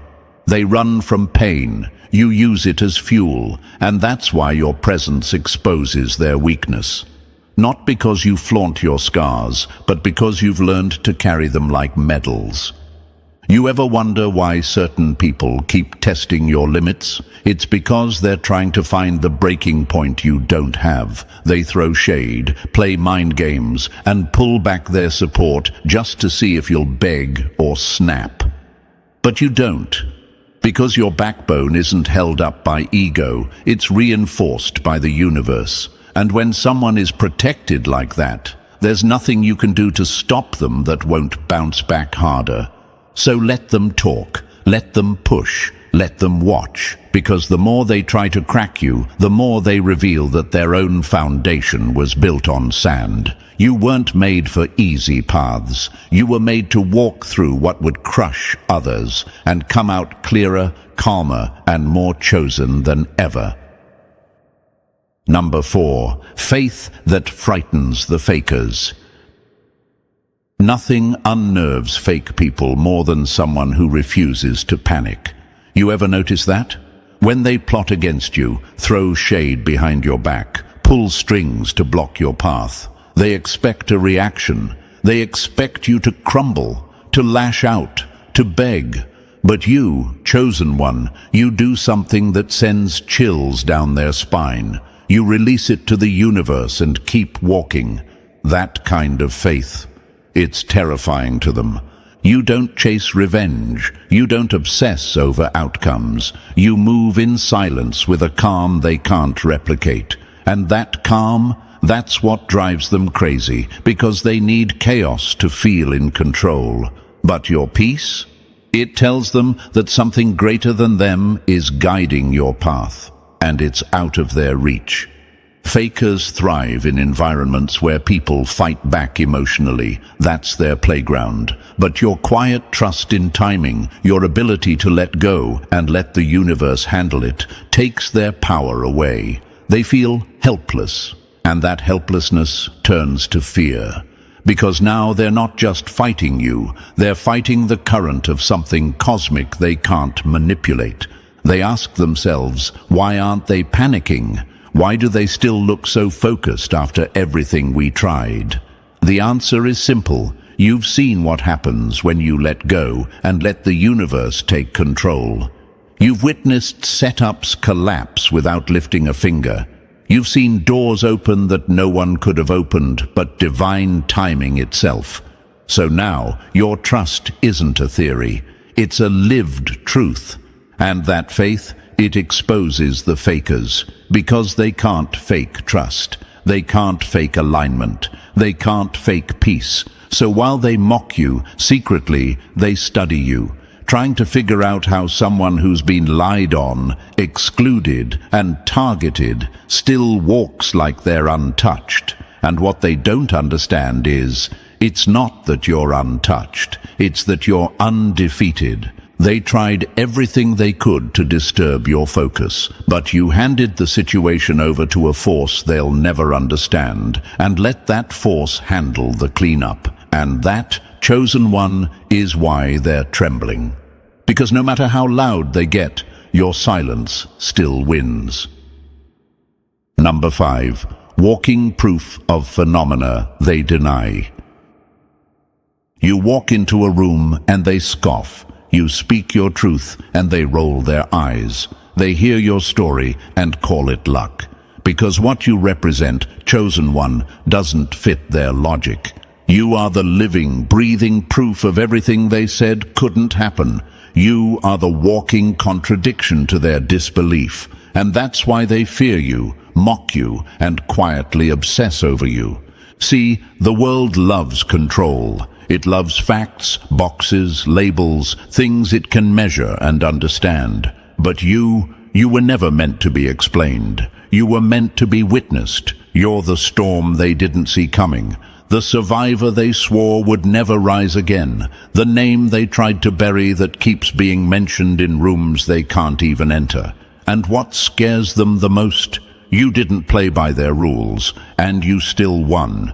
You embody the very miracles they deny. They said energy doesn't shift reality, but you walked into their circle, and nothing's been the same since. They laughed at manifestation, but now they're watching you live out everything you once whispered in faith. They said protection is just a fantasy, but nothing they threw at you stuck. Every trap collapsed, every rumor boomeranged, and now they're quiet. Because even skeptics shut up when results slap them in the face. And maybe you've heard them before. You're delusional, you're too deep, you're imagining things. But deep down, they know what they saw. They watched you rise from ashes without help. They watched your name get cleared without a courtroom. They watched peace return to your life while theirs turned into silent chaos. It's not just your glow-up that hurts them, it's what your glow-up proves. You are proof that the universe intervenes, that energy protects, that alignment is real. You are proof that intentions matter, even when no one else sees them. You are proof that what's meant for you doesn't need to be forced, chased, or explained. It just is. And that reality, it wrecks their narrative. Because if you're real, then everything they mocked suddenly becomes possible. And that's a truth they're not ready to face. You didn't ask to be the evidence, but you are. Your existence makes noise without you raising your voice. And now, they're choking on the silence. Number 6, ancient bloodline, modern impact. They thought they were just messing with you, just another person, just another target. But what they didn't know, what they could never comprehend, is that when they came for you, they awakened something far older, far deeper, and far more powerful than they ever expected. You don't walk alone, chosen one. You walk with the fire of generations before you, an ancient bloodline still echoing in your bones. Your strength didn't come from this world. It came from the silent warriors who walked before you, the ones who endured what couldn't be spoken, the ones whose names history may never know, but their resilience lives on in you. That's why your presence feels heavy. That's why rooms shift when you speak. That's why people get uncomfortable around your calm. Because without even saying a word, you carry the weight of legacy. Every time they tried to block you, something unseen blocked them back. Every scheme they plotted fell apart, not because you retaliated, but because the universe keeps receipts your ancestors already paid for. You're not protected by coincidence. You're guarded by alignment. They see one version of you, but they don't see the strength that moves beneath the surface, the kind that can't be faked, copied, or outsmarted. That's why nothing sticks. That's why their whispers go nowhere, because their weapons are new, but your protection is ancient. It was forged through lifetimes of survival, intuition, and spiritual awareness. You're not just someone who made it out. You're someone who was sent back in to break cycles, to silence generational curses, to stand where others fell. And they can feel that, even if they don't understand it.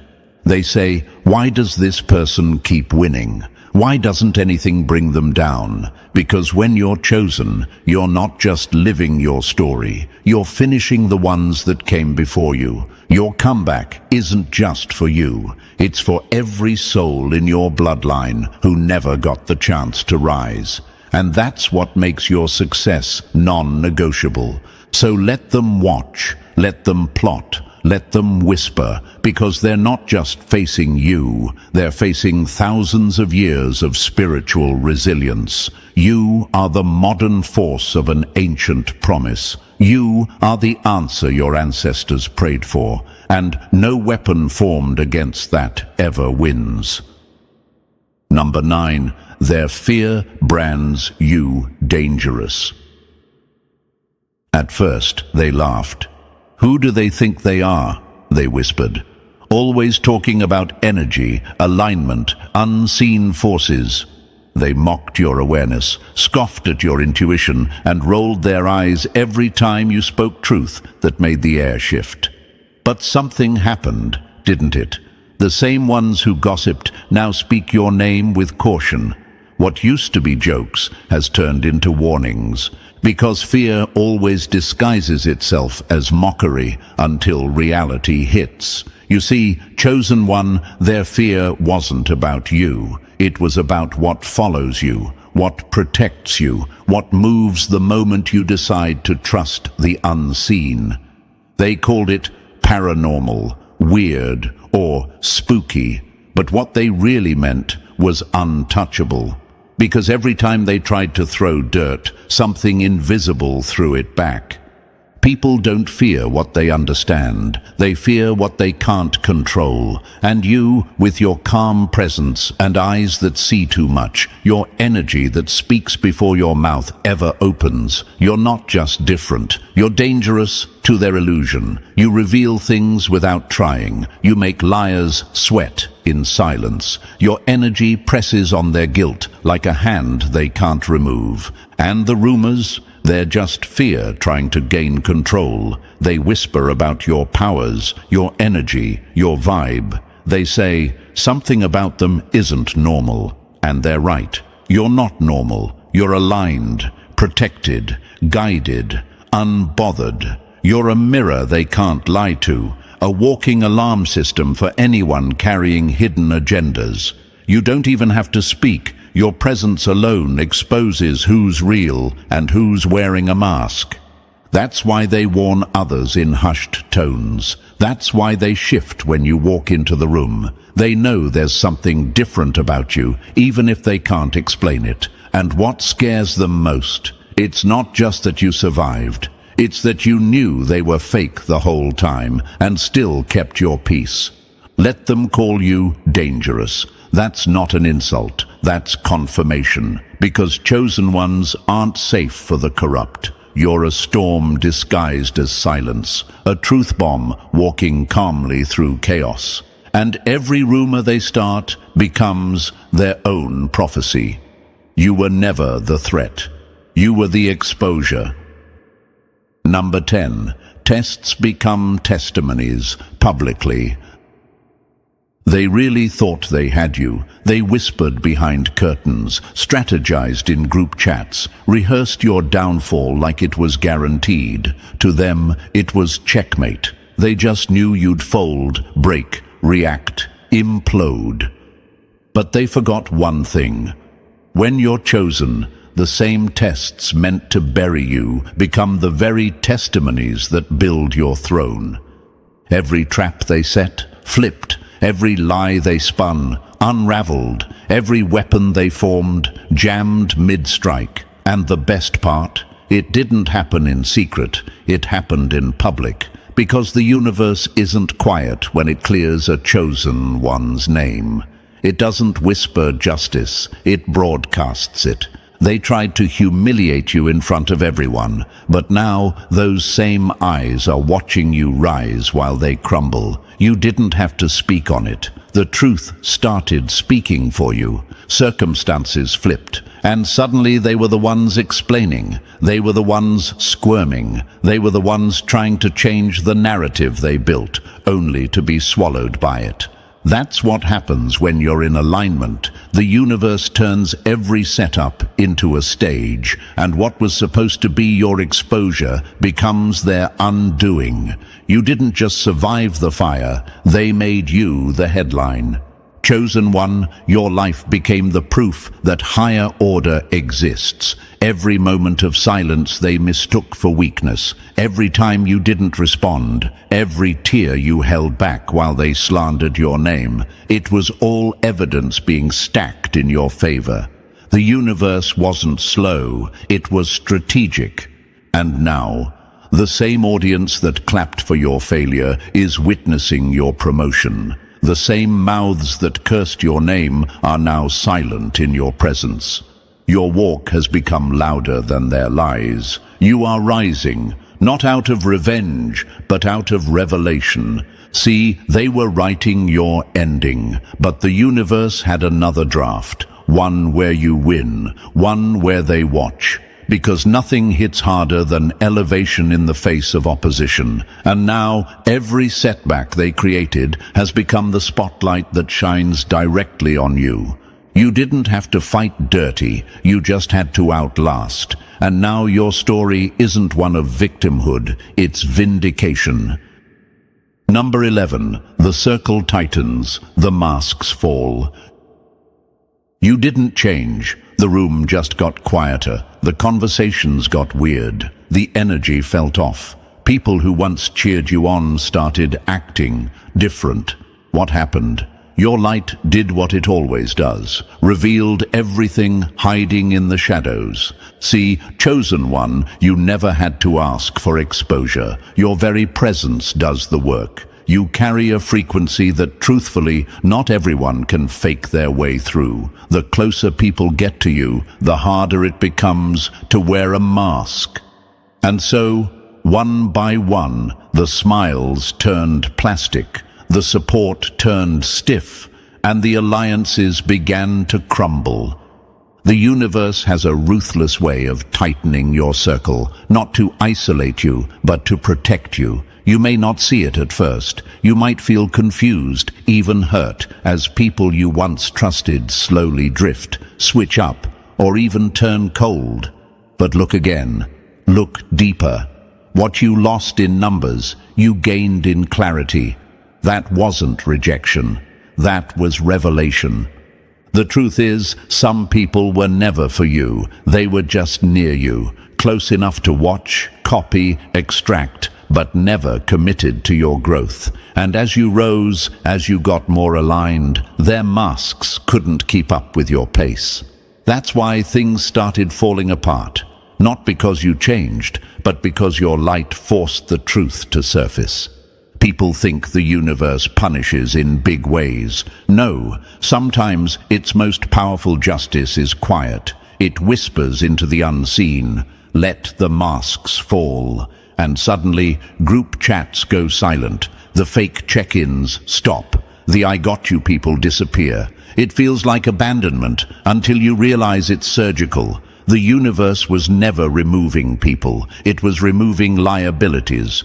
And now, chosen one, your circle may look smaller, but it's stronger, genuine, rooted. You don't need quantity when you're backed by quality, and you don't need applause when you're protected by alignment. Let them say you changed. Let them paint you as the one who switched up. That's just the sound of a mask hitting the floor. You didn't expose them. You just showed up fully, and they exposed themselves. The light always does that. It forces the shadows to scatter, so don't grieve the loss of what was fake. Celebrate the revelation of what's real. This is the season of sacred circles, of intentional connections. Let the universe finish its cleanup, because what's coming next requires zero masks, zero pretenders, and only real ones by your side. Number 12. Calm in chaos, power in silence. You know who's truly dangerous, the one who doesn't flinch when the fire starts, because they already walked through it and came out forged. They tried to rattle you. They stirred the pot, twisted the stories, provoked your name in conversations you weren't even present for. They wanted panic, they wanted rage, they wanted a meltdown, but instead, chosen one, you gave them silence, stillness, peace. And that's when they knew they weren't just fighting you. They were up against something bigger, something beyond their understanding. Your silence wasn't surrender, it was strategy, that unbothered presence you walk with. That's not just maturity, it's cosmic wisdom. You've learned something they never will. The most powerful storms don't scream, they move. And that's exactly what you did. While they danced around in chaos, trying to draw you into the drama, you stood still and let the universe rearrange the pieces they tried to scatter. Let's be real, they expected fireworks, they expected noise, because that's how they operate. Loud, reckless, attention-seeking. But when you didn't match their energy, it backfired. You became a mirror they couldn't escape. Your calm made them anxious. Your stillness felt like thunder. Because to someone unstable, peace is louder than war. They didn't understand that your strength comes from alignment, not from proving a point. You don't need to bark back at gossip when the truth is already in motion. You don't need to post a clapback when the universe is already rewriting the script in your favor. Your stillness? It was never weakness. It was proof you trusted the process more than the performance. And let's not forget, they tested you because they assumed you'd break. But what they didn't factor in was this: you've been broken before and rebuilt stronger every time. That's why you don't fear pressure anymore. You are pressure. That's why they're confused. You should be angry. You should be defending yourself. You should be out for revenge. But you're not. You're walking in purpose, untouched, focused. And that quiet strength is more terrifying to them than any retaliation could ever be. Here's what they'll never say out loud. Your silence exposes their noise. Your calm reveals their chaos. And your refusal to play their game shows them exactly how small their control over you truly was. You've outgrown their drama. You've outlived their sabotage. And you've outshined their darkness without raising your voice once. They'll call it arrogance. They'll say you're cold. But that's just their fear talking, because you didn't give them the breakdown they hoped for. You gave them distance. You gave them quiet victory. And now, as they spiral trying to reclaim power, you're simply rising, unshaken, unmoved, undeniable. That's what it means to be chosen, not just to survive the chaos, but to stay still in it and watch it collapse around you while you remain rooted. Your silence isn't empty, it's full of power, it's full of purpose, and it's full of the kind of resilience that turns storms into stepping stones. Let them talk, let them twist, let them try again. You've already won, because you never needed noise to make an impact. You were the impact, and they felt it the moment you didn't respond. Number 13. Elevation is the revenge they never expected. They threw dirt on your name thinking it would bury you, only to realize it fertilized your rise.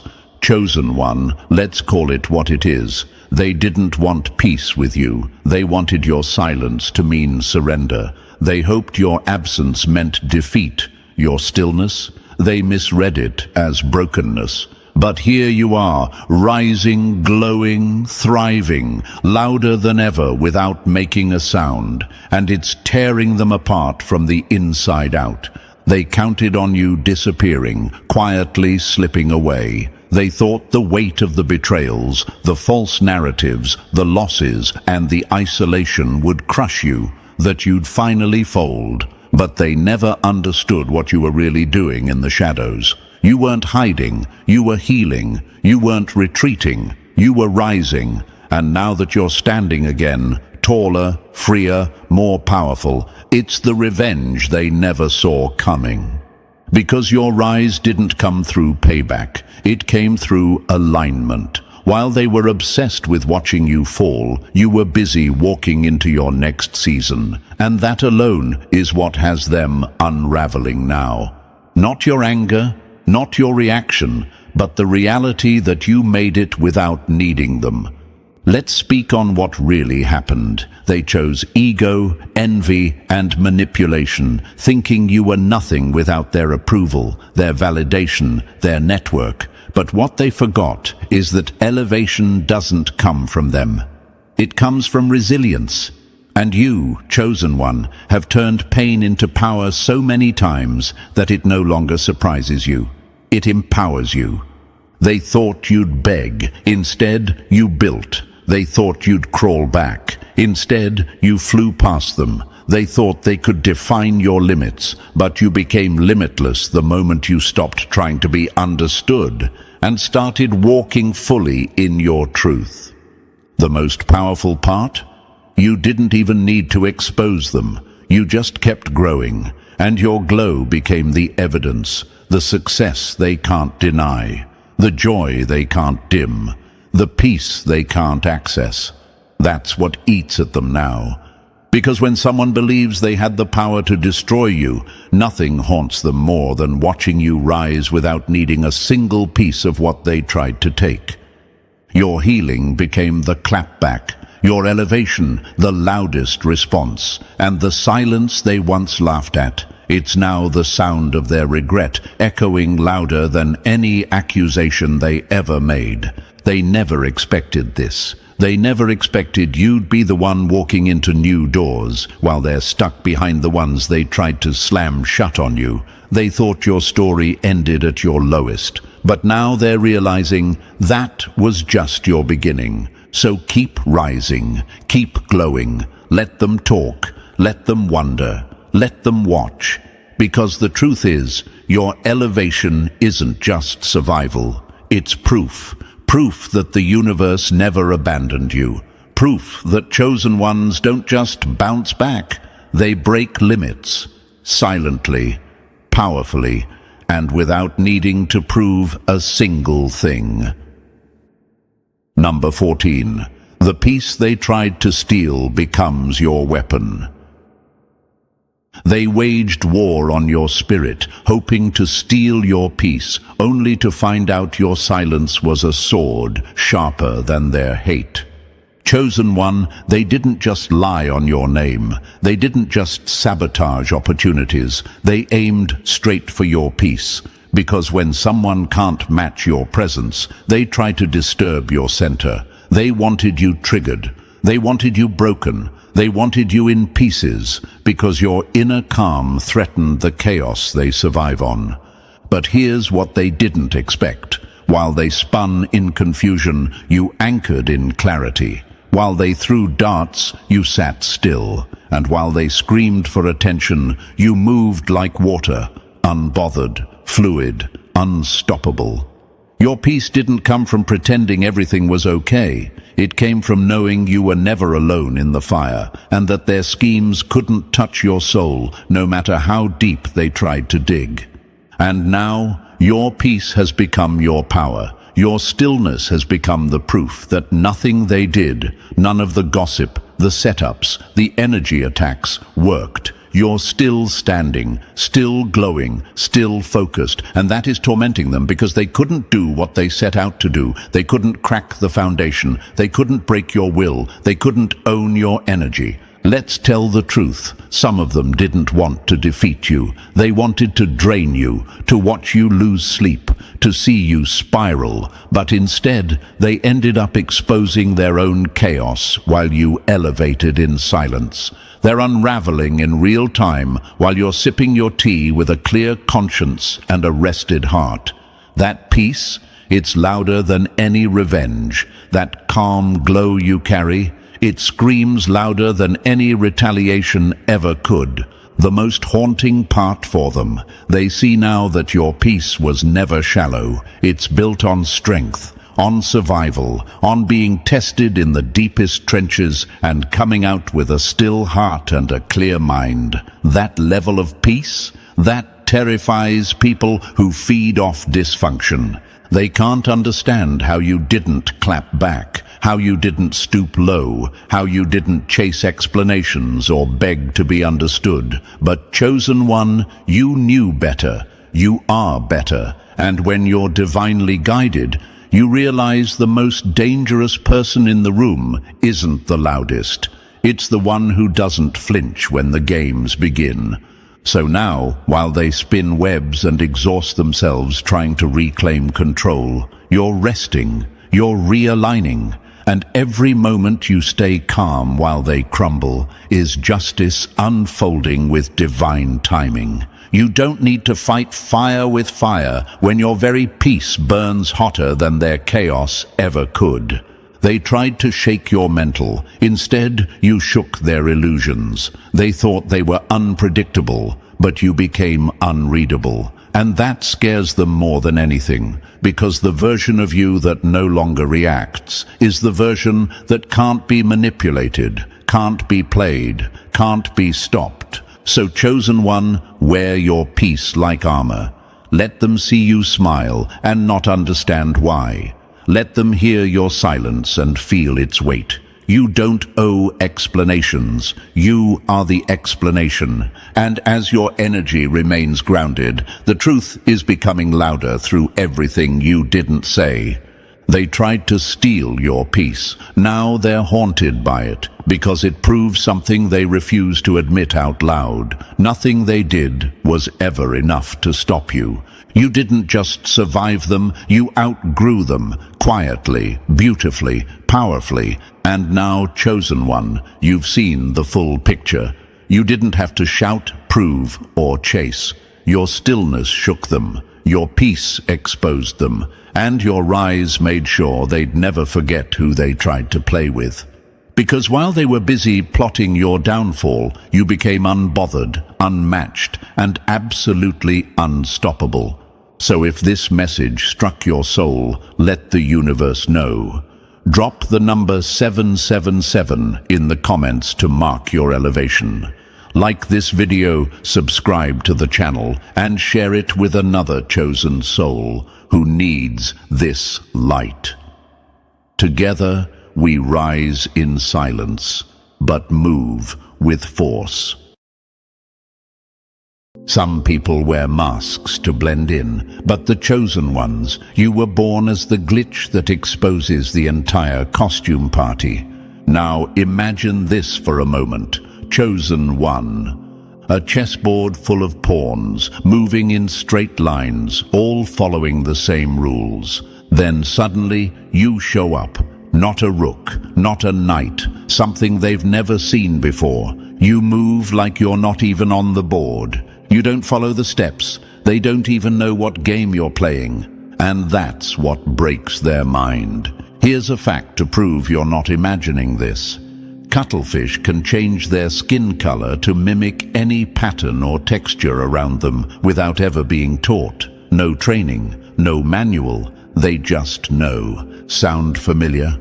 That's what you are to this world. A natural pattern breaker, a walking mystery. They try to read you like a book, but you're written in a language they were never taught. And thank you, Chosen One, for being here. If this message already speaks to your soul, don't forget to press that like button, subscribe, and help pass this light forward. Because this isn't just content, this is a mission. And you, Chosen One, are a part of a force that can't be silenced, tracked, or broken. Thank you for carrying the code. Now let's get back to it. They don't know what it is about you. You walk into a room and energy shifts. Not because you're loud, not because you're trying to impress, but because your very presence reminds people of what they're pretending to be. You are what the system never planned for.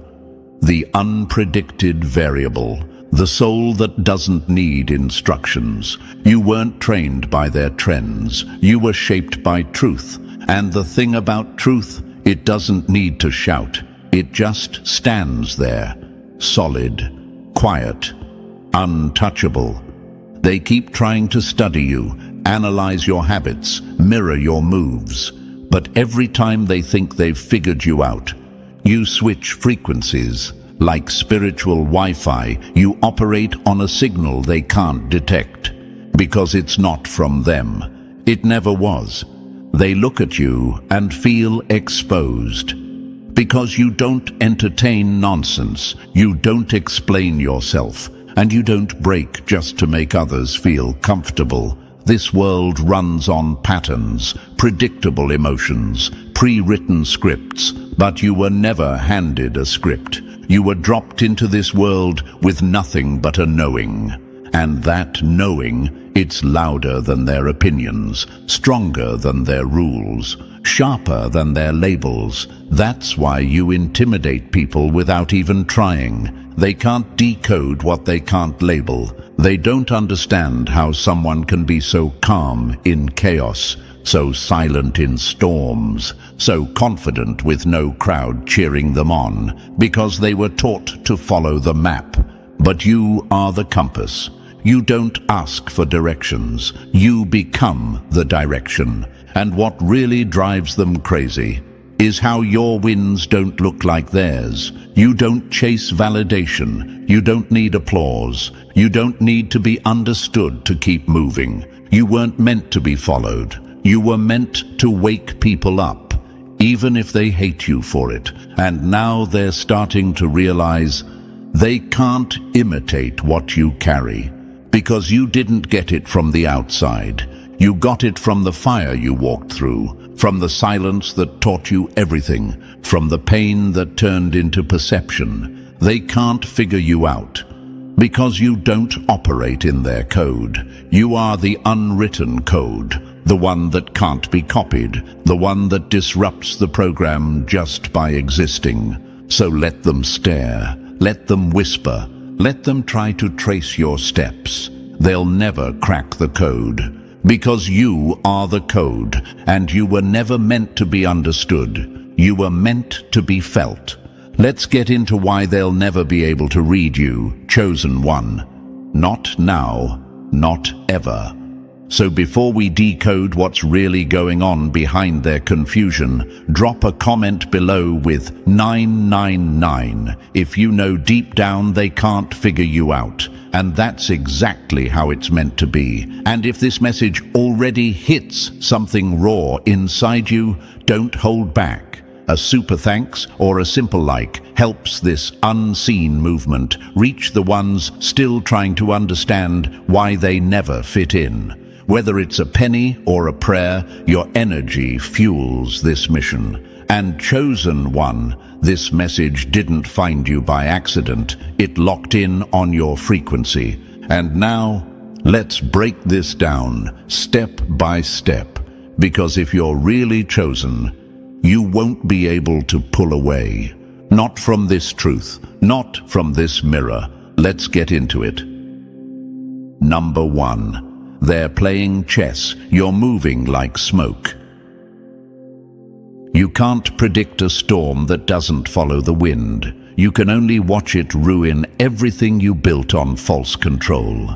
They're frustrated. They're analyzing your silence, mapping your footsteps, copying your habits like you're some puzzle they're close to solving. But here's the truth. You're not playing a game. You are the interruption to their game, and they hate you for it.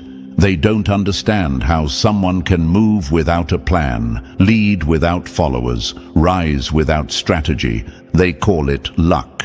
They call it chaos.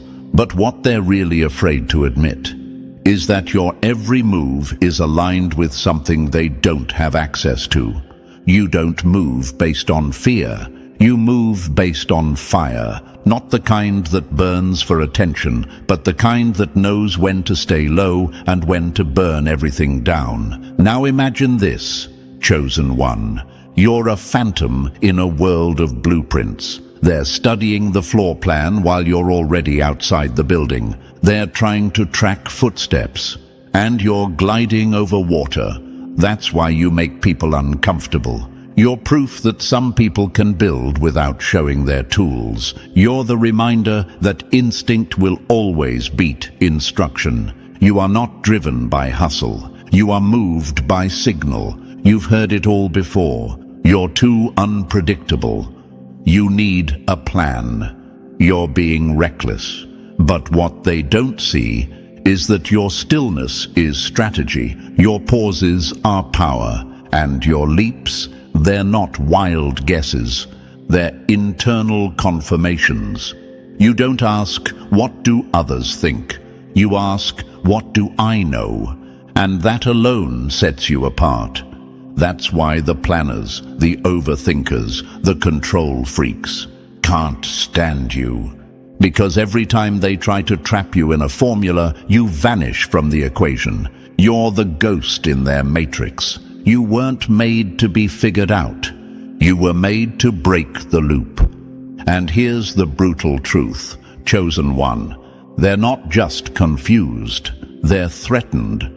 Because your alignment makes their ambition look empty. You wake up when the feeling says, move.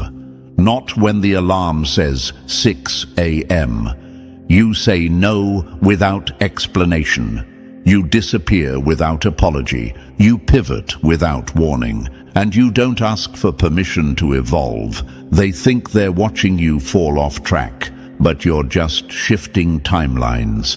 They think you're lost, but you're taking a shortcut only your soul could see.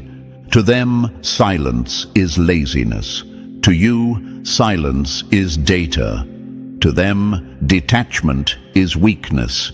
To you, detachment is clarity. They'll never understand that your path is revealed in real time, because they're busy rehearsing for a stage you were never meant to perform on. You're not in the audience. You're not backstage. You own the blueprint, but you burned it the moment it became a cage. And every time they doubt you, your results slap them harder than any explanation could, because your moves don't make sense until they succeed.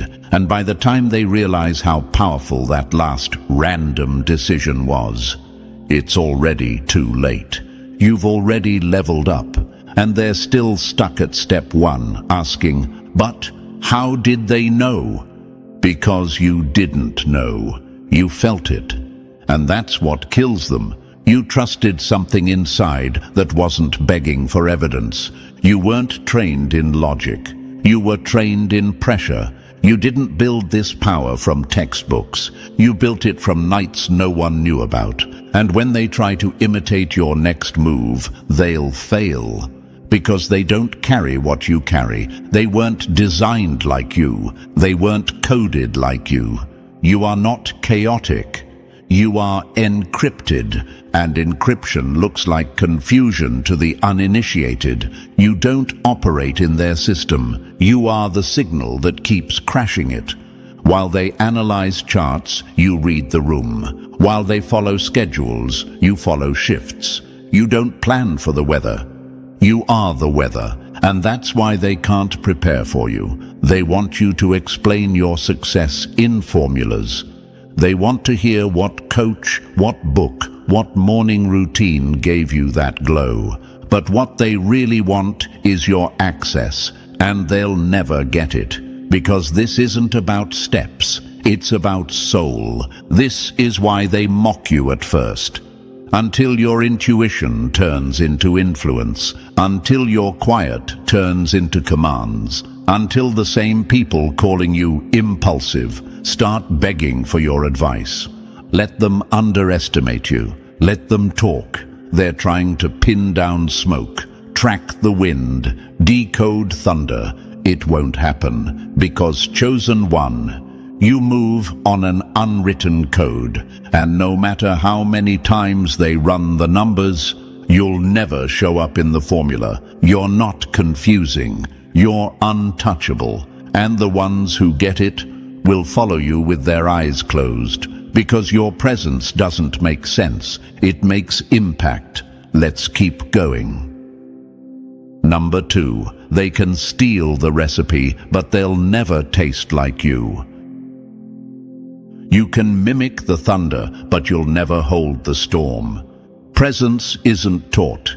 It's born in fire and revealed in silence. Real energy doesn't ask for attention. It commands reality.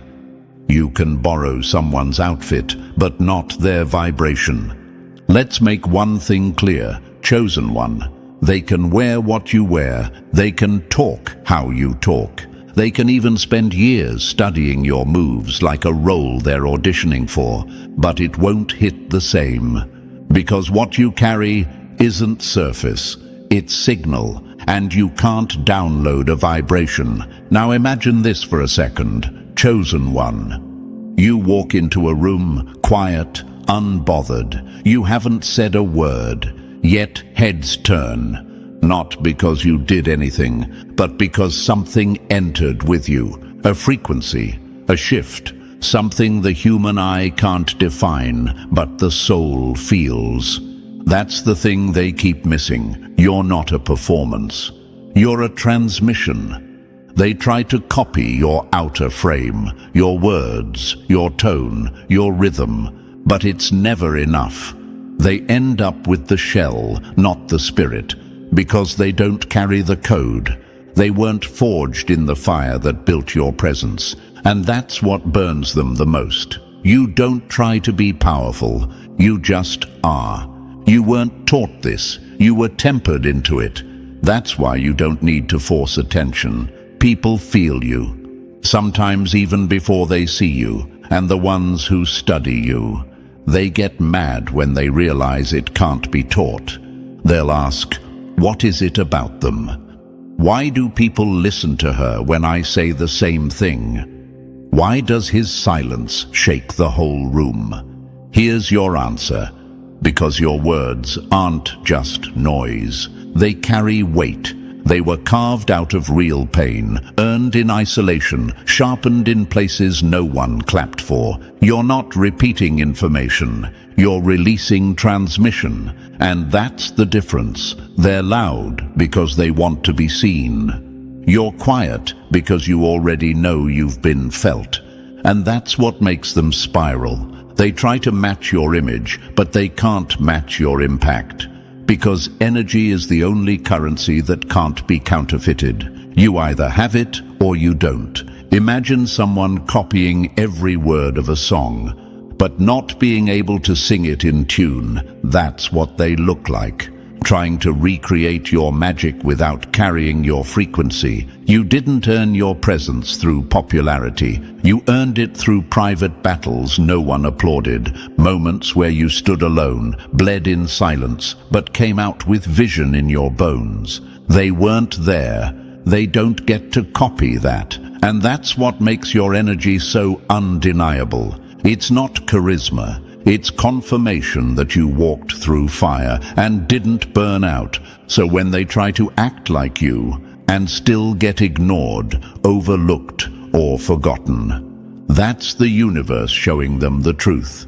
You can't fake essence. Some people light candles. You are the flame. You walk into places and people's spirits start glitching. Not because you said anything, but because your presence called their mask out. They feel seen, exposed, uncomfortable, because realness makes the fake nervous. That's why they say things like, "You're doing too much," or "Why do people always listen to you?" What they really mean is, "Why does your silence hit harder than my shouting?" Because your energy was never about popularity. It was about purity, purity of intention, purity of purpose. And no matter how much they try to remix your style, they'll never carry the soul that created it, because your frequency came from your forge, not a trend, not a tactic, not a borrowed personality. It came from real life. From real losses, from real awakening, from the kind of nights that teach you presence over performance. You became the vibration by surviving the void. That's why, chosen one, you don't chase rooms. Rooms react to you. You don't introduce yourself. Your presence does it for you. And they hate that. Because no matter how many selfies, speeches, or strategy books they consume, they still walk in unnoticed. And you just are. And that's what makes you unforgettable. You didn't force this energy. You simply stopped filtering it. You stopped dimming it. You let it walk into the world raw and unedited. And the ones who can't stand you are the ones who've been trying to fake what you live. They'll never say it out loud, but deep down they know. There's something about you they can't clone. You don't leave impressions. You leave echoes. You don't say much, but people replay it for weeks. You don't perform. You resonate. And that's what separates the chosen from the copied. Let them steal your style. Let them mimic your words. Let them rehearse your vibe. They still won't touch your frequency, because you don't just show up. You shift everything. Let's go deeper. Number 3. Your silence hits louder than their loudest lies. An echo only scares the hollow ones. The deep feel it as music. Ever notice how a single line from you rewinds in their minds like a haunted chorus? That's because you don't speak in plain text. You broadcast in seismic waves. People leaning on surface talk expect neat captions. You hand them novels printed in gravity. They ask, why can't you just say it straight? Here's the truth they dodge. Nothing about you was built for shallow water. You carry layers, history, scars, awakenings, stacked like underground cities. So, when a sentence leaves your lips, it arrives wearing dimensions they've never mapped, and suddenly every mask in the room starts to itch. Imagine this. A diver drops into the ocean expecting postcard reefs, and instead meets a trench that swallows sunlight. That trench is you. They thought conversation was snorkeling. You hand them pressure that bends steel. No wonder they label you weird, intense, too much. Translation, you make me meet parts of myself I keep buried. Here's the hidden question pulsing behind their eyes. Are you judging me? No. Your presence is simply a mirror with the power switched on. Mirrors don't judge, they reveal. And revelation terrifies people who survive on costume parties and canned opinions. They mimic your cadence, hoping depth is a trick of tone. But depth is weight. You earned yours in nights without applause. That's why a single stare from you feels like paperwork for their conscience. They can twist your words, clip your quotes, spin your silence into rumors, yet the frequency remains untouchable. You're encrypted, not elusive. Only spirits tuned to truth catch your signal, so let them fumble for captions while you converse in currents. The real ones, those brave enough to drown their egos, will hear every layer and surface transformed.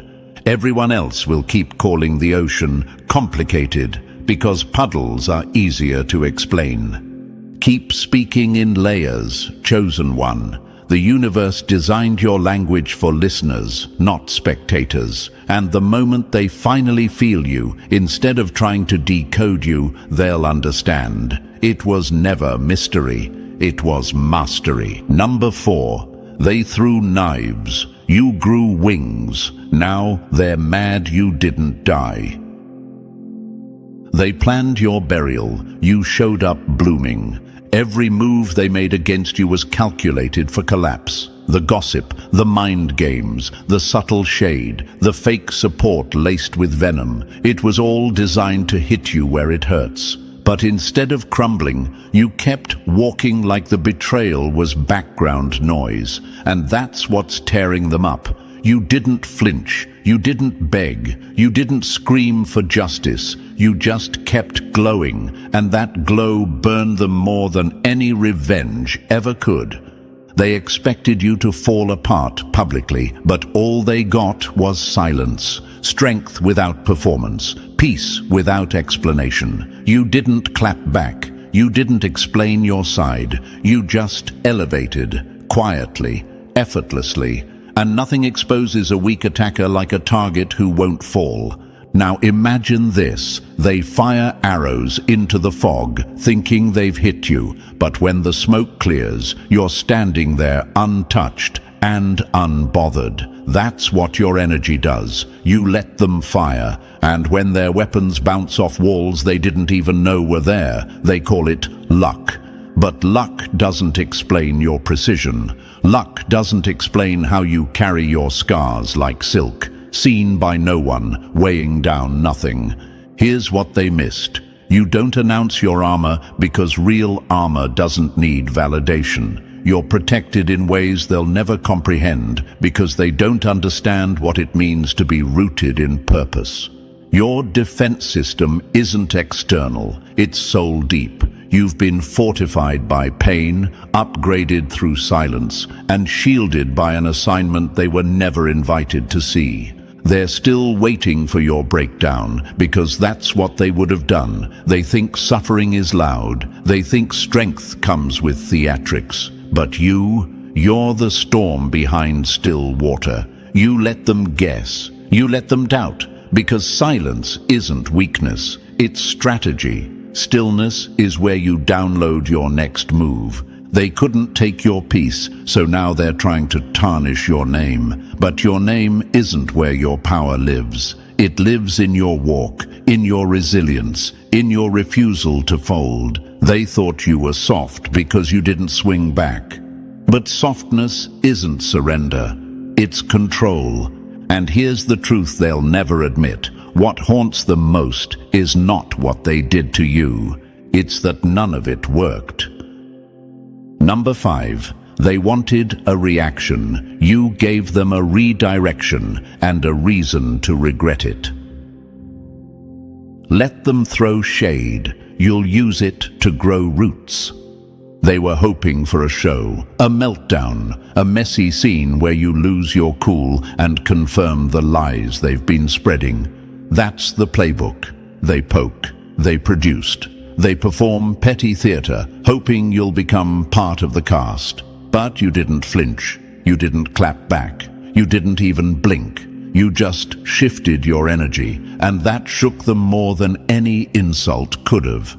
Because what they don't realize is this: you're not avoiding them, you're absorbing, transmuting, transforming. You're not passive, you're precise. You've learned to take emotional static and turn it into signal. You don't waste voltage on nonsense. You reroute the chaos into clarity. That's not weakness. That's power in its most distilled form. Now imagine this. They throw dirt on your name hoping to bury you. Instead, you plant yourself and bloom. That's what real alchemy looks like. Using what was meant to break you as fertilizer for your next elevation. While they obsess over dragging you down, you're busy studying the lesson in their betrayal, harvesting it like gold. You've mastered restraint not because you lack rage, but because you know rage wastes time. You don't throw punches. You throw silence that stings deeper than confrontation ever could. You're not scared. You're sovereign. You don't bark, you build. Here's the secret they'll never understand. Not every jab deserves a dance. Not every insult earns your ignition. You calculate your energy like currency, and if it doesn't pay in growth, you don't invest. You'd rather walk away in power than stay and play in mud with people who live for filth. They call it weakness when you don't respond, but silence in the hands of a chosen one is a weapon. A test, a mirror, and it reflects back everything they hate about themselves.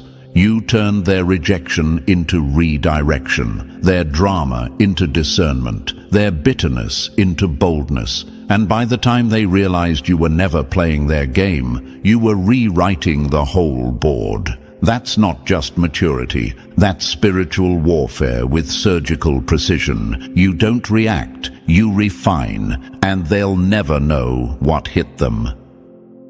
Number 6. They called you the problem, but you were just the mirror they couldn't lie to.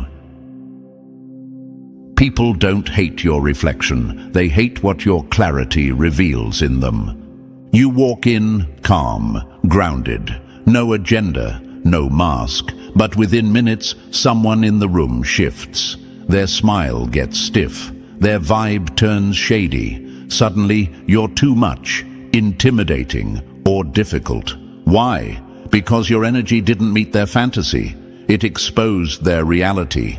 See, you didn't need to say a word. Your silence already triggered their noise. Your presence made their persona glitch. That's the power of being a walking mirror, one that doesn't flatter the ego, but forces the truth out of hiding. Now imagine this. You're a light bulb in a room full of shadows. The moment you light up, everything that was hiding in the corners starts twitching. Insecurity, envy, manipulation, and instead of dealing with the shadows, people blame the bulb.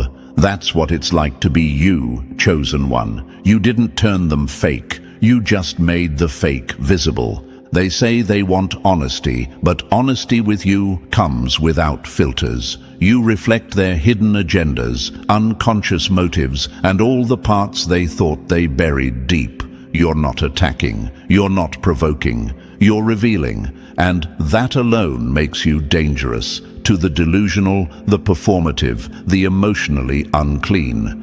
They don't react this way because you did something wrong. They react because for the first time, someone's energy is holding them accountable without speaking a word. You are the test they didn't study for, the truth they hoped no one would notice. You've seen it before. People get weird out of nowhere. They loved you until they felt seen. They supported you until your confidence mirrored their self-doubt. They celebrated you until your authenticity made their performance feel hollow. They'll say you switched up, but what really happened is you showed up, and the reflection they saw in your presence cracked their carefully built illusions. So they project, they deflect, they call you names to avoid calling themselves out.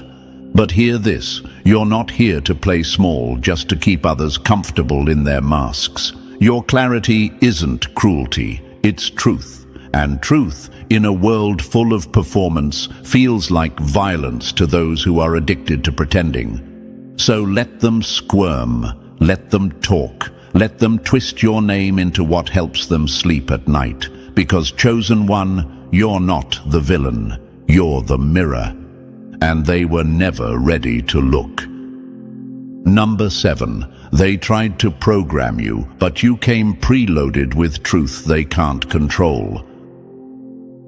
They called you difficult because obedient would have made them feel safe. From the moment you opened your eyes, the world had a plan for you. A system, a script, a list of things you were supposed to believe, follow, obey. But no matter how hard they tried to fit you into their mold, something in you never clicked. Not because you were trying to rebel, but because your spirit was allergic to lies. You didn't reject the system out of pride. You rejected it out of knowing. While others were memorizing instructions, you were scanning the structure. You noticed the cracks early, the contradictions, the hypocrisy, the way people traded authenticity for acceptance, and you couldn't do it. You couldn't be like them. Even if you tried, that made you an outsider, but also a threat. Because in a world built on conformity, authenticity is rebellion. You didn't break the rules for fun. You broke them because they were cages dressed up as commandments. They told you to fall in line. You asked, where is this line even going? That question alone made you dangerous. Imagine this. A chessboard full of identical pieces, all trained to move a certain way. Then comes you, a piece that doesn't move by logic, but by code the board doesn't recognize. You disrupt the rhythm, confuse the players, and flip the whole strategy. That's why they can't predict you. You weren't made by the system, so you're immune to its control. You've seen people play it safe. Smile on the outside, dead on the inside, choosing silence just to belong. But you knew from early on, belonging isn't worth becoming a stranger to yourself. So they tried to brand you, difficult, unstable, antisocial, arrogant. But let's decode that. Difficult, because you couldn't be manipulated. Unstable, because your growth made their stillness look suspicious. Arrogant, because confidence in a free mind feels like disrespect to the programmed.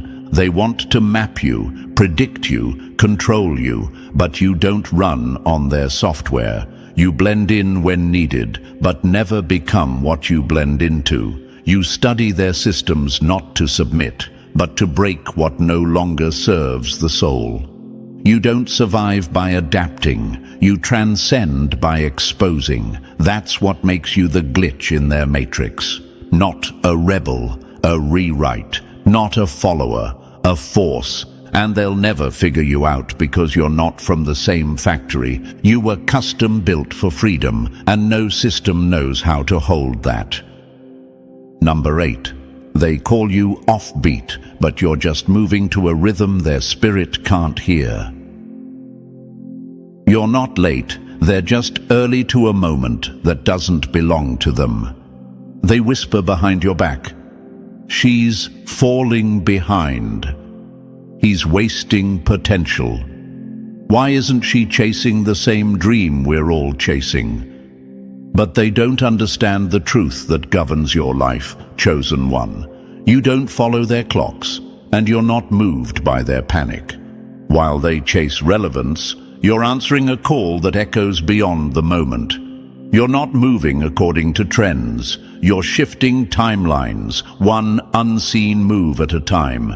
You've always bloomed out of season. When they were grinding, you were quiet. When they were celebrating, you were isolated. And when they were distracted, you were downloading. That's because your life doesn't follow market trends. It follows momentum coded into your soul. What you're building wasn't designed to be popular. It was designed to be permanent.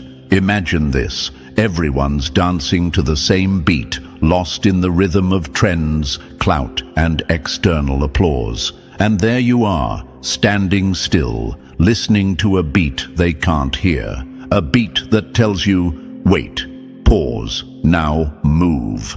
And when you do move, it's precise, disruptive, and always ahead of its time. That's why they don't get it until later, until they're following the very path you were ridiculed for taking. You see, people are addicted to pace, to performance, to movement that looks like progress.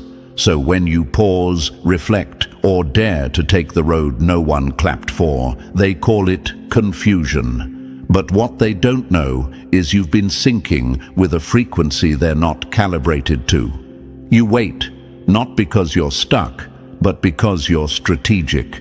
You know not every door is yours. Not every opportunity is a blessing. Not every stage is sacred. You don't chase moments, you become the moment. You don't rush to be seen. You wait until the world has no choice but to see through your lens. And by the time they catch up, you've already evolved again, already moved, already built what they're only beginning to dream about. That's why your timeline looks weird. That's why they can't place you, because your steps aren't dictated by fear, trends, or status. They're dictated by truth, quiet, bold, and unstoppable. So let them talk, let them question, let them call you late. Because the truth is, you're early, and they just haven't caught up yet. Number 9. They felt the shift, but by the time they turned around, you were gone. You don't need to be loud when your silence rearranges the room. You move like mist, calm, soft, unannounced. But when you pass through, nothing remains the same. And that's exactly why they can't stand you, chosen one. You don't enter to be seen. You enter to shift. You're not the one making noise. You're the one making impact. And that's far more terrifying. They look for signs, signals, some kind of alert that power just walked in. But you don't flash your energy like a badge. You move with surgical precision. You observe more than you speak. You study the environment like a map only your spirit can read. And just when they think you're irrelevant, bam, the whole atmosphere bends without explanation. Imagine this, a whisper that breaks glass, a presence so subtle yet so heavy it makes people question themselves. That's you, a spiritual assassin, not here for attention, here for alignment. You blend in when needed, but you never become what you blend into. You enter rooms, finish missions souls didn't know they were praying for, and vanish without applause. That's divine strategy. That's your edge. People underestimate what they can't measure. You don't show your power. You deploy it, in silence, with clarity, without theatrics. And by the time they realize a shift happened, you're already gone. Off to the next frequency, the next assignment, the next disruption. They try to track you, trap you, decode your timing, but you're not running on their schedule. You don't stay where your spirit says leave. You don't entertain what your energy says avoid. You don't speak just to be heard. You wait for moments that matter, and when that moment comes, you pierce through illusions without drawing your sword. That's what scares them. You're not aggressive, you're effective. You don't react, you restructure.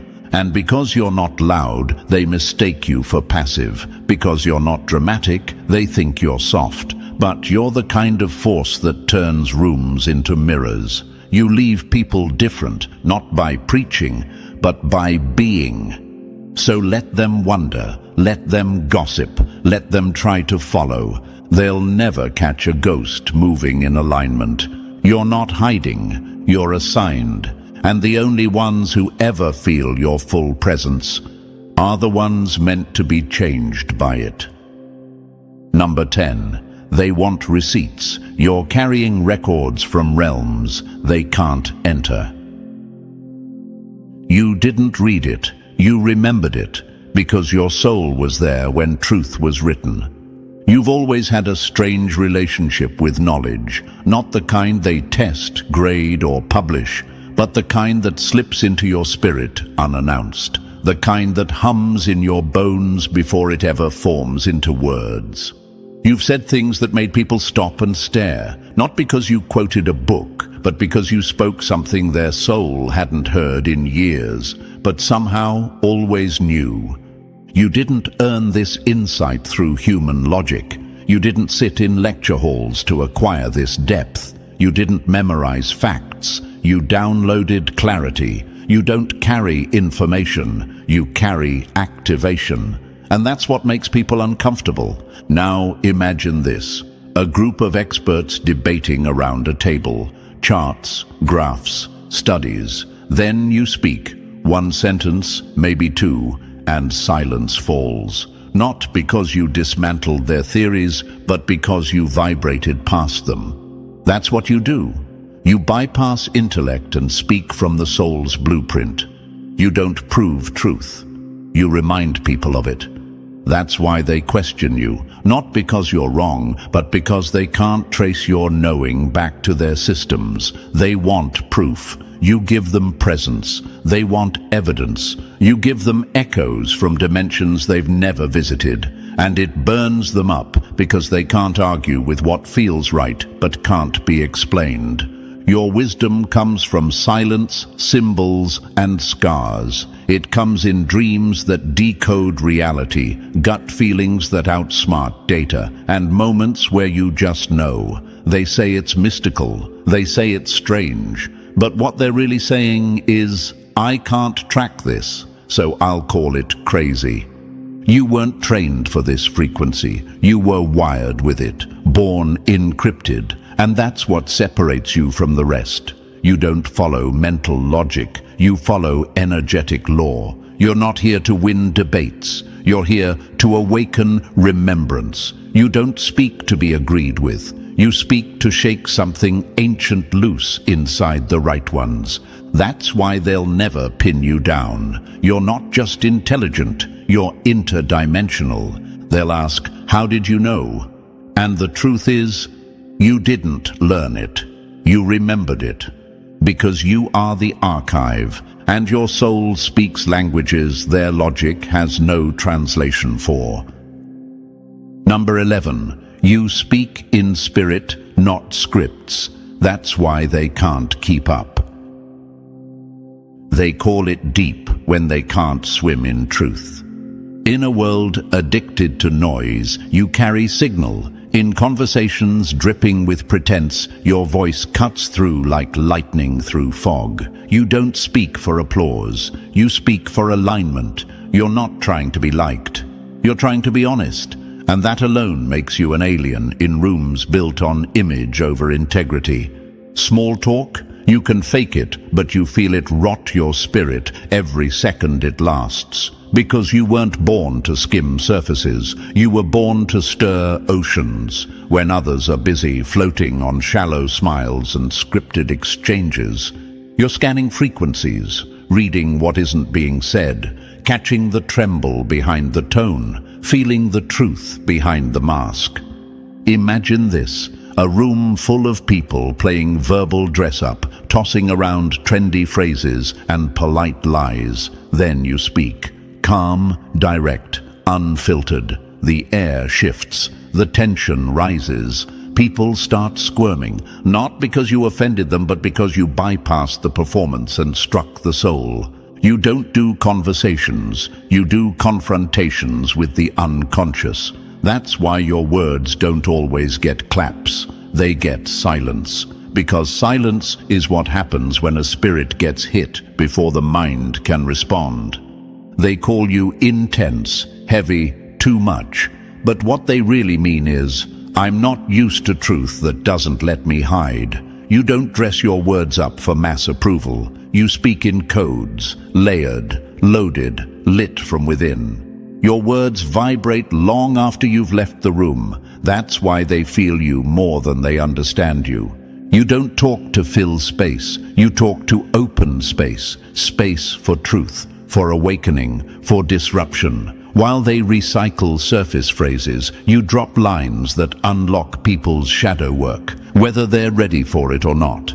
You're fluent in spirit. You hear what's buried under the sentence. You feel the tension behind the smile. You decode energy like language, and that makes you dangerous in a world built on pretending everything's fine. But let them misunderstand. Let them shrink. Let them call you too much. Because you're not speaking to be liked. You're speaking to awaken something sacred, and only the real ones will understand the language of your soul. Number 12. They keep trying to solve you, not realizing you were never built to fit their formula. They want to understand you so they can control you, but you weren't made for comprehension. You were made to crack what they fear most. They don't look at you. They study you, like you're a glitch in the matrix that threatens their sense of order, like your every move holds a secret code they need to crack to feel in control again. And the more they observe, the more unraveled they become, because nothing about you adds up in the world they're familiar with. You don't follow trends. You don't chase applause. You don't collapse into the comfort of being understood. You disrupt, quietly, unapologetically, permanently. Imagine this. They're reading sheet music, and you show up playing frequencies from another dimension. They squint, they fumble, they try to match your tune, but all they do is expose how flat theirs has always been. You weren't sent here to harmonize. You are the sound that breaks false rhythm. That's why they call you confusing. That's why they call you intense. Because the moment you enter the space, everything pretending to be real starts falling apart. They say, you're hard to read. No, you're hard to manipulate. They say, you're unpredictable. No, you're just not programmed by fear. What they're really saying is, you don't behave the way we were taught people should behave. And that makes us nervous. And it should. Because every time you evolve, it erases their last definition of you. And people who build identities around controlling others hate when they can't label what stands in front of them. You weren't made for labels. You were made to destroy the need for them. You don't fit systems. You shake them until they reveal their cracks. You don't chase belonging. You are the reminder that true power can walk alone and still shake a kingdom. That's why they gossip. That's why they project. That's why they get uncomfortable when you don't explain your silence or justify your growth. Because they don't know what to do with someone who doesn't beg to be understood. Someone who doesn't need to be decoded to walk in their power. Someone who isn't playing the game because they are the reset button the game didn't plan for. They want to know, why do you move like that? Why do you speak in ways that make me feel exposed? How can someone so quiet cause so much disruption? Because, chosen one, your presence is data from a higher realm. You weren't trained in their system.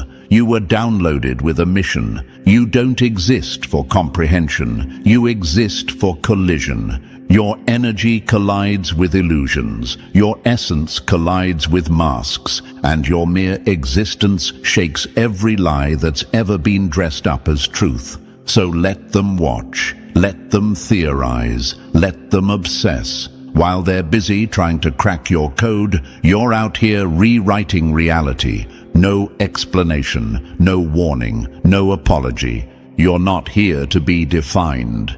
You're here to be felt, and only the spiritually awake will ever recognize what you truly are. The living encryption that exposes everything false without saying a word. Stay that way. Stay unreadable. Stay untouchable. Stay aligned. Because you are not the question they'll ever answer. You are the shift they'll never forget. So now you know why they'll never figure you out, chosen one. You weren't sent here to be studied. You were sent to stir something ancient awake. While they try to trace your steps, you're busy walking a path only your spirit can see. Let them wonder.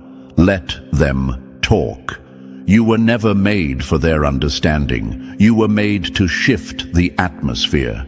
If this message hit your soul, don't forget to like, subscribe, and drop 777 in the comments to claim your encrypted power. Share this with someone else walking in silence but shaking the room. You're not alone. You're aligned. They swore you were finished until they saw you rise from ruins they built to bury you. They saw you struggling and assumed you were done. They thought your silence meant surrender. They watched you go ghost, move different, show up less, speak softer, and they smiled, like vultures circling something they thought was dead. But what they didn't know is that you weren't falling apart. You were falling into position. Didn't they mock you when you stopped posting? Didn't they whisper about you like you were a failed project? Didn't they screenshot your setbacks like trophies? Didn't they call your quiet crazy, your discipline delusion, your absence irrelevant? But now they're glued to your glow-up, like fans watching a mystery they helped create. Now they're watching you unfold like a scene they were never ready to star in. They judged the seed before it ever bloomed, and now they can't comprehend the forest that grew from your silence. They weren't expecting this kind of comeback, because it didn't come loud. It came aligned. No announcement, no flex, no begging, just divine movement and unshakable presence. So before we dive into this message, chosen one, go ahead and like this video to help more souls find their way to this message. It tells the algorithm that this truth matters.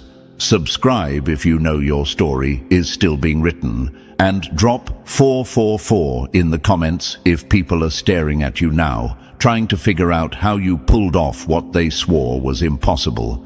Now, let's talk about the glow-up that left them speechless, the the spiritual shift that turned you from the invisible one into the one they can't stop watching. They thought they had you figured out. You were the quiet one, the soft one, the one that stayed behind and clapped for everybody else. They saw you in the same outfit twice and assumed you were struggling. They misread your loyalty as weakness, your patience as passivity, your healing as hiding. But what they didn't see was the war you were winning in silence. You didn't clap back. You didn't expose them. You didn't explain. You just disappeared into discipline, into healing, into focus. And now you're glowing with answers their minds can't calculate. They think you got lucky, that something just happened for you, that you got in with the right people or found a shortcut. No, you found alignment. You partnered with the unseen. You tuned into the frequency of truth while they kept posting fake power for fake people. And now they're obsessed with how you did it, because their ego told them you'd never rise. Their arrogance told them you were beneath them. Their insecurity needed you to lose. And the worst part for them, you didn't just rise, you rose without them. You're glowing in a way they can't mimic. You're thriving in a way they can't block. You're untouchable in a way they can't fake. Because this version of you isn't polished, it's powered. Powered by wounds you turned into wisdom, fueled by betrayals that became your blueprint, activated by rejection that forced you to find your true source. And now, they're digging through your timeline, asking about your moves, checking your comments, spinning the same stories, trying to explain something they'll never understand. How someone they discarded became the standard. They laughed during your building season. Now they're clapping awkwardly in your winning season, trying to act like they were always in your corner. But chosen one, let them watch, let them stalk, let them wonder. Because what they're really asking isn't just, how did you do it? It's, how did we miss it? How did we disrespect something so rare? How did we fumble someone who was the blueprint the whole time? You don't owe them closure.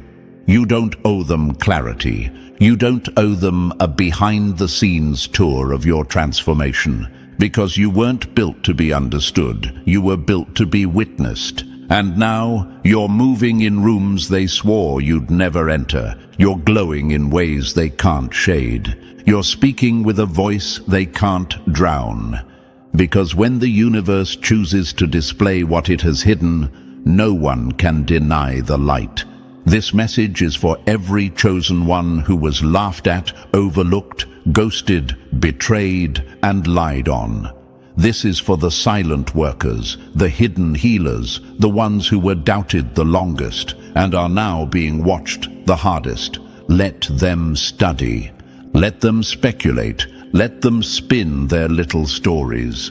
Because no matter how many times they hit rewind, they still won't figure out how you did it. You were downloaded, not duplicated. You were summoned, not selected. You were built for this moment, when everything they dismissed would turn into everything they now desire. And you don't even need to say a word. Your life is speaking volumes. Let's get into it. And chosen one, don't go anywhere. This was just the preview. They've seen the glow, but now we're about to break down exactly how you pulled it off while they were busy counting you out. Drop the number 777 in the comments if people are suddenly paying attention to your every move, trying to decode your glow. And if you want to help spread this message to more chosen ones worldwide, hit like and subscribe, because every click tells the algorithm we're not hiding anymore. And now, let's go deeper, step by step. If you're truly chosen, you'll feel it pull you all the way to the end. Let's begin. Number 1. They mocked the blueprint because they didn't know it was sacred. They laughed at the silence, not knowing it was a divine download. That's what they always do, isn't it? They laugh too soon, they talk too loud, they misread everything that doesn't immediately perform for their applause. They mocked your stillness like it was stagnation. They whispered about your setbacks like they were signs of failure. They took one look at your paused season and assumed the show was over, but they didn't know. Your silence was sacred. Your retreat was intentional. Your absence was architectural. Because see, when the universe is downloading blueprints into a chosen one, there are no public announcements, no stage lights, no coming soon posters, just darkness, just stillness, just whispers from within that only those with spiritual eyes can hear. But they missed that part, didn't they? They thought you were just drifting, lost, confused. They didn't know you were incubating, being recoded, being stripped down to bone so the universe could reassemble you into something no ego could touch. They mocked the process because they had no access to the blueprint. They thought you were behind, but you weren't on their clock.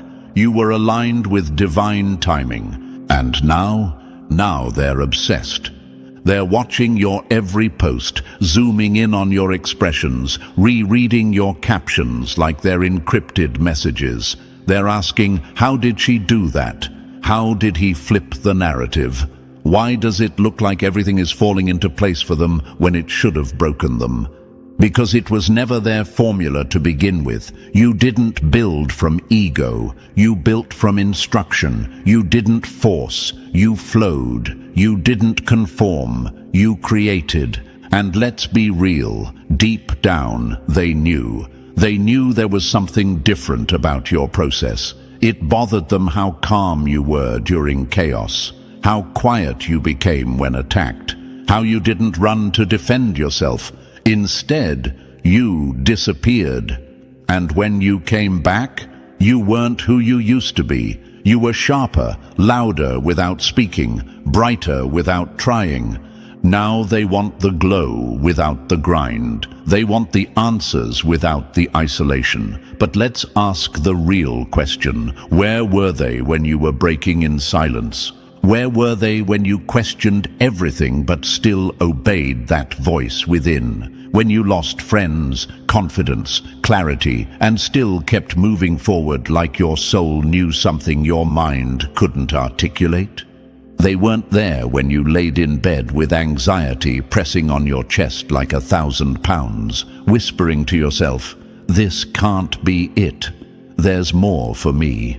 They weren't there when you deleted the text, walked away from the table, or turned down the opportunity that would have sold your soul for convenience. They didn't see the nights you rewired your entire spirit in silence, the nights the blueprint downloaded.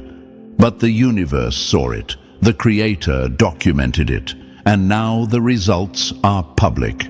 See, that's what messes them up the most. It's not that you made it. It's that you made it without begging, without explaining, without trading your soul for their approval. That's what's haunting them. That's what's keeping them up at night. Because they remember the moments they laughed, the moments they gossiped, the moments they said, "You're doing too much," or worse, "You'll never be anything." They spoke curses over a chosen one, and now their mouths are dry from the dust storm your rise has caused. You don't have to flex. You are the flex. Your alignment is the proof. Your glow is the revenge. Your peace is the loudest announcement you could ever make. And let's be crystal clear. Just because they didn't see the blueprint doesn't mean it wasn't real. Chosen ones don't need validation. We don't move for applause. We move because the assignment speaks louder than the critics ever could. Think of legends like Steve Jobs, mocked for his weird ideas, fired from his own company, ridiculed for his silence. But while they laughed, he was building. And when he returned, he revolutionized the world. Think of Serena Williams, criticized for every move, every outfit, every win. But her silence? Sacred. She didn't answer noise. She answered with greatness. And what about you?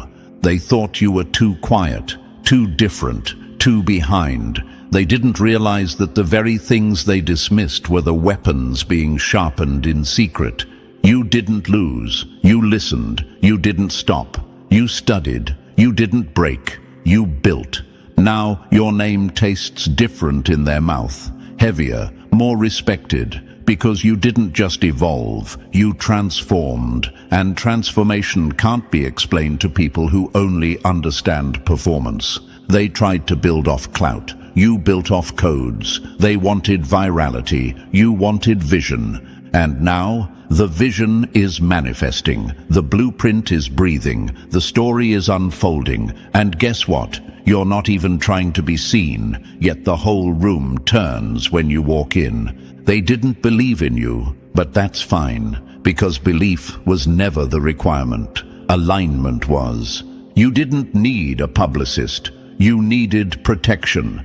And now that the universe has finished building the foundation, the elevation is inevitable. You are the download. You are the sacred code. You are the evidence that real alignment can't be copied, can't be rushed, can't be explained. They mocked the blueprint because they couldn't read the language, but now that the vision is visible, they're scrambling for a translation. Let them wonder. Let them obsess. Let them try to figure it out. But never forget, you lived it before you posted it. And the reason it's so powerful, because while they were performing for the world, you were preparing to change it. Number 2, your comeback was so loud, it broke their ego. They ignored you in stillness. Now they resent you in motion. That's how the story flips. Chosen one. They didn't mind you when you were quiet, broken, trying to find your footing. They liked it when you were the underdog. The one they could overlook, the one they could whisper about without consequence. You were safe when you were silent. You were convenient when you were unsure of yourself. And back then, they felt bigger, louder, stronger. But now your very existence is a threat. Now your glow is turning heads. Now your steps are making noise they can't mute. And they hate it. They hate how loud your comeback sounds against the silence they once used to erase you. You were the one they left behind, and now you're the one leading the movement they can't stop watching. Let's be clear, your win wasn't supposed to happen. Not in their version of your story. They thought they had buried you deep enough. They assumed you were too broken, too scattered, too far gone to ever return, let alone rise. But you weren't buried. You were planted. You were rooting, strengthening. So when your time came, you didn't just grow, you erupted, like thunder after a long drought. Unexpected, undeniable, and loud enough to shake everything they thought they knew about you. And now they can't even breathe without hearing your name echo in conversations, scrolling past your glow-up, or watching people praise what they once mocked. It's killing them, because your comeback didn't ask for permission. It didn't announce itself quietly. It didn't seek validation. It just arrived, fully formed, fierce and flourishing. You were quiet too long, and they mistook that for defeat. But your silence wasn't surrender. It was sacred strategy. While they were busy performing for attention, you were preparing for ascension. While they were laughing, you were leveling up. Every ignored text, every door closed in your face, every fake friend who played both sides, it all became fuel. And now they're choking on their own pride, watching you shine. Let's really talk about it. They clowned your ideas, rolled their eyes at your dreams, threw shade at your potential. They said things like, "You're doing too much," or "Who does she think she is?" But deep down, they knew. They knew. They just prayed the light inside you never turned on long enough for the world to see. Well, it did. And now your glow is blinding every ego that tried to dim it. Your presence is disruptive. Your comeback is offensive, because it reminds them of everything they'll never be. You didn't just get up. You got up with grace, with fire, with receipts. And now the same ones who ignored you in your cocoon are losing sleep over your wings. You ever notice how they go quiet now? They don't clap, they don't congratulate, they don't repost. But they're watching, they're always watching, because that's what ego does when it's wounded by truth. It observes in silence and pretends it's unaffected. But every win you post, every picture you drop, every ounce of joy you carry, it pierces. Your elevation exposed their limits. Your rise highlighted their refusal to grow. And now they're stuck replaying the version of you they wanted to last, while the real you keeps evolving right in front of their eyes. They thought you needed their validation. Now they need your energy just to feel alive. They spent years building an identity around being better than you. That was their safety net. But your comeback destroyed the lie. Now they don't know who they are without your failure propping them up. And that's why they can't clap. That's why they're bitter. Because their entire ego was built on the belief that you'd stay behind. But instead of staying small, you became everything they swore you couldn't be. You are the proof that the universe honors the silent ones, the disciplined ones, the real ones. You didn't beg for a seat. You built your own table. You didn't chase recognition. You chased alignment. And now the spotlight follows you like a magnet. That's why your name lingers in rooms you've never entered, why your energy travels faster than gossip, because authenticity leaves a mark no lie can erase. They want to know how you did it, how you rose from the ashes they thought they buried you in, how you're glowing without their support, how you're commanding attention without even trying. Let them wonder, let them stalk. Let them watch your every move like it's their full-time job. Because here's the truth. Your comeback was louder than any announcement. Your glow is louder than any argument. And your existence is louder than their ego can handle. You weren't made to blend in. You were made to disrupt. And the more you rise, the more you expose everything fake around you. People don't hate you. They hate how you remind them of the work they refuse to do. They hate how you healed. They hate how you kept going. They hate how you became everything they said you weren't. But let them, because you don't owe them softness. You don't owe them access. You don't owe them explanation. This is your era of unapologetic power, your divine reversal, your heaven-ordained highlight reel. And guess what? You're just getting started. They ignored you in stillness, but they can't ignore the movement now. Your comeback speaks volumes, and the volume is turned all the way up. So let them wrestle with your growth. Let them stew in their confusion. Let them sit with the fact that the same person they dismissed is now living rent-free in their conversations, their feeds, their thoughts. Because you didn't just win, you made it look effortless. And that broke their ego beyond repair. Number 3, they can't trace you because you don't move like the world. They can't trace you because you don't move like the world. You weren't built from trends, you were carved from truth. That's the real reason they can't figure you out. They keep trying to decode your glow-up, like it's some strategy they can copy, like there's a playbook you secretly followed. But here's the gut punch. You didn't rise from tutorials, formulas, or filters. You didn't fake your progress to fit the algorithm. You bled for this. You broke for this. You buried versions of yourself that were built to survive in fake environments, just so you could come back real. They thought they could copy your path. But how do you duplicate something that was born from pain they've never endured? How do you imitate a soul that was carved by fire, not fame?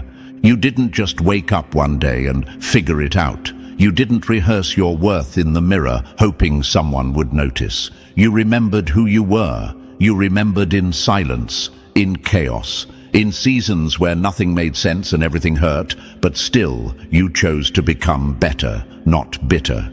They think they can trace your steps, but you were never walking on their map. You move different because you are different. You don't walk into rooms trying to be seen. Your energy announces itself. You don't post to prove. You post as a reminder. You exist. You rose. You're still standing. And that alone shakes them. Because you didn't follow the blueprint. They followed each other. You didn't seek the spotlight. They sought validation. You didn't build yourself from likes, trends, or echo chambers. You built from stillness, from rejection, from the kind of spiritual pressure that creates diamonds under silence. That's why they keep asking, how did she do it? Because it makes no sense to the world. The world says, compete. You chose alignment. The world says, perform. You chose peace. The world says, look at me. You chose, watch this. They can't trace it because you didn't rise on the same frequency they operate on. You're not a product of noise. You're a product of discipline, of obedience, of invisible work that no crowd ever clapped for. That's what makes you dangerous. They scroll through your life looking for answers, screenshots, secrets. But the truth is, you're not replicable. Because you didn't build from outside in, you bloomed from the soul outward.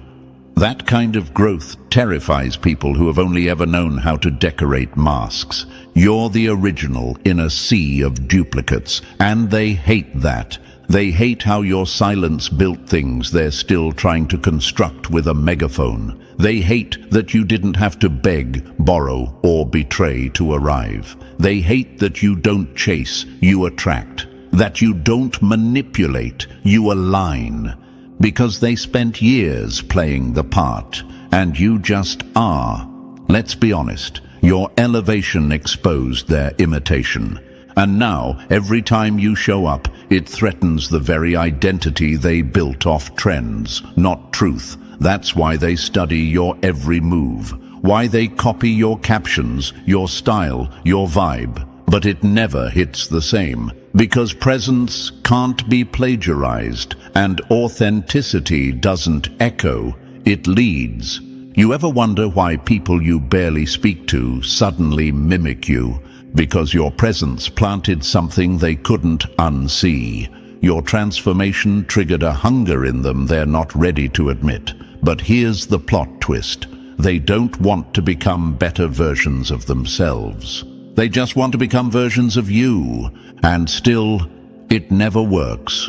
Because you don't move like the world, and you never did. You were carved in silence while they were screaming for attention. You were shaped by delay while they rushed into half-baked fame. You were tuned to the frequency of the creator, not the crowd. That's why you always arrive on divine time. Not early, not late, but right when the impact will hit the hardest. You're not just hard to trace, you're impossible to imitate. Because you don't just do different, you are different. You breathe in alignment and exhale disruption. You walk in truth and leave footprints on people's spirits. And every step you take without saying a word makes them question everything they ever claimed to know about glow-ups.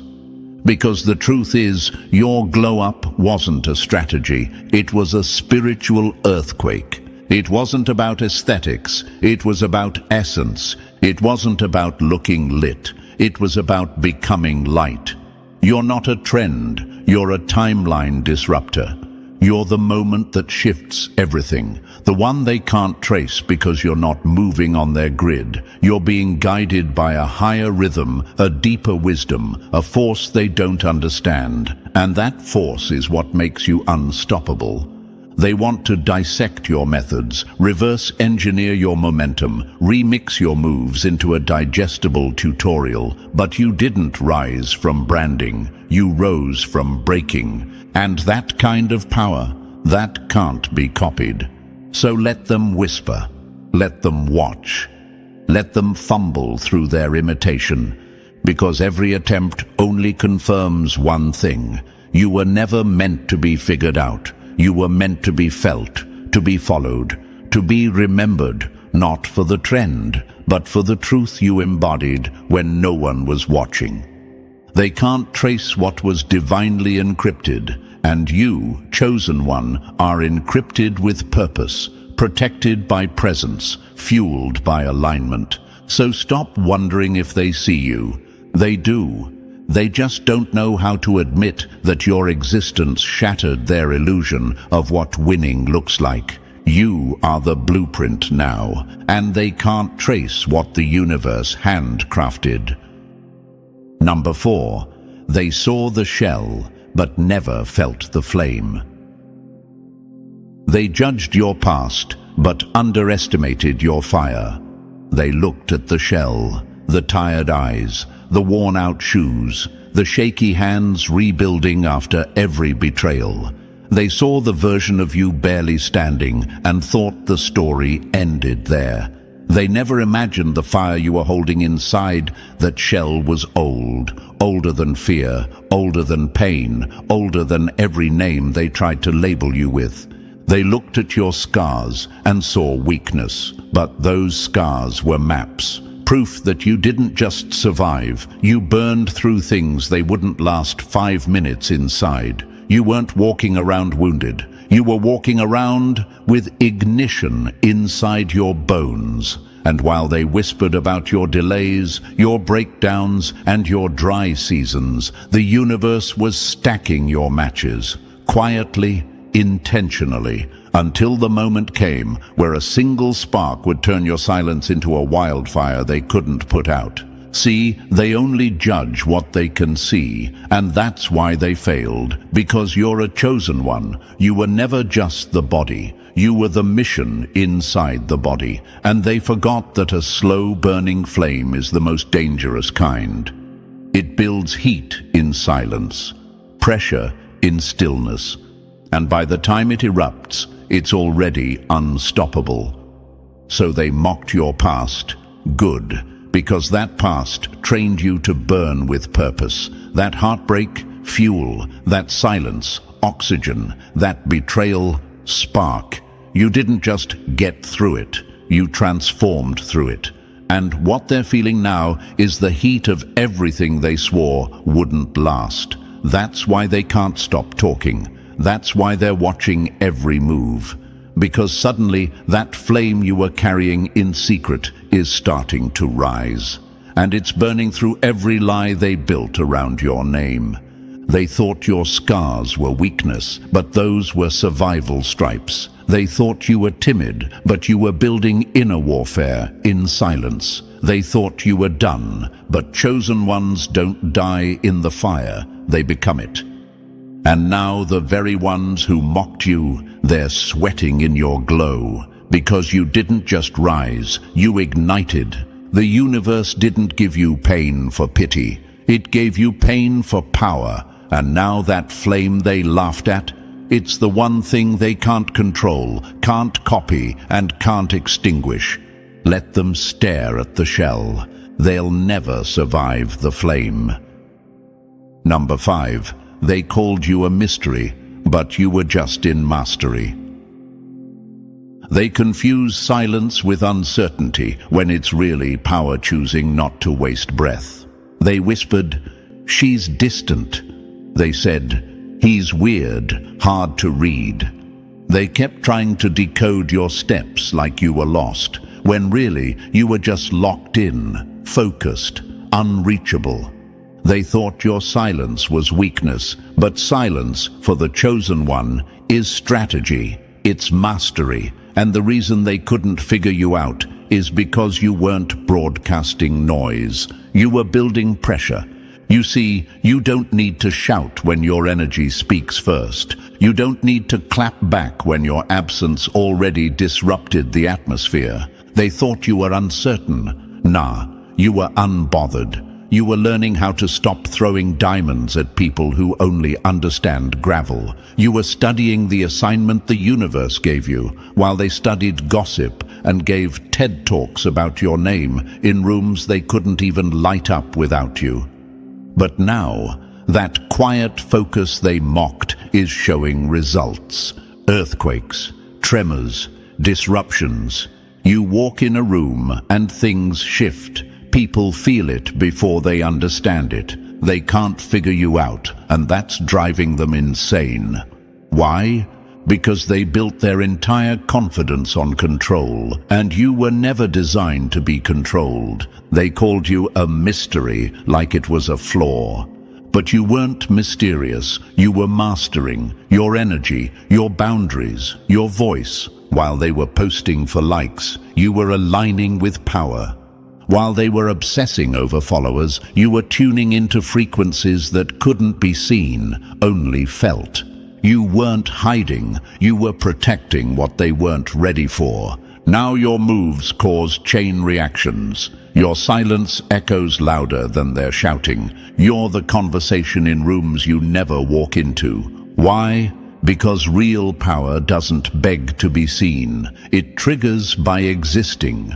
They tried to define you, but you slipped through every label like smoke. Because you weren't trying to be understood, you were being trained. You were preparing to show up so aligned, so unshakable, that even their egos would bow in confusion. Let them keep calling you a mystery. Let them keep guessing your next step.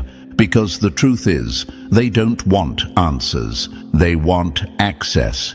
And the universe already changed the locks. Number 6. You're the walk-in earthquake they never prepared for.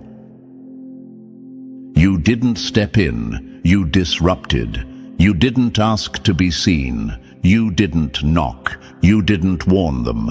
You just entered. And the moment you did, everything they built on ego, gossip, and pretend confidence began to crack like glass under truth. You didn't show up loud, you showed up anchored. And that's what they weren't ready for.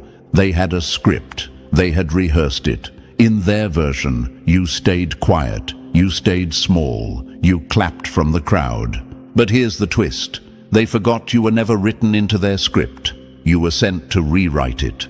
The moment you walked in, their illusions trembled. Their mask slipped.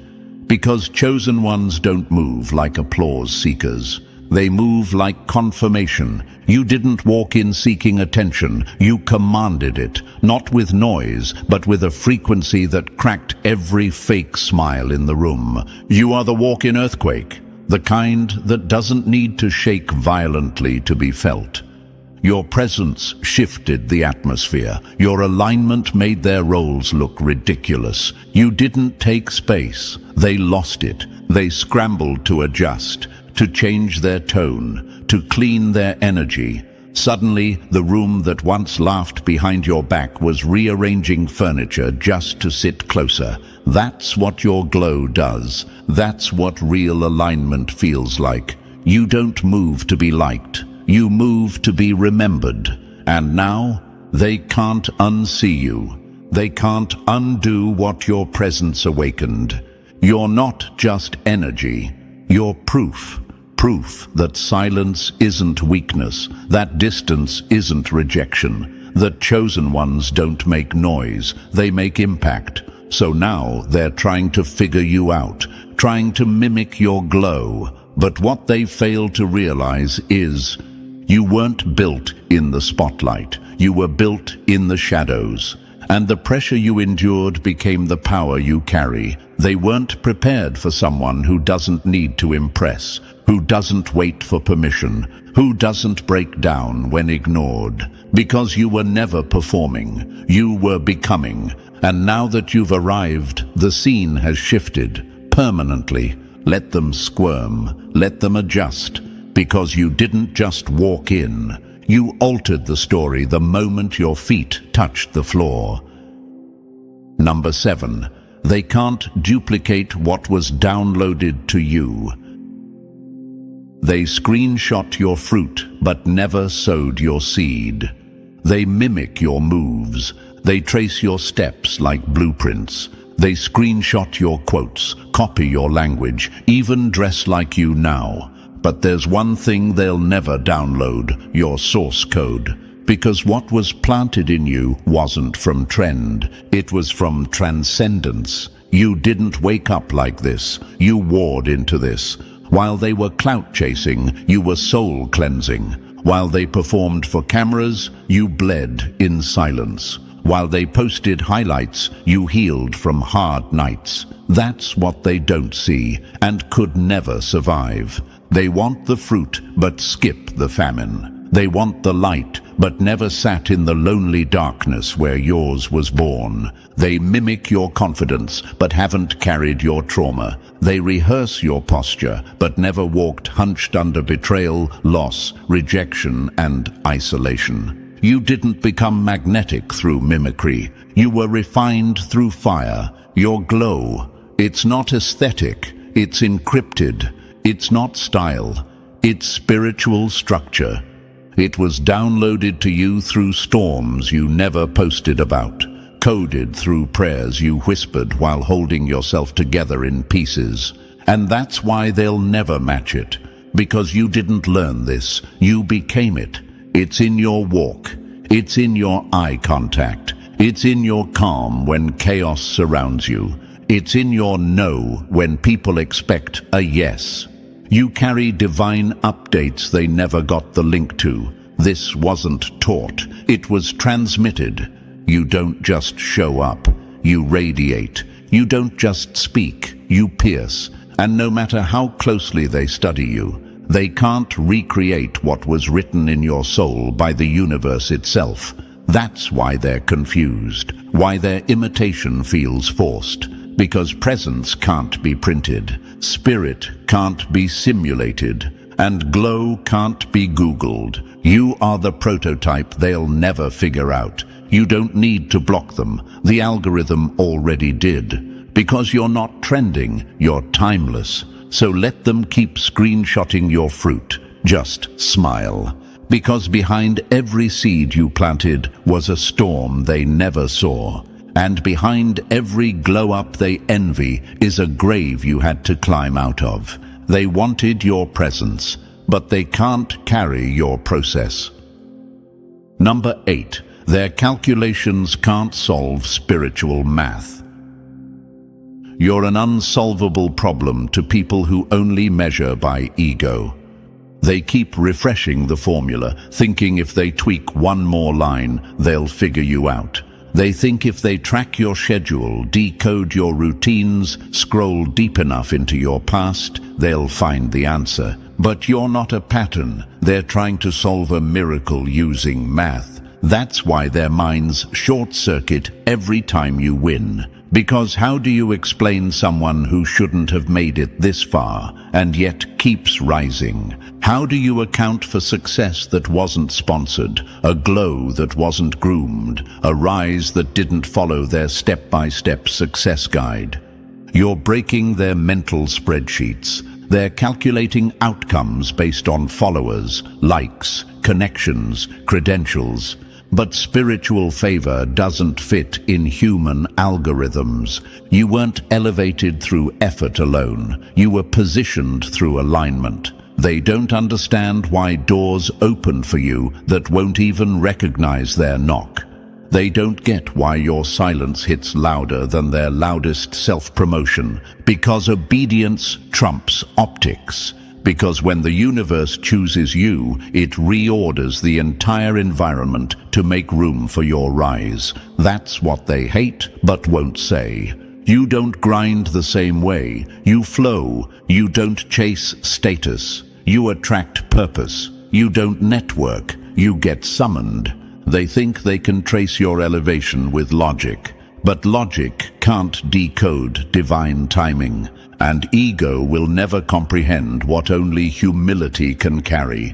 They think you just got lucky, but if they knew the discipline, the obedience, the soul wounds it took just to stay sane, they'd realize you weren't handed anything. You were built in the dark, downloaded in silence, shaped in isolation. You're not unpredictable. You're protected. They tried to measure you, but the ruler snapped.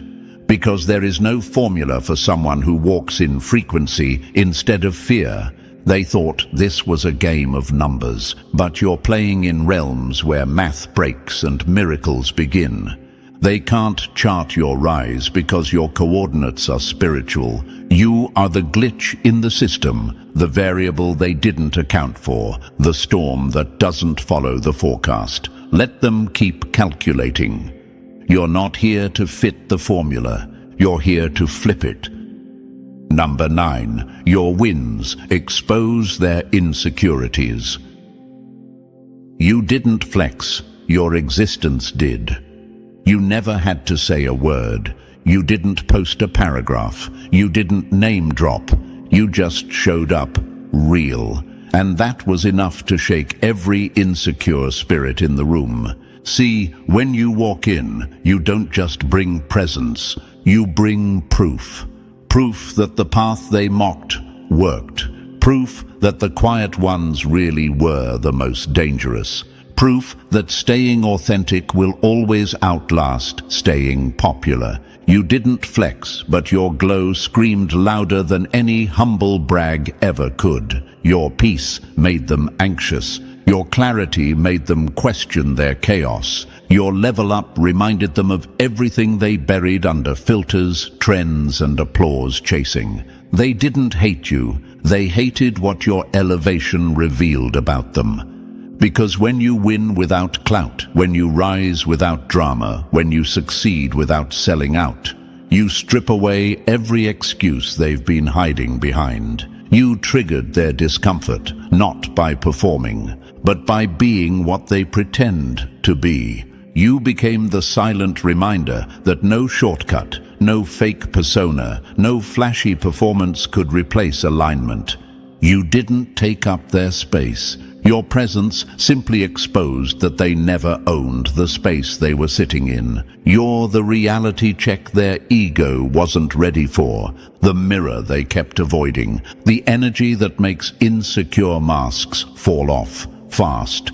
And now they're left scrambling, trying to humble you, because they can't handle the quiet confidence that doesn't need validation. Trying to find flaws because your consistency highlights their inconsistency.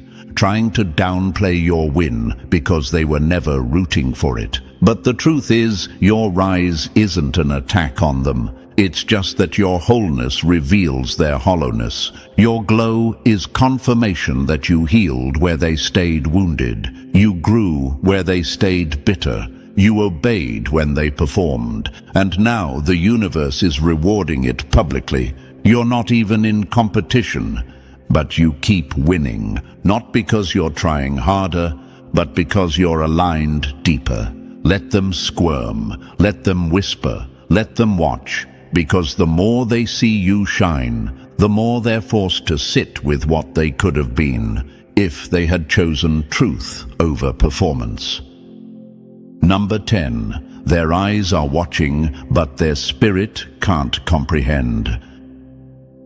They look for ingredients in a recipe they weren't called to cook. They're watching everything, your every post, your every move, your every silence. They're dissecting your captions, zooming in on your glow, trying to reverse engineer your rise like it's a science project. But here's what they'll never understand. You weren't built by attention. You were forged in isolation. You didn't just post and blow up. You died to the version of you that once needed their approval. And now that you're glowing, they're gasping. Not because you're flaunting, but because you arrived without using any of the formulas they swore were required. They're addicted to your energy, but allergic to your process. They want your results without your rebirth. They want your confidence without your collapse. They want your spotlight, but they'd never survive your shadows. See, this level of power, it can't be copied. It's encoded. They're trying to replicate revelation using repetition, trying to learn your depth from surface-level scrolling. But this isn't a tutorial. This is transformation. And transformation can't be taught. It must be earned. They're scrambling for the ingredients.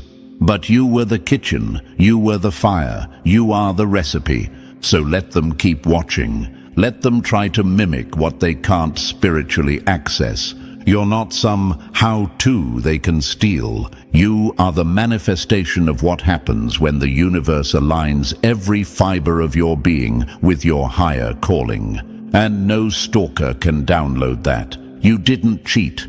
You changed. You didn't manipulate.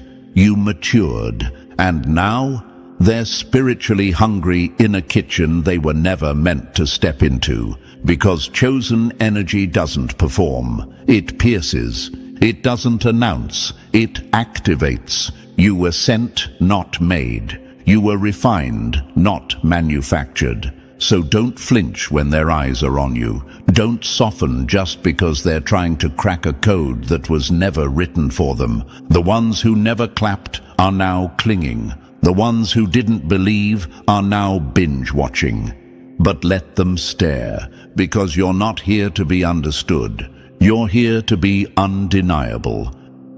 Number 11. You look like magic, but you moved like a machine. It wasn't luck. It was discipline behind closed doors. They think it was a miracle. They think you just got lucky. They see the light show now, but they never saw the wiring. They didn't see you bleeding behind closed doors while they laughed loud in rooms you weren't invited to. They didn't see the nights you cried into your pillow, still waking up at 5 a.m. to chase a dream no one clapped for. They didn't see the self-doubt, the heartbreak, the betrayal, fueling your fire while they were faking success for Instagram likes. And now you look like magic, but they don't realize. Magic hurts before it shines. What they call overnight success was daily execution. While they were partying, you were pruning. While they were performing, you were preparing. While they were seeking clout, you were cultivating clarity. They're shocked because they expected you to break. But you were too busy building, and not just building dreams. You were building discipline, structure, routine, silence, precision. You became a machine, not cold, not emotionless, but unstoppable. Because real chosen ones, they don't beg for attention. They train in silence until the spotlight is forced to find them. You were the one mapping the blueprint while they laughed at your quiet season. But what they mistook for delay was actually divine development. You weren't paused, you were programmed. Now, your steps are too calculated for chaos to interrupt. Your glow is too internal to be dimmed by gossip. And your rise is too rooted to be shaken by shade. Let them whisper, let them study, let them act confused, because they can't fathom that the nobody they ignored was training like a titan in silence, that the soft-spoken one had steel woven into their soul, that the underestimated one had a work ethic that could move mountains. You didn't just show up. You earned every second of this season. So when they say you came out of nowhere, let them. Because the truth is, you were everywhere they refused to look. In the grind. In the grind. In the grind. Now they want a shortcut to what you suffered for. But this was never luck. This was legacy. Number 12. You're not the example. You're the exception. They tried to write you out. Now they're rewriting their whole story around you. They had you miscast from the start. You weren't loud enough, weren't connected enough, didn't play by their rules. So they pushed you to the background, gave you no lines, dismissed you as a side story, irrelevant, replaceable, invisible. But here's what they didn't see coming. You weren't written to follow their script. You are the scene. You are the page that flips the entire plot. The moment the story takes a turn, they didn't outline. The breath that stops the audience mid-sentence. You're not here to be an example of what's possible. You're the exception that makes them question everything they thought they knew. They're rewriting their own narrative now, not out of inspiration, but desperation. Because you shattered the template. You burned the rulebook. You bypassed the gatekeepers they worshipped. And now, the same people who counted you out are rearranging their goals just to chase your shadow. They wanted the glory without the grind, the light without the fire. But you took the long road through storms, betrayal, rejection, and silence, and turned every bruise into brilliance. That's what makes you dangerous. They can't copy this. They can't decode this. Because it didn't come from the world. It came through your scars, your silence, your soul. You're not just another anything. You're not following a formula. You are the formula. That's why their imitations fall flat and their comparisons collapse under the weight of your truth. And now they don't just notice you, they orbit around you. Like a planet trying to make sense of a sun they never believed would rise. Let them call it mystery. Let them call it luck. Let them call it hard to read. You know what it really is? It's what happens when someone dares to become what others were too afraid to even imagine. You're not here to fit the role. You're here to redefine what the role even looks like. Because you're not the example, chosen one. You're the exception the universe handpicked to prove that the realest ones can never be written out.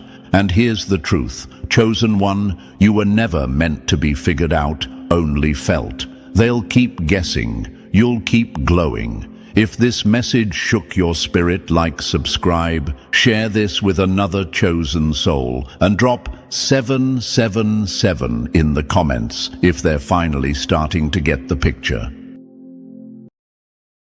You weren't unpredictable. You were unreadable because you never played a game you didn't design yourself. Now imagine this for a moment.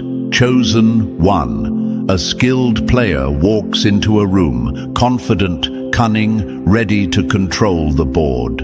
But the moment they sit across from you, they freeze. Why? Because for the first time, they're not in charge. The rules don't apply. The moves don't work. Their tricks fall flat. That's what you did to them. You weren't the opponent they prepared for. You were the test they failed before it even began.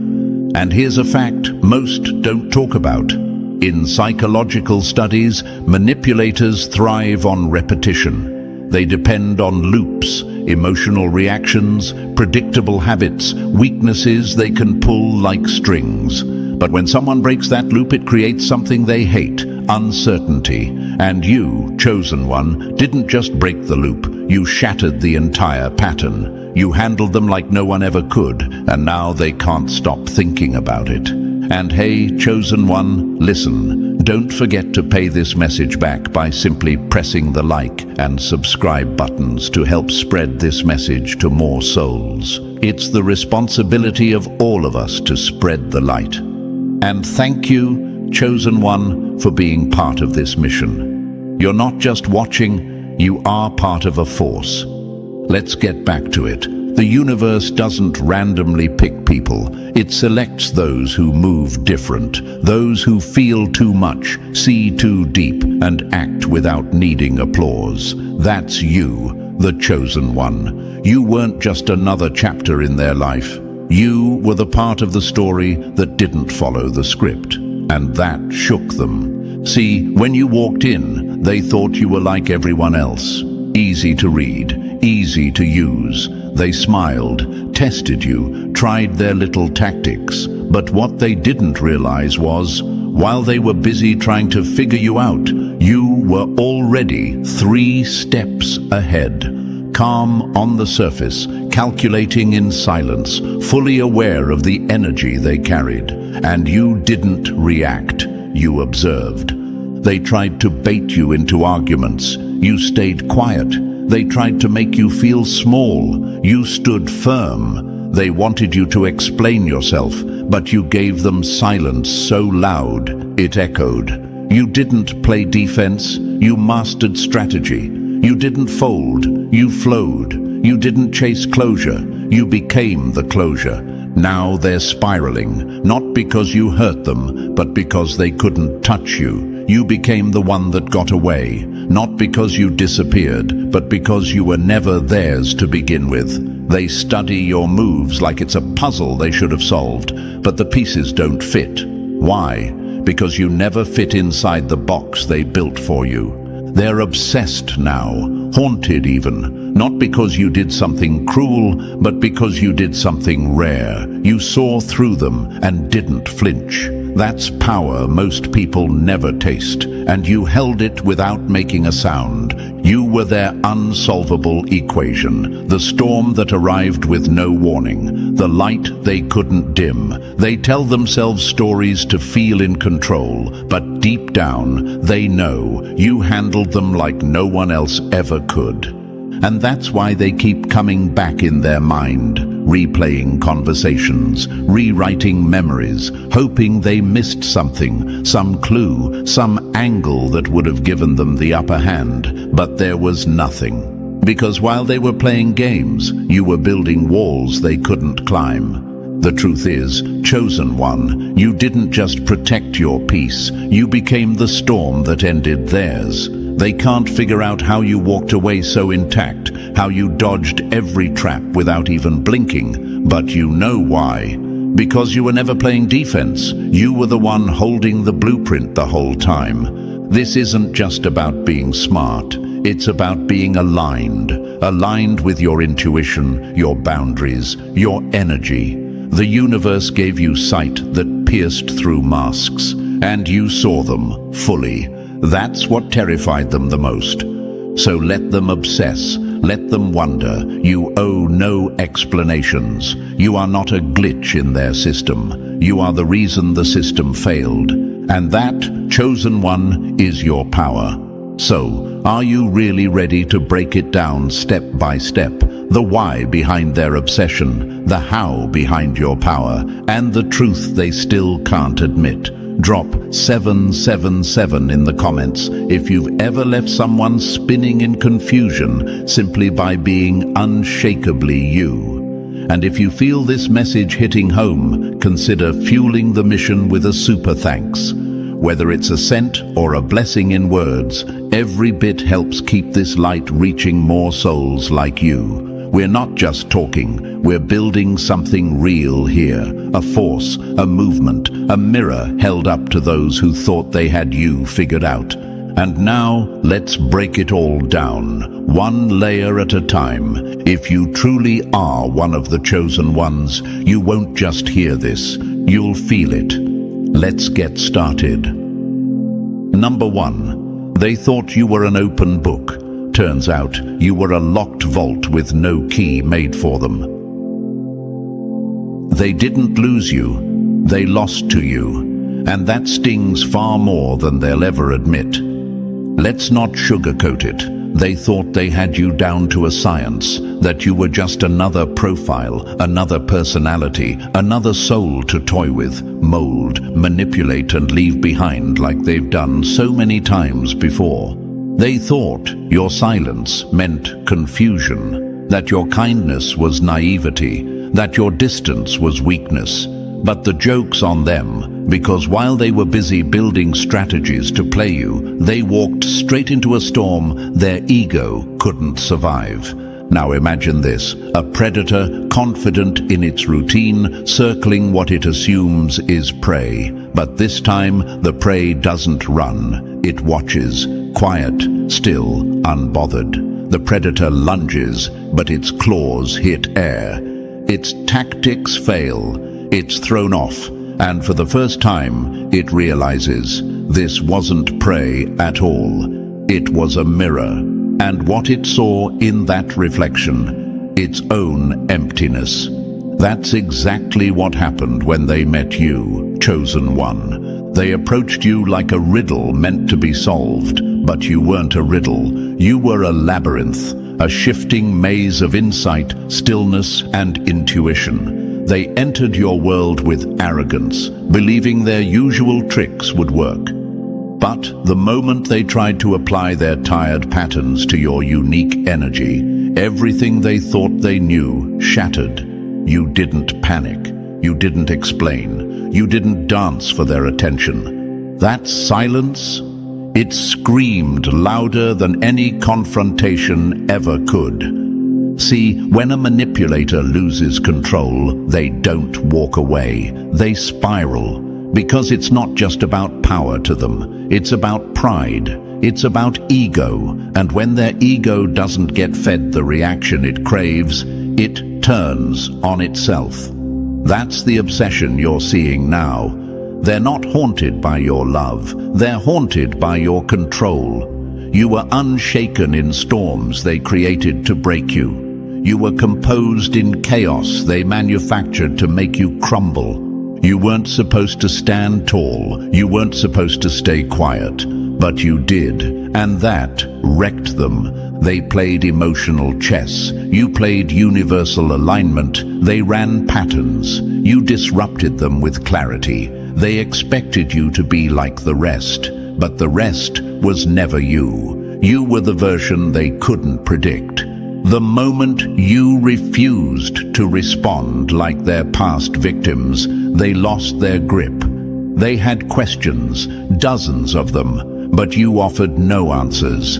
That's power. Let's answer the one they keep screaming inside. Why couldn't I figure them out? Because you weren't built to be figured out. You were built to be respected, studied maybe, but never solved. Your mind didn't follow their scripts. Your heart wasn't available for manipulation. You were too self-aware, too aligned, too protected by experience and internal clarity. You weren't guarded. You were grounded. You weren't defensive. You were divine strategy in motion. And now they sit with the ghost of what they couldn't conquer. They sit with the ache of not knowing, the endless rewind in their head. What were they thinking? How did they see through me? Why didn't they react?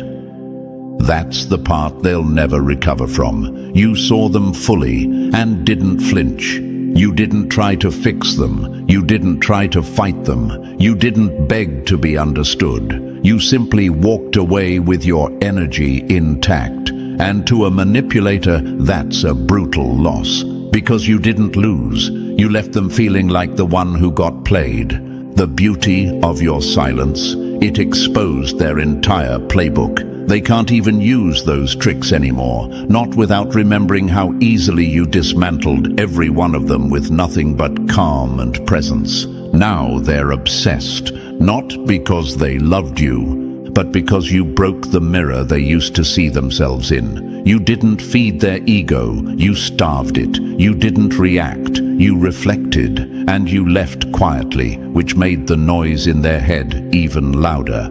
They still check your name, still look for signs, still wonder if they were ever in control, and deep down, they know they never were. You weren't just a chapter they could turn the page on. You were the sentence they never got to finish, the story they keep trying to rewrite in their head, but it never ends the way they want, because you weren't a plot twist. You were the ending. So now they sit with that wound, a wound that doesn't bleed, but it burns. Because every time they remember you, they don't remember winning. They remember losing their grip, losing their pride, losing control, and worst of all, losing access. Let that motivate you, chosen one, not to be cold, but to be clearer than ever on your worth. Let their obsession remind you just how rare your energy is. Let their spiral remind you that peace isn't just protection, It's power.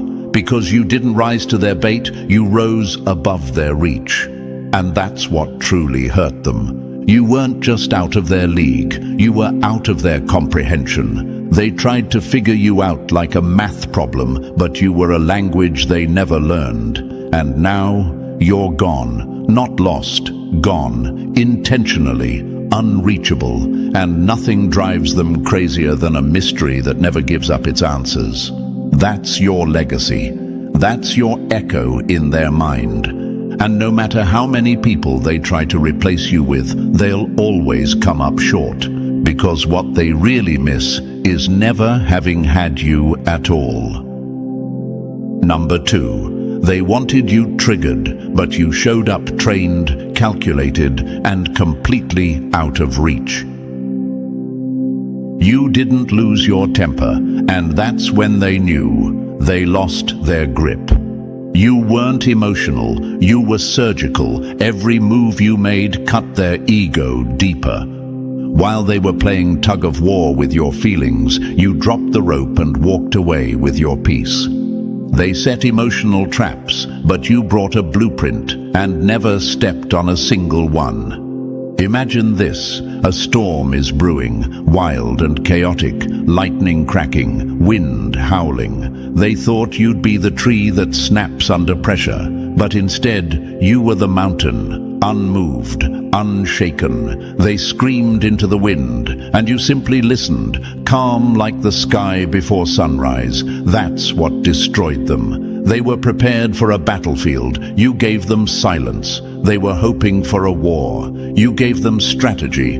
They came to break you down, chosen one. That was the plan. Rile you up, trigger you, get you emotional enough to say something they could twist, do something they could blame, act in a way they could call unstable. But instead of reacting, you responded with restraint, with timing, with poise. You moved like a chess master, not a victim. You made your moves with precision, not panic, and they never saw it coming.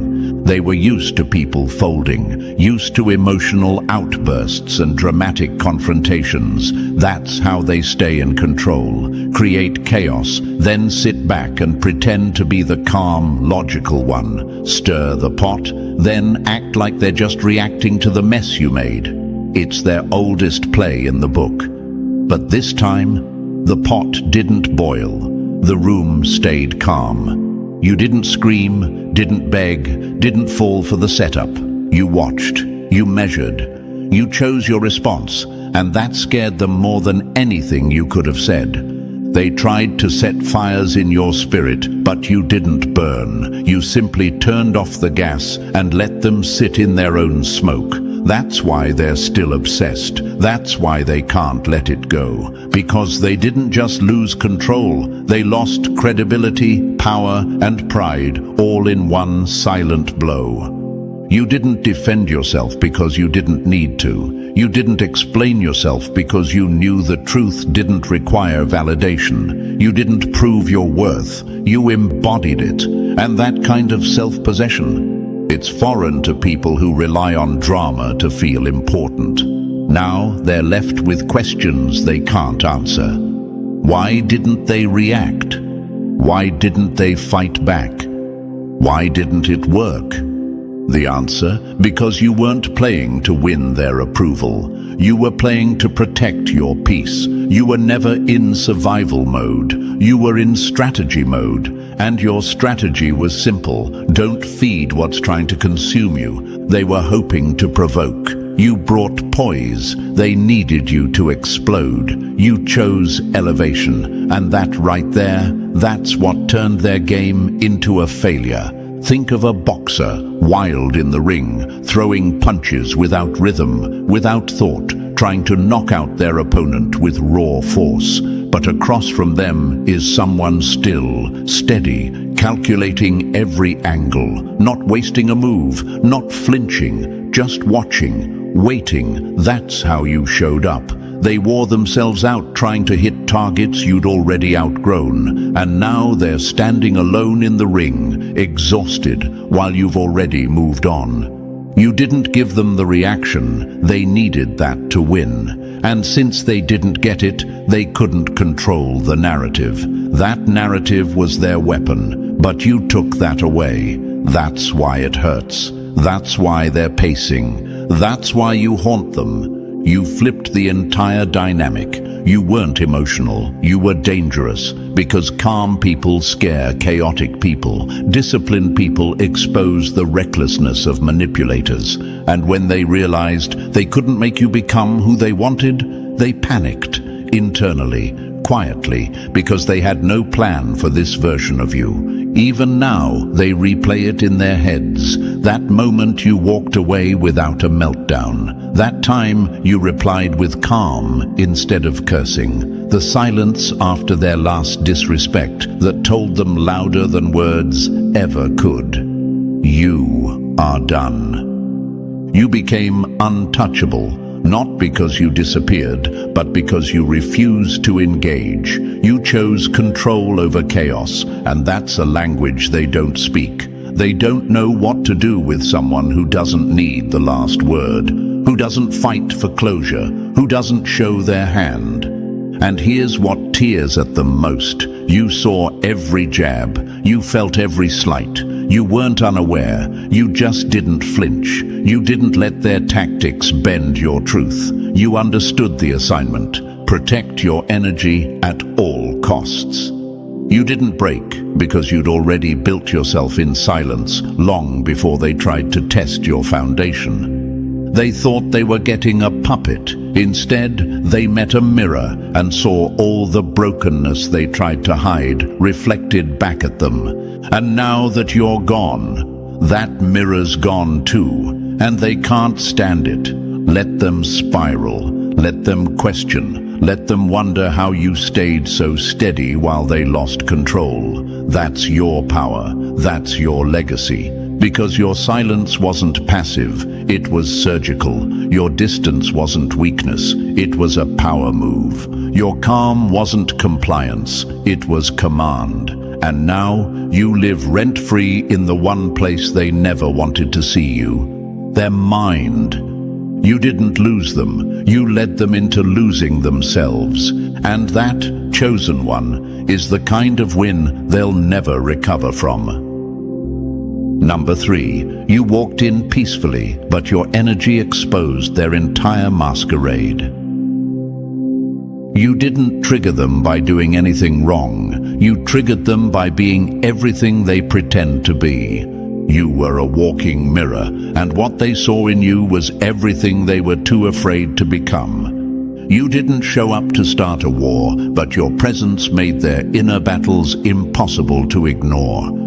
Truth doesn't have to shout to shake the room, it just has to walk in. Imagine this, a room full of cracked mirrors, taped together, polished on the surface, hiding years of damage underneath. Everyone walks by and sees only the reflection they want. But then you enter, and suddenly, without saying a word, those cracks become impossible to unsee. That's what your presence did. You didn't raise your voice. You didn't call anyone out. You were the call-out. Your peace, your honesty, your unapologetic realness. It hit harder than any insult ever could. They didn't hate you, chosen one. They hated what you exposed. You were calm, grounded, self-aware. That alone was a threat to people whose identities were stitched together with lies, performance, and pain avoidance. You didn't have to dig into their wounds. They bled the moment you walked in. And not because you caused the pain, but because your presence stripped away the distractions they used to avoid it. They've spent years perfecting the mask, pretending to be confident, faking empathy, acting secure. Then you showed up, actually confident, actually healed, actually content. And it wrecked them, because suddenly their entire identity felt hollow, standing next to yours. You weren't attacking them, but your wholeness felt like a personal insult to their brokenness.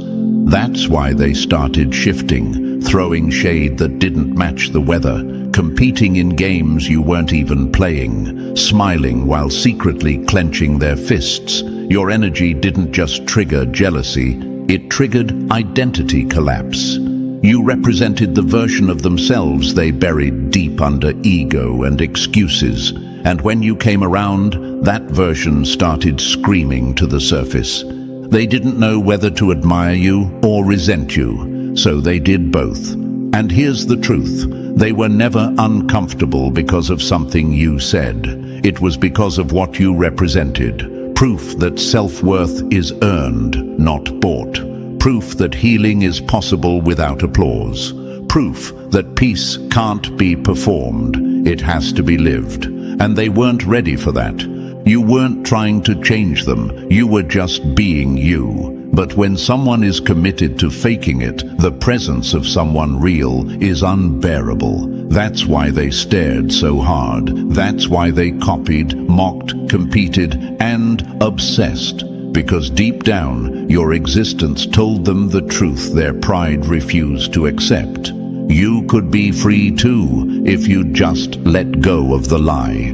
They weren't just triggered, they were unmasked, and now that you're gone, that silence is loud. The echo of what you made them feel still rings through their thoughts, not because you harmed them, but because you forced them to see how much harm they're doing to themselves. You didn't show up as a storm, you showed up as the sun, and the only thing sunlight ever does is reveal what's already there. Number 4. They thought they were playing you, but you were writing the rules the whole time. They didn't outsmart you, you outsilenced them. Your calm wasn't confusion, it was calculation. While they were playing chess, you were designing the board, the pieces, and the outcome. They thought you were a player, turns out you were the architect. Imagine a con artist walking into a room, smug, confident, thinking they've got their next mark in the bag.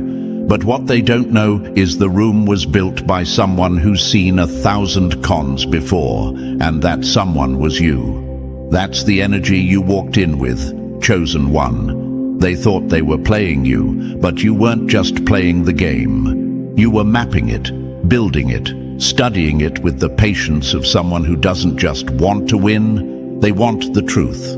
You didn't react because there was nothing new in their moves. You've seen that mask before, heard that tone, watched that same performance play out 100 times in different faces, so you stayed silent. Not because you were unsure, but because you knew exactly how far they'd go if you let them feel safe enough to perform. And that's what you did.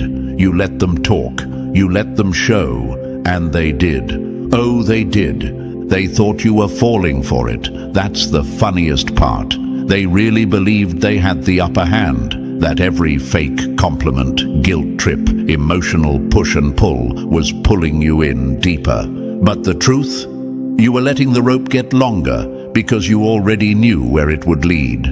And when it tightened, it didn't trap you, it exposed them. You weren't confused, you were collecting data. Every inconsistency, every half-truth, every subtle manipulation. You didn't challenge it, not yet, because you understood the deepest truth about manipulators. Give them enough room, and they'll reveal everything. That's what terrifies them now. Not just that you saw through it, but that you saw it while it was happening and didn't even blink. They thought your silence meant they had control, but your silence was the most powerful move in the game. It meant you were documenting, not reacting, not defending, just waiting for the exact moment when all their illusions would collapse under their own weight. And that's why they're spiraling now, because they finally realized they were never in control. They weren't even the opponent. They were a case study, a pattern you already knew, a puzzle you let complete itself. You walked around their traps like you had the blueprint memorized, Because you did. You didn't try to correct their lies, didn't try to match their energy, didn't fall into their drama. Why? Because your goal wasn't to win the argument. It was to win the war of awareness. And you won it the moment you refused to play by their emotional rules. Now they're replaying every moment in their head, every move they made, every fake smile they flashed, every manipulative twist they threw your way. And they're haunted, not because you embarrassed them publicly, but because you saw them privately and said nothing. What do manipulators fear the most? Being seen. You saw everything and chose not to engage. You let them build their false sense of control, knowing all along that when the moment came, you would exit with everything they tried to take, your dignity, your peace, your power, intact. And that's what shattered them. They thought they were in charge, that they were puppeteering emotions, spinning webs. But when you didn't react, when you didn't give them the emotional explosion they were counting on, the web collapsed and the spider got stuck in its own creation. You were never confused. You were just careful. You didn't panic. You positioned. You didn't fight to be heard. You listened longer than they could fake it. Now you've walked away, and they're left pacing the ruins of a game they thought they won, looking for the moment it slipped through their fingers. But here's the twist. It never did, because they never had it. You were the storm behind the calm, the observer behind the smile, the strategist behind the silence. You weren't just playing the game, you were the game. Number 5. You didn't stay calm because you were weak. You stayed calm because you were already in control. They were yelling to feel powerful. You were quiet because you are powerful. They mistook your stillness for softness until they realized your silence was made of steel. You didn't need to raise your voice. You were the reason the room went quiet. They were swinging wildly in chaos while you stood so steady, it made their fury look foolish. Imagine this, a wildfire tearing through everything in its path, loud, dramatic, chaotic, and right in the middle of it, there you are, still, like an ancient tree with roots so deep, no flame can shake you. That was your energy, chosen one. They thought they were the storm, but you were the sky it burned out in. You didn't match their madness. You mastered the moment by refusing to give it your energy. They took one look at your calm and made the worst mistake manipulators always make. They thought it meant fear, that slow response. To them, it screamed hesitation, that silence. They thought it was retreat. But what they didn't see was the precision behind your pause. You weren't shutting down. You were tuning in. You weren't avoiding the fire. They were just too loud to notice you already had the extinguisher in your hand. You see, they came from a world where control means noise, where power looks like screaming, punishing, dominating. So when you stood there, grounded, composed, unbothered, they were thrown completely off balance because they were prepared for a battle of egos. You gave them something far more threatening, peace they couldn't manipulate. They couldn't compute how someone could be so clear without being confrontational, so strong without being aggressive. You didn't chase, you didn't beg, you didn't need to explain. And that absence of need, that's what broke them. Because they thrive on emotional instability, on poking buttons until someone explodes. But you didn't just remove the buttons, you rewired the whole system. Your calm was sacred authority, not the kind that demands attention, but the kind that commands respect. The kind that says, I'm not here to argue, I already know. You didn't dominate them by force. You dismantled them by not reacting. And that kind of self-control, that's rare, that's divine, that's unteachable. They kept throwing their best tactics: gaslighting, guilt-tripping, passive aggression, and every time you met it with stillness, not because you didn't feel it, but because you chose not to give it power. Your silence wasn't weakness, it was strategy soaked in strength. Let's answer the question they keep asking themselves now. Why didn't it work?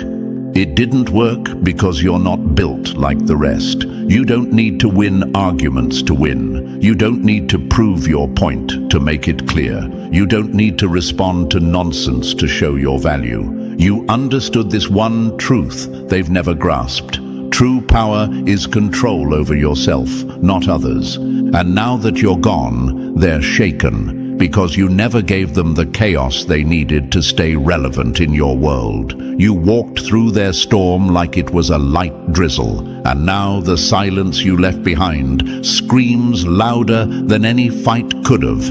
They're still confused, still trying to find the switch they couldn't flip in you. But here's what they never understood. You are the switch. You decide what deserves your energy, what deserves your voice, what deserves your reaction. And they never qualified.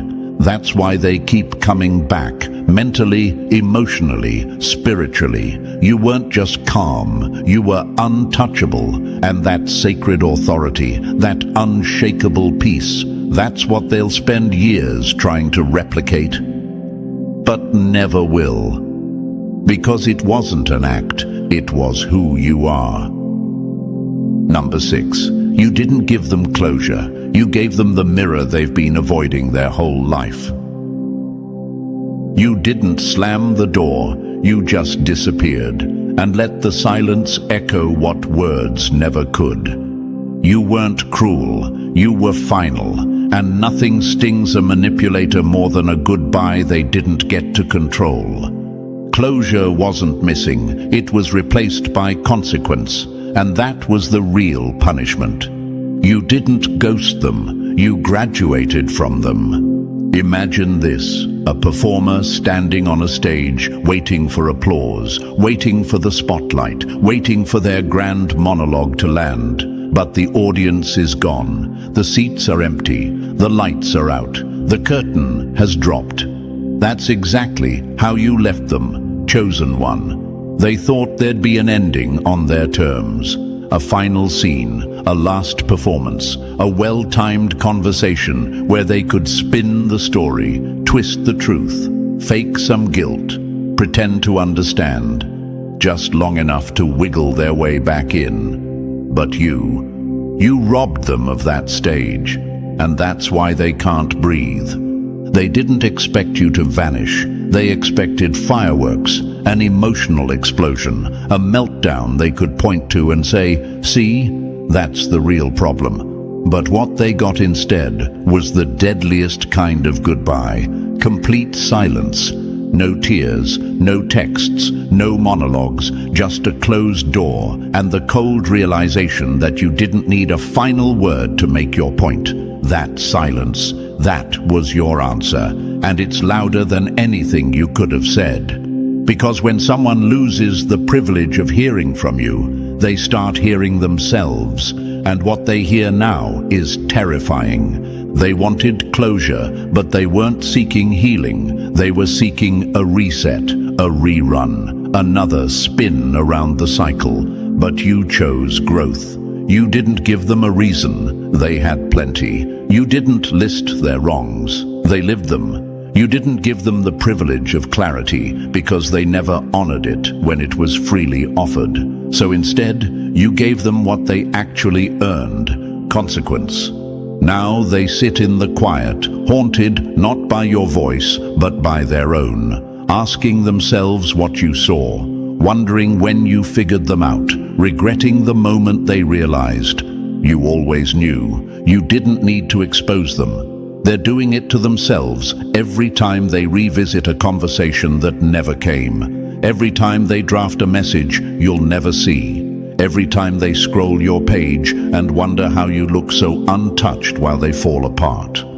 Let's answer the question burning in their mind. How can someone walk away like that without saying anything? Because you didn't leave to prove anything. You left to protect everything. Your peace, your growth, your identity.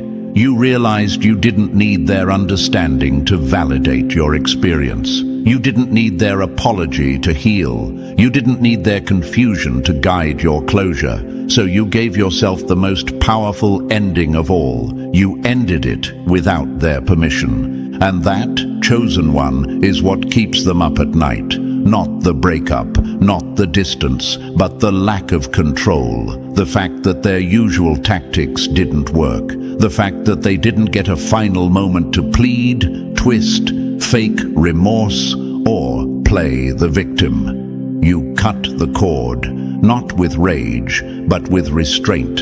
And that's what broke them. Because they didn't just lose you, they lost access, they lost power. They lost the right to the version of you that saw them clearly and still chose to stay for a while. You were the mirror they weren't ready to face. And now, they're stuck staring at their own reflection, trying to piece together what happened without your help. That's not just absence, that's consequence, and it's the kind they'll never forget. Number 7. When they couldn't cage you with control, they tried to drown you in doubt, but you breathed truth the whole time. They couldn't overpower you, so they tried to overpower your reality. Gaslighting only works on those unsure of themselves. You were never unsure, you were just patient. They flipped the script, you read between the lines.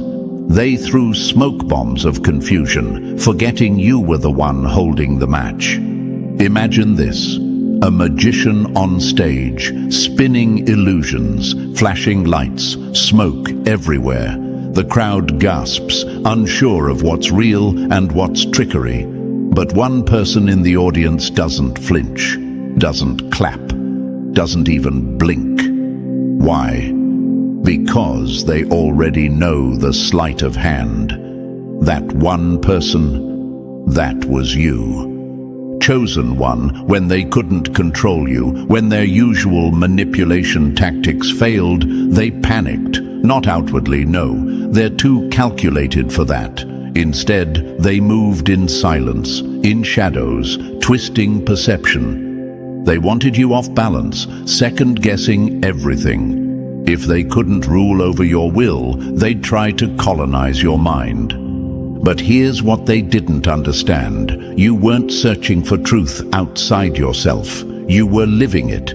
They couldn't handle your resistance to their dominance. You didn't react when they raised their voice, didn't beg when they went cold, didn't break when they withheld love. So when control didn't work, they upgraded the manipulation.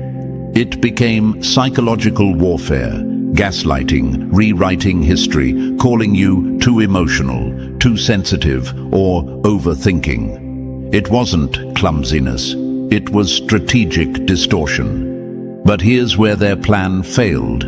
You were built on solid ground. Yes, there were moments where their confusion tactics rattled you. You questioned your memory, replayed arguments, tried to make sense of the disconnect between their words and energy. You thought maybe it was you. Maybe you were overreacting. Maybe you were too hard to love. But then came that whisper, that still voice, that internal compass that refused to shut off. It didn't scream, but it never stopped pointing toward truth. You didn't confront their games right away. You studied them. You noticed when their timelines didn't add up. You tracked the patterns, the convenient forgetfulness, the blame shifting, the subtle digs they wrapped in smiles. You remembered how you felt in those moments. That's what saved you. The receipts weren't always screenshots. They were sensations, gut reactions, shifts in their tone, words that said one thing but energy that screamed another. You let it all build, quietly, patiently. Not because you were weak, but because you were calculating the exact weight of their lies. They expected confusion to weaken you, but confusion sharpened you. Their mind games became your training ground. Every manipulation sharpened your intuition. Every moment they tried to flip the blame made your clarity stronger. You weren't unraveling, you were evolving. And when the truth finally clicked into place, it was surgical. You didn't blow up. You didn't beg for an apology or try to correct their twisted version. You didn't need their admission to validate your knowing. You simply walked. Not because you were unsure, but because you finally saw everything. Let's answer what they're asking themselves now. How did I lose control so quickly? Because the control was never real. It was borrowed from your kindness, from your grace, from your trust. And the moment you reclaimed that, the illusion collapsed. They're shocked, not because you left, but because you left clear-headed. You didn't stumble, you didn't crumble. You left with the very thing they tried to steal from you: your sanity, your truth, your self-trust. Now they sit with all their manipulative blueprints, and none of them work. Not anymore. Not on you. They couldn't break you. They couldn't shake you. And no matter how hard they tried to bend your reality, they failed to realize you were never looking through their lens. You had your own, and it saw everything. Number 8. They had a masterpiece in their hands, but they handled you like a scribble in the margin. You weren't unfinished, they just lacked the vision to recognize what was complete. They thought they were critiquing flaws. Turns out they were chiseling at marble already carved by fire and time. You didn't need fixing, they needed maturity to see you. You weren't too much, they were too small for the weight of your presence.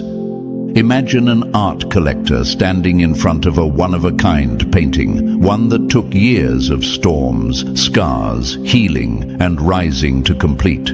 But instead of honoring the beauty, they smudge it, critique it, suggest changes to something they couldn't even begin to understand.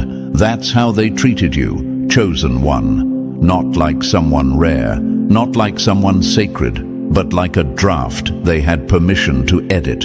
You gave them access to something real, something layered. You didn't show up needing approval, needing polish, or asking to be completed. You came with history, healing, humility, and power. And instead of standing in awe, they stood with a red pen, making notes, pointing fingers, dismissing your grace as softness, your patience as weakness, your depth as too complicated. They saw your evolution and assumed it needed direction, but the only thing lacking direction was them. You were already whole. But they treated you like a work in progress simply because they were uncomfortable with how finished you felt. And that's what they couldn't process. You weren't trying to impress. You weren't desperate to be chosen. You were the choice. You carried refinement born from fire, not from flattery. You had wisdom sharpened through trials. But they didn't know how to hold what doesn't need saving. They didn't know how to handle what stands tall without their validation. So they picked. They pushed. They tried to downplay your presence because it made their own shallowness harder to ignore. Instead of rising up to meet your level, they tried to drag you down to theirs, where love is about control, not connection, where power is taken, not earned. But you didn't shrink. You didn't conform. You didn't make yourself small just to keep their comfort intact. And that's what triggered them most. You refused to be made better by someone who didn't even know how to handle brilliance. They thought they had time. They thought they could leave and return at will, keep you on the shelf while they explored lesser things, then come back and expect the masterpiece to still be hanging there, untouched. But masterpieces aren't kept in rotation. They're placed in museums, protected, preserved, and out of reach once lost. Now that you're gone, they're not just mourning your presence, they're haunted by their ignorance. They're realizing they didn't just fumble someone good. They dismissed someone great. They ignored sacred in pursuit of superficial.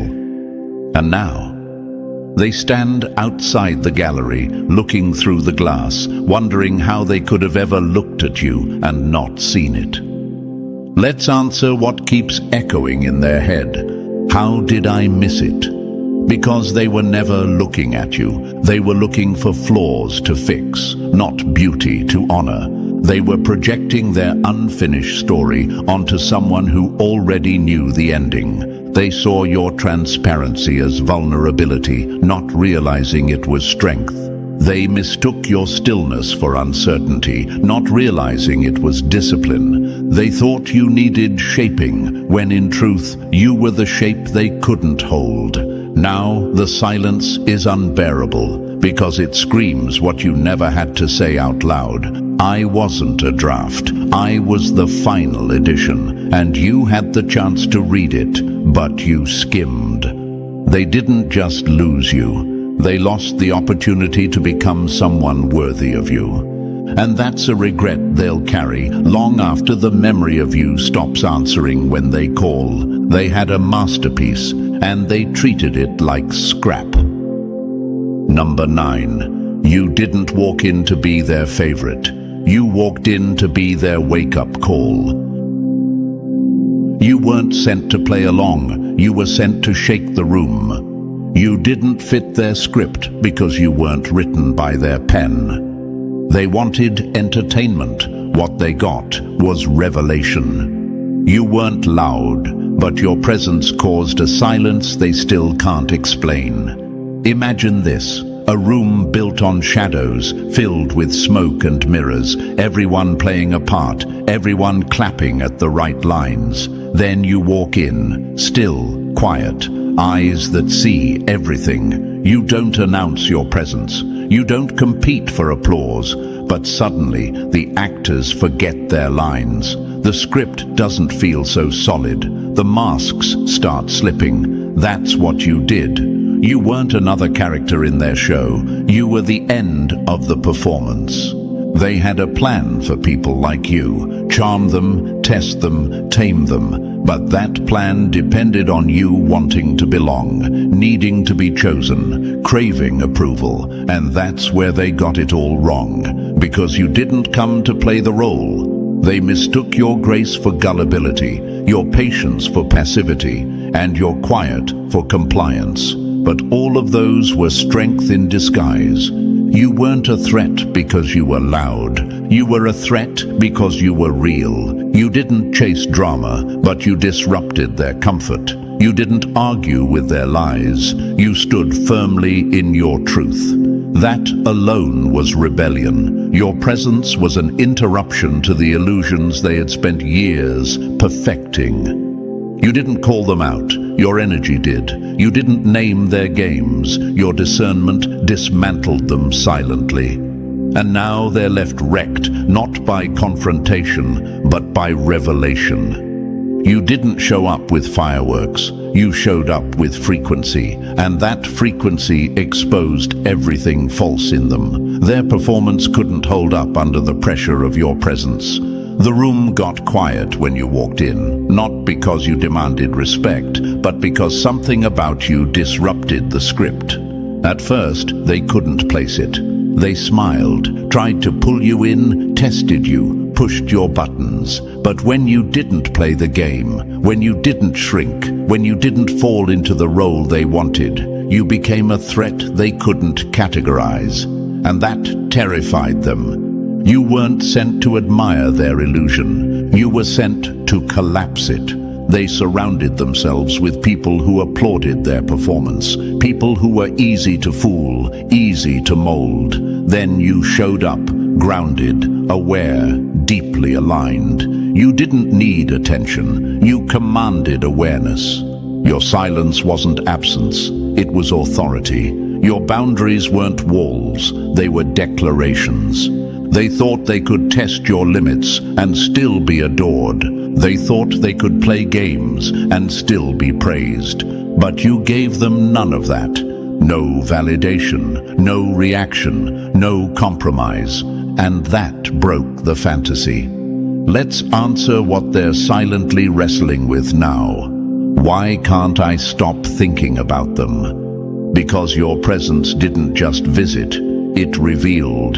You became the interruption they can't rewind, the shift they weren't prepared for. You didn't argue, you outgrew. You didn't fight for attention, you walked away from the noise. You didn't try to match their manipulation, you let your stillness become the reflection of their mess. You didn't need the spotlight, you were the shift in the atmosphere. You weren't interested in proving them wrong. You were focused on remaining right with yourself. That's what shook them. They thought you were temporary, a phase, a moment. Now they're realizing you were the moment everything changed. You were the chapter that turned their story into a mirror. You were the page where their narrative fell apart, not because you tried to break them, but because you refused to break yourself to fit their mold. You were never meant to be liked. You were meant to be felt. And now, long after you're gone, they're still feeling the effects. Because they didn't just lose a connection. They lost the only person who ever saw them and didn't flinch. You didn't leave with a bang. You left with a boundary. And that's why they're unraveling in the very silence they once mistook for weakness. You were the disruption, the shift, the mirror, the lesson. And now, no matter who they try to replace you with, the echo of your presence will follow. Because you didn't just walk in, you woke them up. And sleep won't come easy after that. So now you see, chosen one, you didn't just handle them, you shifted something they never recovered from. You weren't a phase, you were the awakening, and no matter how they try to rewrite the story, you were the plot twist they never saw coming. Let that remind you of your power, your presence, and your purpose. If this message resonated, drop 777 in the comments to claim your growth. Like, subscribe, and share this with someone who needs to be reminded of what they carry. Thank you for being part of this mission. Your energy is not just rare, it's revolutionary. They wanted you destroyed in silence. Now they'll watch your rise in surround sound. They laughed when you were at your lowest. They gossiped while you grieved. They labeled you dramatic, unstable, weak, all so they could feel strong while stepping on your pain. Did they not throw you under the bus and then call it a lesson? Did they not twist your words and then pretend you were the problem? Did they not sit back, watch you fall, and sip tea while your name was dragged through the dirt? They smiled in your face while praying behind closed doors that you'd never make it. They cheered when you stumbled, whispered when you cried, and disappeared when you needed a hand. And now that you're standing again, taller, smarter, sharper, they're the ones shaken. Because they thought they'd buried you deep enough to forget you, but they didn't know the universe wasn't finished with you. It was just preparing your comeback. Before we go deeper into this truth, chosen one, do your part to spread this message. Like this video, hit subscribe, and drop Payback 77 in the comments if you feel this message already speaking your truth. That simple act helps push this truth out to more people who've suffered in silence, just like you.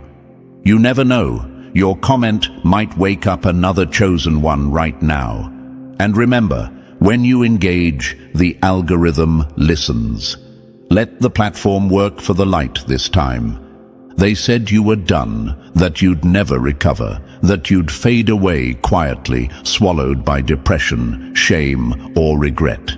They told stories in rooms you weren't in, created whole narratives built from assumptions and bitterness. They thought they'd written your final chapter, but the pen was never in their hand. The universe had the pen, and now it's signing off on your payback season. Bold, loud, undeniable. Chosen one, let's tell the truth. This isn't just about rising above. This is about watching every single person who laughed at your downfall choke on the silence they tried to drown you in. The universe was never blind. It watched every silent cry, every betrayal, every false accusation. While they were mocking you, the universe was making notes. While they were pulling away, the universe was pulling you in. Every loss you took, recorded. Every insult they threw, accounted for. And now the energy is shifting. No, this isn't about revenge. This is about restoration. What they thought they stole is returning to you with interest. The time you lost, the peace they disrupted, the opportunities they blocked, the love they poisoned, the reputation they tried to stain, all of it is reversing. And they're about to watch the truth correct every single lie they told about you. They'll say you're being dramatic, that you've changed, that you're not the same anymore. And they're right, you're not. You're no longer begging to be seen. You're no longer breaking your own heart, trying to keep the peace. You're no longer pretending you don't see the way they shift when your name is mentioned. You've changed because the pain changed you. It broke the version of you they could control. And what came out of the ashes? That version answers to no one but the universe. You weren't reborn to be polite. You were reborn to be undeniable. So when they start crying, let them. When they try to come back, don't answer. When they play victim to the same pain they once weaponized against you, walk away. You owe them nothing but the distance they gave you when you needed them most. They'll say, you're acting brand new, and you are, because your glow has nothing to do with makeup or money. It's peace, it's alignment, it's freedom, and that glow is the exact thing they tried to dim, because they knew even back then, you were never one of them. You were never meant to fit in. You were meant to be chosen. They'll cry rivers, let them drown in it, because you cried too, but in silence, in isolation, in the dark. And the difference, you used your tears to grow. They'll use theirs to panic. You used your pain to rise. They'll use their regret to spiral. Because the worst karma isn't what happens to them, it's having to watch you win without ever being allowed back in your life again. They lost access forever. And hey, chosen one, stay with me. That was just the trailer. The real storm is just starting to roll in. The payback? That's not in theory anymore. It's happening now, and the people who thought they got away with everything are about to cry rivers they can't swim through. So, are you ready to dive deep into this step by step? Drop a 77 in the comments if you're done hiding, done shrinking, and ready to embrace your isolation as the fuel behind your transformation. And if you feel this message, bless the team behind it with a super thanks, because it takes energy and fire to speak truth this raw. Your support keeps this mission alive and expanding. And now, let's get into it, piece by piece, truth by truth. If you're a real chosen one, you're going to feel every single word in your bones. This isn't just a video, it's your story. Let's get started. Number 1. They didn't break you. They built your payback. They didn't break you. They built your payback. They didn't break you. They built a reason for the universe to put you on display. Let's talk about the biggest miscalculation they ever made. They thought breaking you would be the end of your story. They thought the betrayal would shut you down, that the isolation would silence you, that the smear campaigns, the gossip, the constant emotional sabotage would be too much for you to carry. But chosen one, what they didn't know is that pain doesn't destroy chosen people. It refines them. You weren't just surviving the storm, you were becoming it. They tried to bury you with lies, doubt, and disrespect. But instead of dying, you grew deeper roots. while they were counting you out, the universe was counting the seconds before your return. What looked like a breakdown to them was actually a build-up, a quiet, dangerous transformation, the kind you can't see until it's already too late. They thought you were the victim. Turns out you were the warning. Now ask yourself, why did they go so hard on you? Why was it you who got all the backhanded comments, the fake support, the betrayal from the people you loved most? Why were you the one who got ignored when you needed help, but watch those same people show up for everyone else? Because they saw something in you that you hadn't even fully stepped into yet. They knew your potential before you did, and it threatened them. You were never weak. They just needed you to believe you were, so they could feel better about themselves. So they tried to crush your spirit before it had the chance to fully awaken. And that's exactly why the universe chose you. Because no matter what they threw at you, they couldn't kill the core of who you were meant to be. They thought your breakdowns were evidence that they were right about you, that you were unstable, that you were dramatic, that you were just too sensitive. But let's flip that. Maybe your tears weren't weakness. They were water. Water for the seed they tried to bury. Water that soaked into your soul and gave you the strength to grow roots so deep no storm could ever move you again. Look at Oprah Winfrey, born into poverty, abused, ridiculed for her voice and appearance, fired from her first TV job because she wasn't fit for television. But what did she do? She didn't break. She built. They told her she wasn't good enough, and now she owns her own network. Not despite the attacks, but because of them. Think about Tyler Perry, homeless, laughed at, rejected over and over again. Now he owns one of the largest production studios in the world. The same land Confederate soldiers once walked on is now land he owns and shoots films on. If that's not the universe's poetic justice, what is? Chosen ones, your enemies did half the work for you. They tried so hard to destroy you that they ended up highlighting exactly what made you powerful. Every fake friend, a lesson, every betrayal, a reset, every rejection, a redirection. They were laying bricks for the comeback they swore would never happen. And here's the best part. They never saw it coming.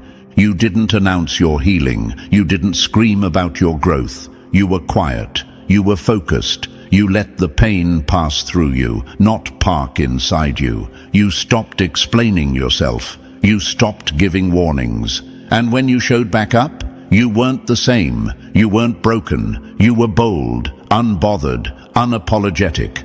They can't handle this version of you because this version doesn't need them. This version doesn't fold under pressure. This version understands their behavior was never a reflection of your worth. It was a confession of their fear. They feared your clarity. They feared your potential. They feared your power. And now they have no access to it. They didn't break you. They handed you the blueprint to build a life they can't enter.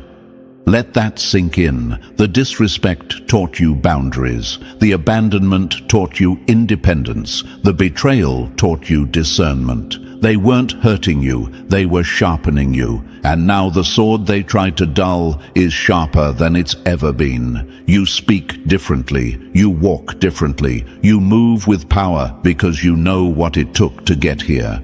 So no, don't hate them, thank them. Because if they hadn't tried so hard to destroy you, you might have never discovered how unstoppable you truly are. And now their karma is arriving, not through your hands, but through your glow. Through the way people now admire your strength. Through the way you've become everything they tried to convince you you'd never be. That's the part that haunts them. Not just your success, but the fact that they played a part in it and don't get to benefit from it. Let them watch. Let them scroll in silence. Let them choke on the glow they swore would never return. Because the truth is, they didn't break you. They built your payback. And that payback is just getting started. Number 2. The same mouths that mocked you are now whispering your name in fear. The same mouths that mocked you are now whispering your name in fear. They laughed when you needed help. Now they whisper your name like it's a warning. Let that sit heavy for a moment. Those same mouths that used to laugh at your pain, mock your ambition, and downplay your struggle are now whispering your name with trembling lips. Not because they love you, not because they admire you, but because they're scared, terrified, not of what you've done to them, but of what you've become without them. Remember the way they used to talk? You'll never make it without us. You're too much. You're too emotional. You'll fall flat on your face. And now, those same voices are mute. Their confidence evaporated. Their words dried up like old rivers. They can't form sentences anymore because the reality of your growth is louder than their gossip ever was. They couldn't kill your name, so now they choke on it. Chosen one, these people never expected to see your face again, at least not glowing, thriving, powerful. They expected you to fade into the background, to stay down where they left you. They mocked your healing journey, ridiculed your silence, and labeled you dramatic when all you were doing was trying to survive in a world that kept throwing punches. They cracked jokes about your pain in rooms where you weren't even present. But now you've become the main topic, not the punchline, the headline. They scroll through your pictures now, whispering, "How did this happen?" They stalk your success silently, afraid to speak your name too loud because it might echo with the truth. You were always the one. And oh, how their ego can't process it. See, they didn't just mock you for fun. They mocked you to keep others from seeing your light. Because deep down, they always knew you were different, special, marked. But they couldn't admit it, not out loud. So they turned their insecurity into groupthink. They turned their fear into laughter. Their gossip was nothing but a shield against your potential. Imagine this, a lion cub mocked by hyenas because it's small. The hyenas circle, laugh, bite at the air, but the cub grows quietly, day by day, no longer needing protection, and one day that cub roars, and every hyena that once mocked it now flees in fear. That roar, that's you now. You didn't clap back. You didn't start fights. You didn't post revenge or expose secrets. You just leveled up. And that's what's burning them the most. Because your comeback didn't need permission. It didn't need a press release. It arrived fully grown, radiant, undeniable. The most dangerous power move, silence followed by undeniable success. And here's the truth. It's not that they didn't know who you were. It's that they didn't want others to know. That's why they spoke over you, why they made you the scapegoat, why they twisted every vulnerability you shared into a weapon. Because if people truly saw your worth, their illusion of power would collapse overnight. Now, that illusion has collapsed. The same family members who smirked while you struggled are now creeping back, asking innocent questions. How have you been? We should catch up. Translation. They're watching your elevation and panicking because they never thought you'd get this far, especially not without their validation. Old friends who labeled you too intense or too ambitious are suddenly resharing your wins on their story like they supported you all along. And let's not even talk about those exes, the ones who said you were too much to handle. They're in the shadows now, regretting every word, every brush-off, every time they picked average over extraordinary.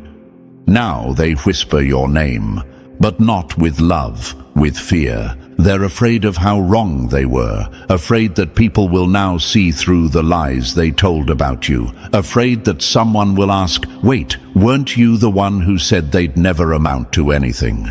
And here's the rawest truth. They can't undo what they said. The receipts are burned into the atmosphere. The laughter they used to cover your struggle has flipped into the silence that confirms your power. And every time they see you rise higher, it screams in their head, "You were wrong. You were so wrong." They threw your name in the dirt, hoping it would rot. Instead, it rooted. Let's be clear, this isn't about revenge. You're not seeking payback with bitterness. You're not interested in humiliating anyone. You've outgrown the need for petty validation. This is about justice, about balance, about the universe doing what it always does when chosen ones are mistreated. It collects the tears, collects the pain, collects the lies, and turns them into fuel for a comeback so massive it stuns the entire room silent. So when you walk in now, people go quiet, not because you said something, but because your presence speaks volumes. And if you're wondering, should I feel bad about this? The answer is no. They didn't feel bad when you cried alone. They didn't feel bad when they mocked you publicly and supported you privately. They didn't feel bad when they watched others disrespect you and said nothing. So why should you dim your light now that it's finally blinding? Don't shrink to make them comfortable. They weren't worried about your comfort when they laughed. They see you now, and it hurts. Because everything they said you'd never do, you've done. Everything they said you weren't, you've become. And every time they whisper your name, it's a confession. A quiet acknowledgement that their hate couldn't hold you down. Their fear couldn't stop your destiny, and their ignorance couldn't erase your calling. Let them whisper. Let them watch. You don't need noise. You are the storm. Number 3. You vanished in silence. They thought you were done. They thought your silence meant surrender, that you vanished into obscurity, broken and defeated. But let's be clear, your silence was sacred. It was your cocoon, not your coffin. While they gossiped, you grew. While they laughed, you listened to the universe. You weren't just away. You were aligning with something much greater than their shallow opinions. Have you ever seen a volcano before it erupts? Still, silent, dormant. That was you, building pressure, building power. And now, you've erupted into a version of yourself that scorches every false story they created about you. That glow they see, it's not new. It was just hidden beneath layers of wounds you had to heal from in private. They told everyone you ran away, that you ghosted, that you couldn't face reality. But what they didn't realize was you were building a reality they were never invited to. And the moment you returned, the air changed. They could feel the shift in your presence without you even needing to speak. Let this be said, you were never gone. You were simply choosing silence over noise, depth over drama. And now that you've re-emerged, they're scrambling to reframe your story, but it's too late. Your comeback wasn't for them. It was for you. And maybe right now, you're still in that quiet phase. Still healing. Still figuring it all out. Good. Because when you finally step out, you'll step out fully charged. And the ones who thought they erased you will find out they were just the preface to your masterpiece. The universe was with you the whole time, carving your path while they were busy throwing shade. You didn't disappear, you evolved. And now, you don't owe anyone an explanation for the silence that saved you. Let them talk, let them wonder, let them watch. Because silence isn't weakness. For the chosen one, silence is strategy. Number 4. They traded loyalty for control and lost both. 4. They traded loyalty for control and lost both. They thought controlling you was love. Now they miss what they manipulated. They didn't want your loyalty. They wanted your submission. They called it love, but it was always about control. And when you finally stopped dancing to the tune of their insecurities, their grip slipped, and with it any chance of ever truly knowing you again. They thought they could treat you like an option and still be your priority. But the version of you that once begged for respect, that version died in the fire they lit. You were never the weak one. They just needed you weak to feel strong. They masked their manipulation in emotional language, disguised control as concern, and called betrayal tough love. But you saw through it. Piece by piece, you picked apart the illusion. You gave them loyalty they never earned, and in return, they weaponized your compassion against you. They took your empathy and tried to chain you with it. But what they didn't expect is that the same heart they crushed would beat louder than ever, without them in your life. Imagine this. A bird raised in a cage finally realizes the door was never locked. That bird was you. And the day you flew free, they panicked. Not because they loved you, but because they lost the power to clip your wings. And now, as you've stepped into this elevated version of yourself, they're feeling the full weight of what they lost. They thought they broke you, but all they did was break the illusion that they ever had control. They wanted you loyal to their dysfunction. You became loyal to your peace instead. So now they stand outside the gates of your new life, calling your name like echoes into a canyon. But you don't answer calls from the past anymore. The person they hurt is gone. The version that returned. Wiser, colder, focused. Because once a chosen one sees the truth, there is no going back. Let them miss the old you. That was the version they thought they could play with. But the new you, unbothered, protected, untouchable. You don't return to cages after learning how to fly. You don't pour from a cup they cracked. And you definitely don't water dead plants just because they once bloomed for you. The universe saw everything, and it's with you now. Keep rising. They had their chance. Now they only have regret. Number 5. The universe saw what you endured in private. You thought nobody saw you crying. The universe did, and it was documenting everything. They laughed while you suffered in silence. They assumed that just because you didn't respond, you didn't feel. That just because you didn't react, you weren't breaking inside. But what they didn't know is that every tear you shed behind closed doors, the universe counted. Every heartbreak they caused, every lie they whispered behind your back, every room they turned against you, the universe took notes. You weren't just hurting, you were being prepared. And while they mocked your silence, the universe was writing your comeback. They didn't see you curled up at night, questioning everything. They didn't see you still showing up for people who wouldn't even return a message. They didn't hear the voice in your head telling you to hold on, that one day it would make sense. But the universe did. It heard it all, felt it all, watched it all, and it never once forgot. Imagine this, a courtroom you can't see with your name on the docket. Every act against you was recorded, every betrayal submitted as evidence, and just when you thought you were forgotten, your trial ended. And the verdict? Payback. Not through revenge, through restoration, through blessings they never expected you to receive, through peace they can't understand, through a glow they can't dim.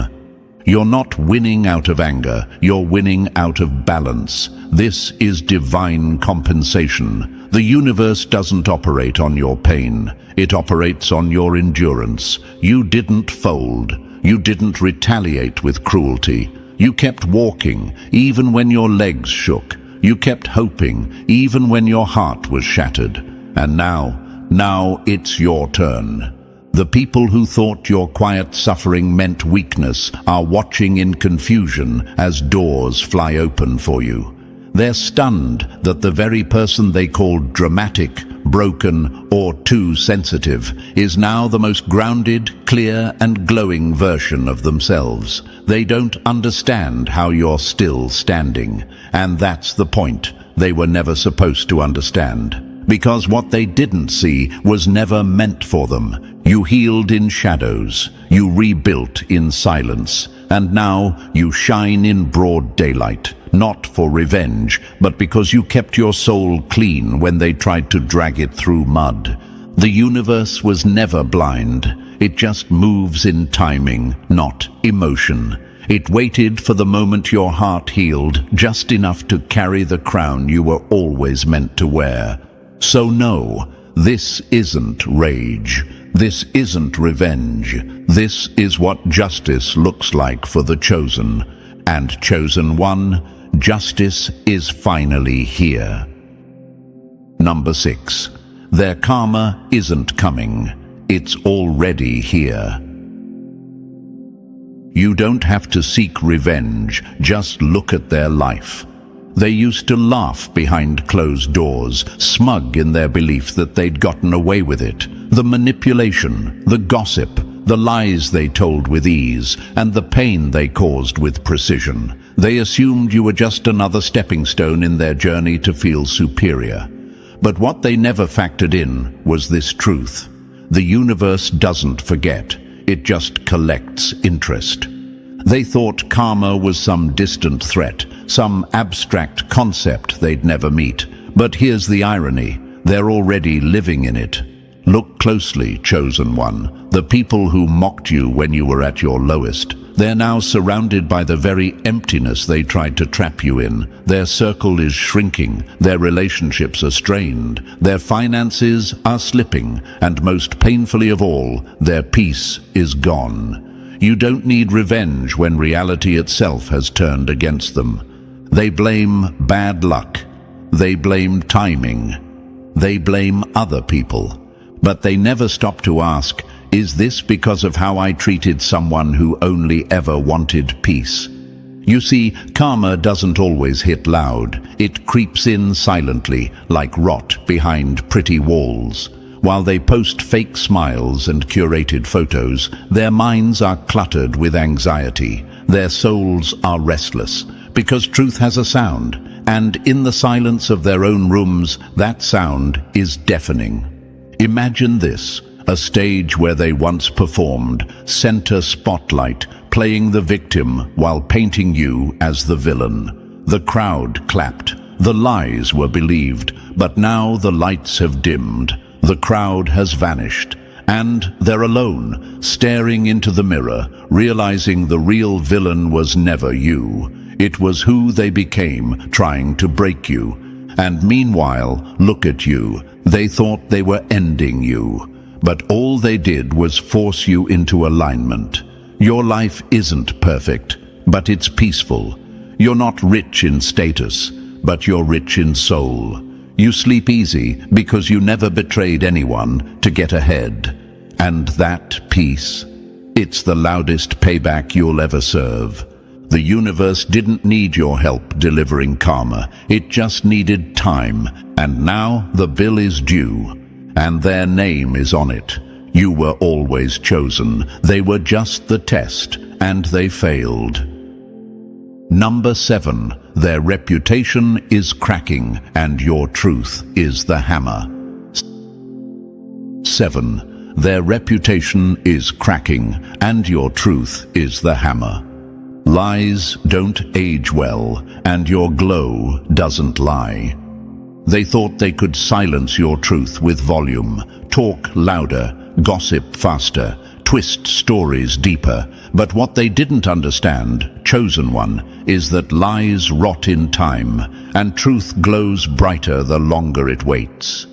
You never needed to defend yourself. You didn't clap back. You didn't chase rumors or beg for understanding. You just kept living, quietly, honestly, authentically.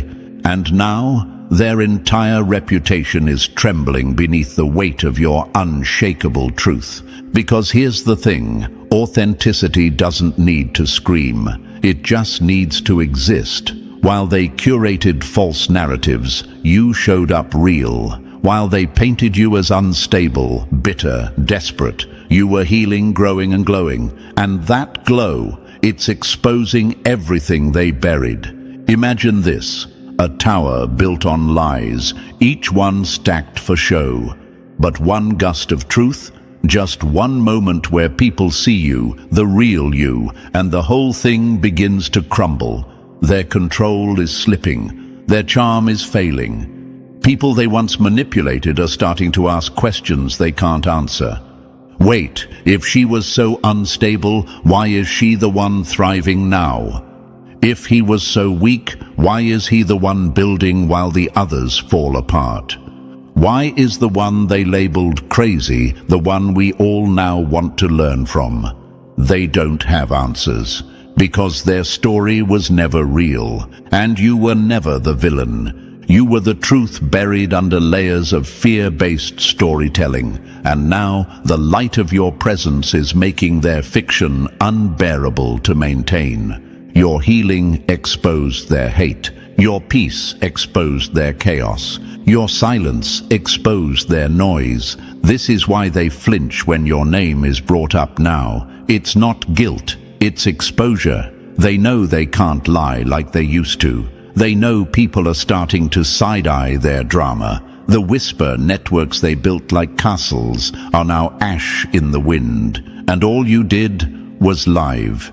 You were never trying to destroy anyone, but your honesty did, because nothing tears a mask apart faster than a life that proves them wrong. They told people who you were, but now those same people are watching who you are becoming, and they're realizing they were lied to. Let the universe keep working. You don't have to say a word, just walk with your truth, because it's already doing the heavy lifting.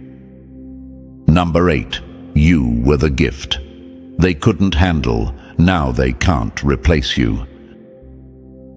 They dropped you like you were common. Now they search for you in everyone and keep coming up empty. They didn't lose you. They let you go. They misread your calm for weakness, your loyalty for desperation, your consistency for convenience. They thought they could toss you aside and pick up another just like you. But now, every new face is a brutal reminder of what they'll never have again. You see, chosen one, when you're one of one, there's no substitute. There's no replacement for peace wrapped in loyalty. No alternative for love that doesn't come with strings. What they had was rare, but their ego made them think it was recyclable. Now they're out there, grasping, swiping, searching, pretending, trying to find someone who looks like you, talks like you, cares like you. But no matter how many doors they knock on, none open the way yours did, because your spirit wasn't common, it was divinely tailored. And now that it's gone, the silence is echoing. Imagine a collector tossing out a priceless piece of art because they thought it was average, only to discover later it was a one-of-a-kind masterpiece. And it's no longer for sale. That's what's happening now. Their desperation isn't rooted in love. It's rooted in regret. And here's the dagger. They didn't just lose the relationship. They lost the version of themselves that existed only with you. Because you didn't just love them. You saw them. You calmed the chaos. You anchored the storms. And now, they're drifting, trying to find that safety in shallow waters. But here's what they forgot. You weren't trying to be needed. You were trying to be appreciated. You didn't stay because you couldn't leave. You stayed because you chose them. And now that you've withdrawn that choice, they're learning that true connection can't be faked or forced.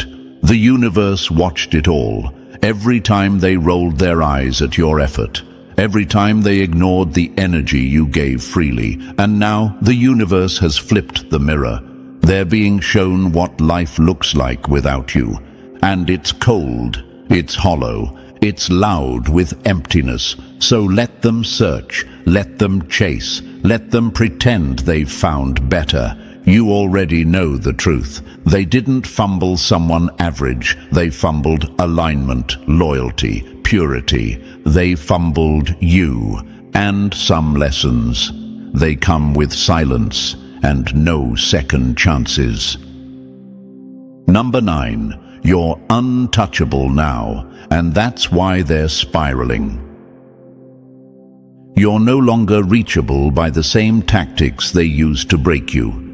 They used to press a button and get a reaction, guilt trips, silent treatments, fake apologies. Those were their favorite weapons, and once upon a time, they worked. You'd bend, break, over-explain, apologize just to keep the peace. But not anymore. Now their words fall flat. Their silence doesn't stir panic. Their crocodile tears don't soften your boundaries. Because you, chosen one, have upgraded your frequency, and their access is officially denied. See, there's a dangerous kind of peace you gain when you stop playing the game. You don't argue anymore. You don't explain. You don't try to prove your worth to people who lost the privilege of witnessing it. And that's what's driving them crazy. They don't get to speak to this version of you because this version was born in fire, built through betrayal, strengthened in silence. They remember the old you, the one who was afraid of losing people, the one who would tolerate mistreatment for the sake of connection. But now, you're not afraid to walk away. You're not afraid to be misunderstood. You're not afraid to be alone if it means protecting your peace. Imagine a locked vault they once had the key to, but now the entire system's been upgraded and their key doesn't fit anymore. They jiggle the handle, knock on the door, try their old tricks. And when nothing opens, panic sets in. Because here's the truth. It was never your softness that made you weak. It was your empathy they exploited. And now that your empathy is paired with discernment, they're locked out, and they know it. They're spiraling because they can't manipulate this version of you. They can't reach your energy. They don't understand how someone they once made cry is now completely indifferent. Indifference, chosen one, is louder than rage. It says, "You're irrelevant now." The universe helped you rise so far above their level that you no longer breathe the same air. And that's not ego, it's evolution. Let them spiral. Let them talk to the old version of you in their memories, because that's all they have left. Access revoked, and replacement impossible. Number 10. The old you was a servant. The new you is a force. They miss the version of you that shrank to make them comfortable. They miss the version of you that dimmed your brilliance so they could shine. The one who said yes when your soul screamed no. The one who sacrificed peace just to avoid conflict. They don't miss you. They miss your obedience. But that version of you no longer exists. You were never weak. You were willing to carry the weight of everyone's chaos, willing to serve in rooms that never honored you, willing to lower your volume so their ego didn't feel small. And what did they give you in return? Entitlement, manipulation, backhanded praise, and silent demands. But the universe saw, and the universe waited. And when it was time, it turned that old servant into a storm. You're not bitter, you're better. You're not angry, you're aware. You're not cold, you're clear. The new you no longer asks for permission. You no longer seek to be liked. You demand to be respected. And that alone terrifies the ones who once benefited from your silence. Your boundaries are now so powerful, they echo before you even speak. Imagine they built a throne for themselves out of your silence, your effort, your love, and now that you've taken all of that back, they're left sitting on a pile of nothing. The bridges burned, the access revoked, the servant gone. A force of nature now stands in their place. And yes, they'll try to say you've changed. Of course you did. That's what healing does. It removes the blindfold. It exposes the manipulation, and it makes you unapologetically you. Now they watch you from the sidelines, powerful, unapologetic, magnetic, and they don't know whether to envy you or beg for a version of you they can't ever get back. But here's what they don't understand. You didn't change to spite them. You changed to save yourself, and you're not going back. Not for guilt, not for nostalgia, not for anyone. You're not here to be small. You're not here to serve their comfort. You're here to lead, to rise, to roar. They had a seat at the table once, but they wanted a throne. Now they don't even get the crumbs. Number 11. Let them cry rivers. They earned every tear. They played victim when they were the villain. Now they're actually suffering and want your sympathy. They weaponized your love, turned your pain into punchlines, and wore your breakdowns like trophies. Back then, they had no shame, no empathy, no accountability. They had power over your heart, and they misused every bit of it. But now that life has flipped the script, the very people who threw stones are the ones crying out for shelter.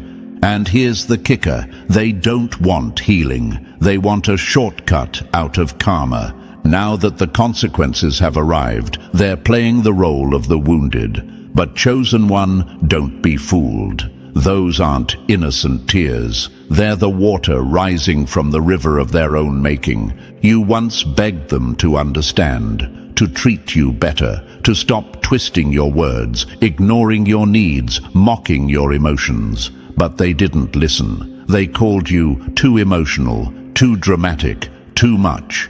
And now, they sit in silence, scrolling through your glow, realizing they were never the hero in the story. They were the test you had to survive. People don't change until the pain teaches what comfort never could.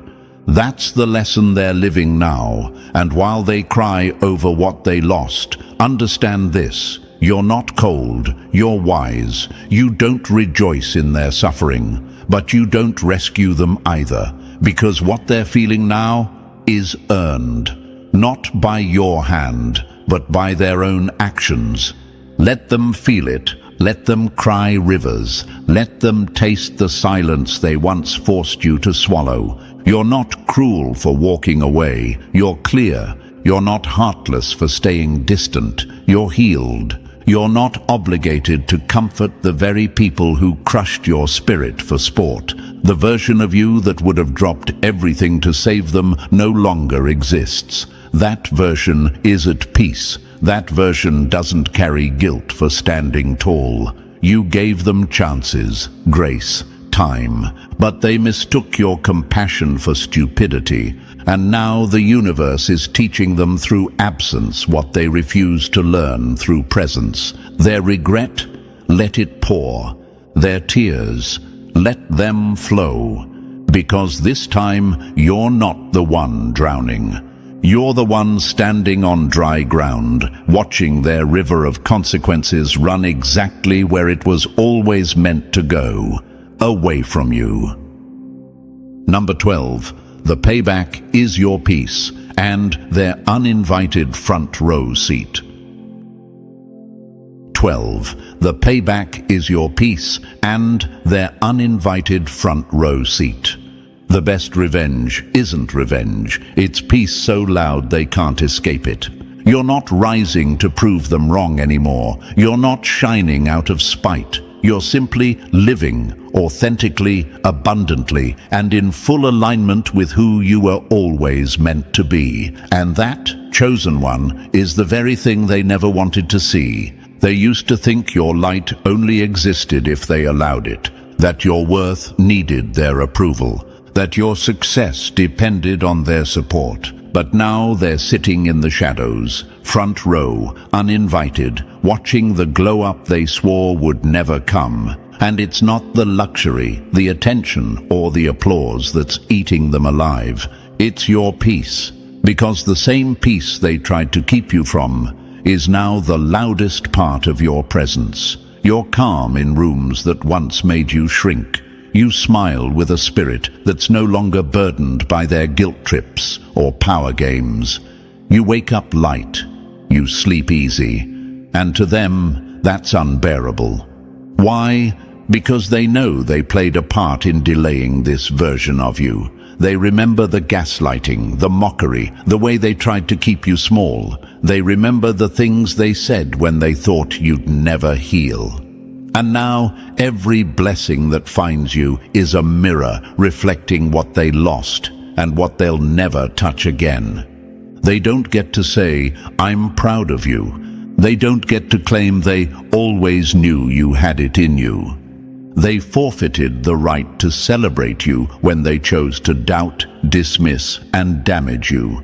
Now they're watching from a distance, silently scrolling, silently regretting. And every post, every win, every peaceful moment you share is a reminder you made it without them. Your payback isn't loud, it's divine. It's not a clapback, it's a comeback. And the universe made sure they didn't miss a second of it. So keep rising, keep glowing, keep thriving in silence so rich it humbles their noise. Because this isn't revenge, this is justice with peace as the crown, and they get to watch every second of it from the outside.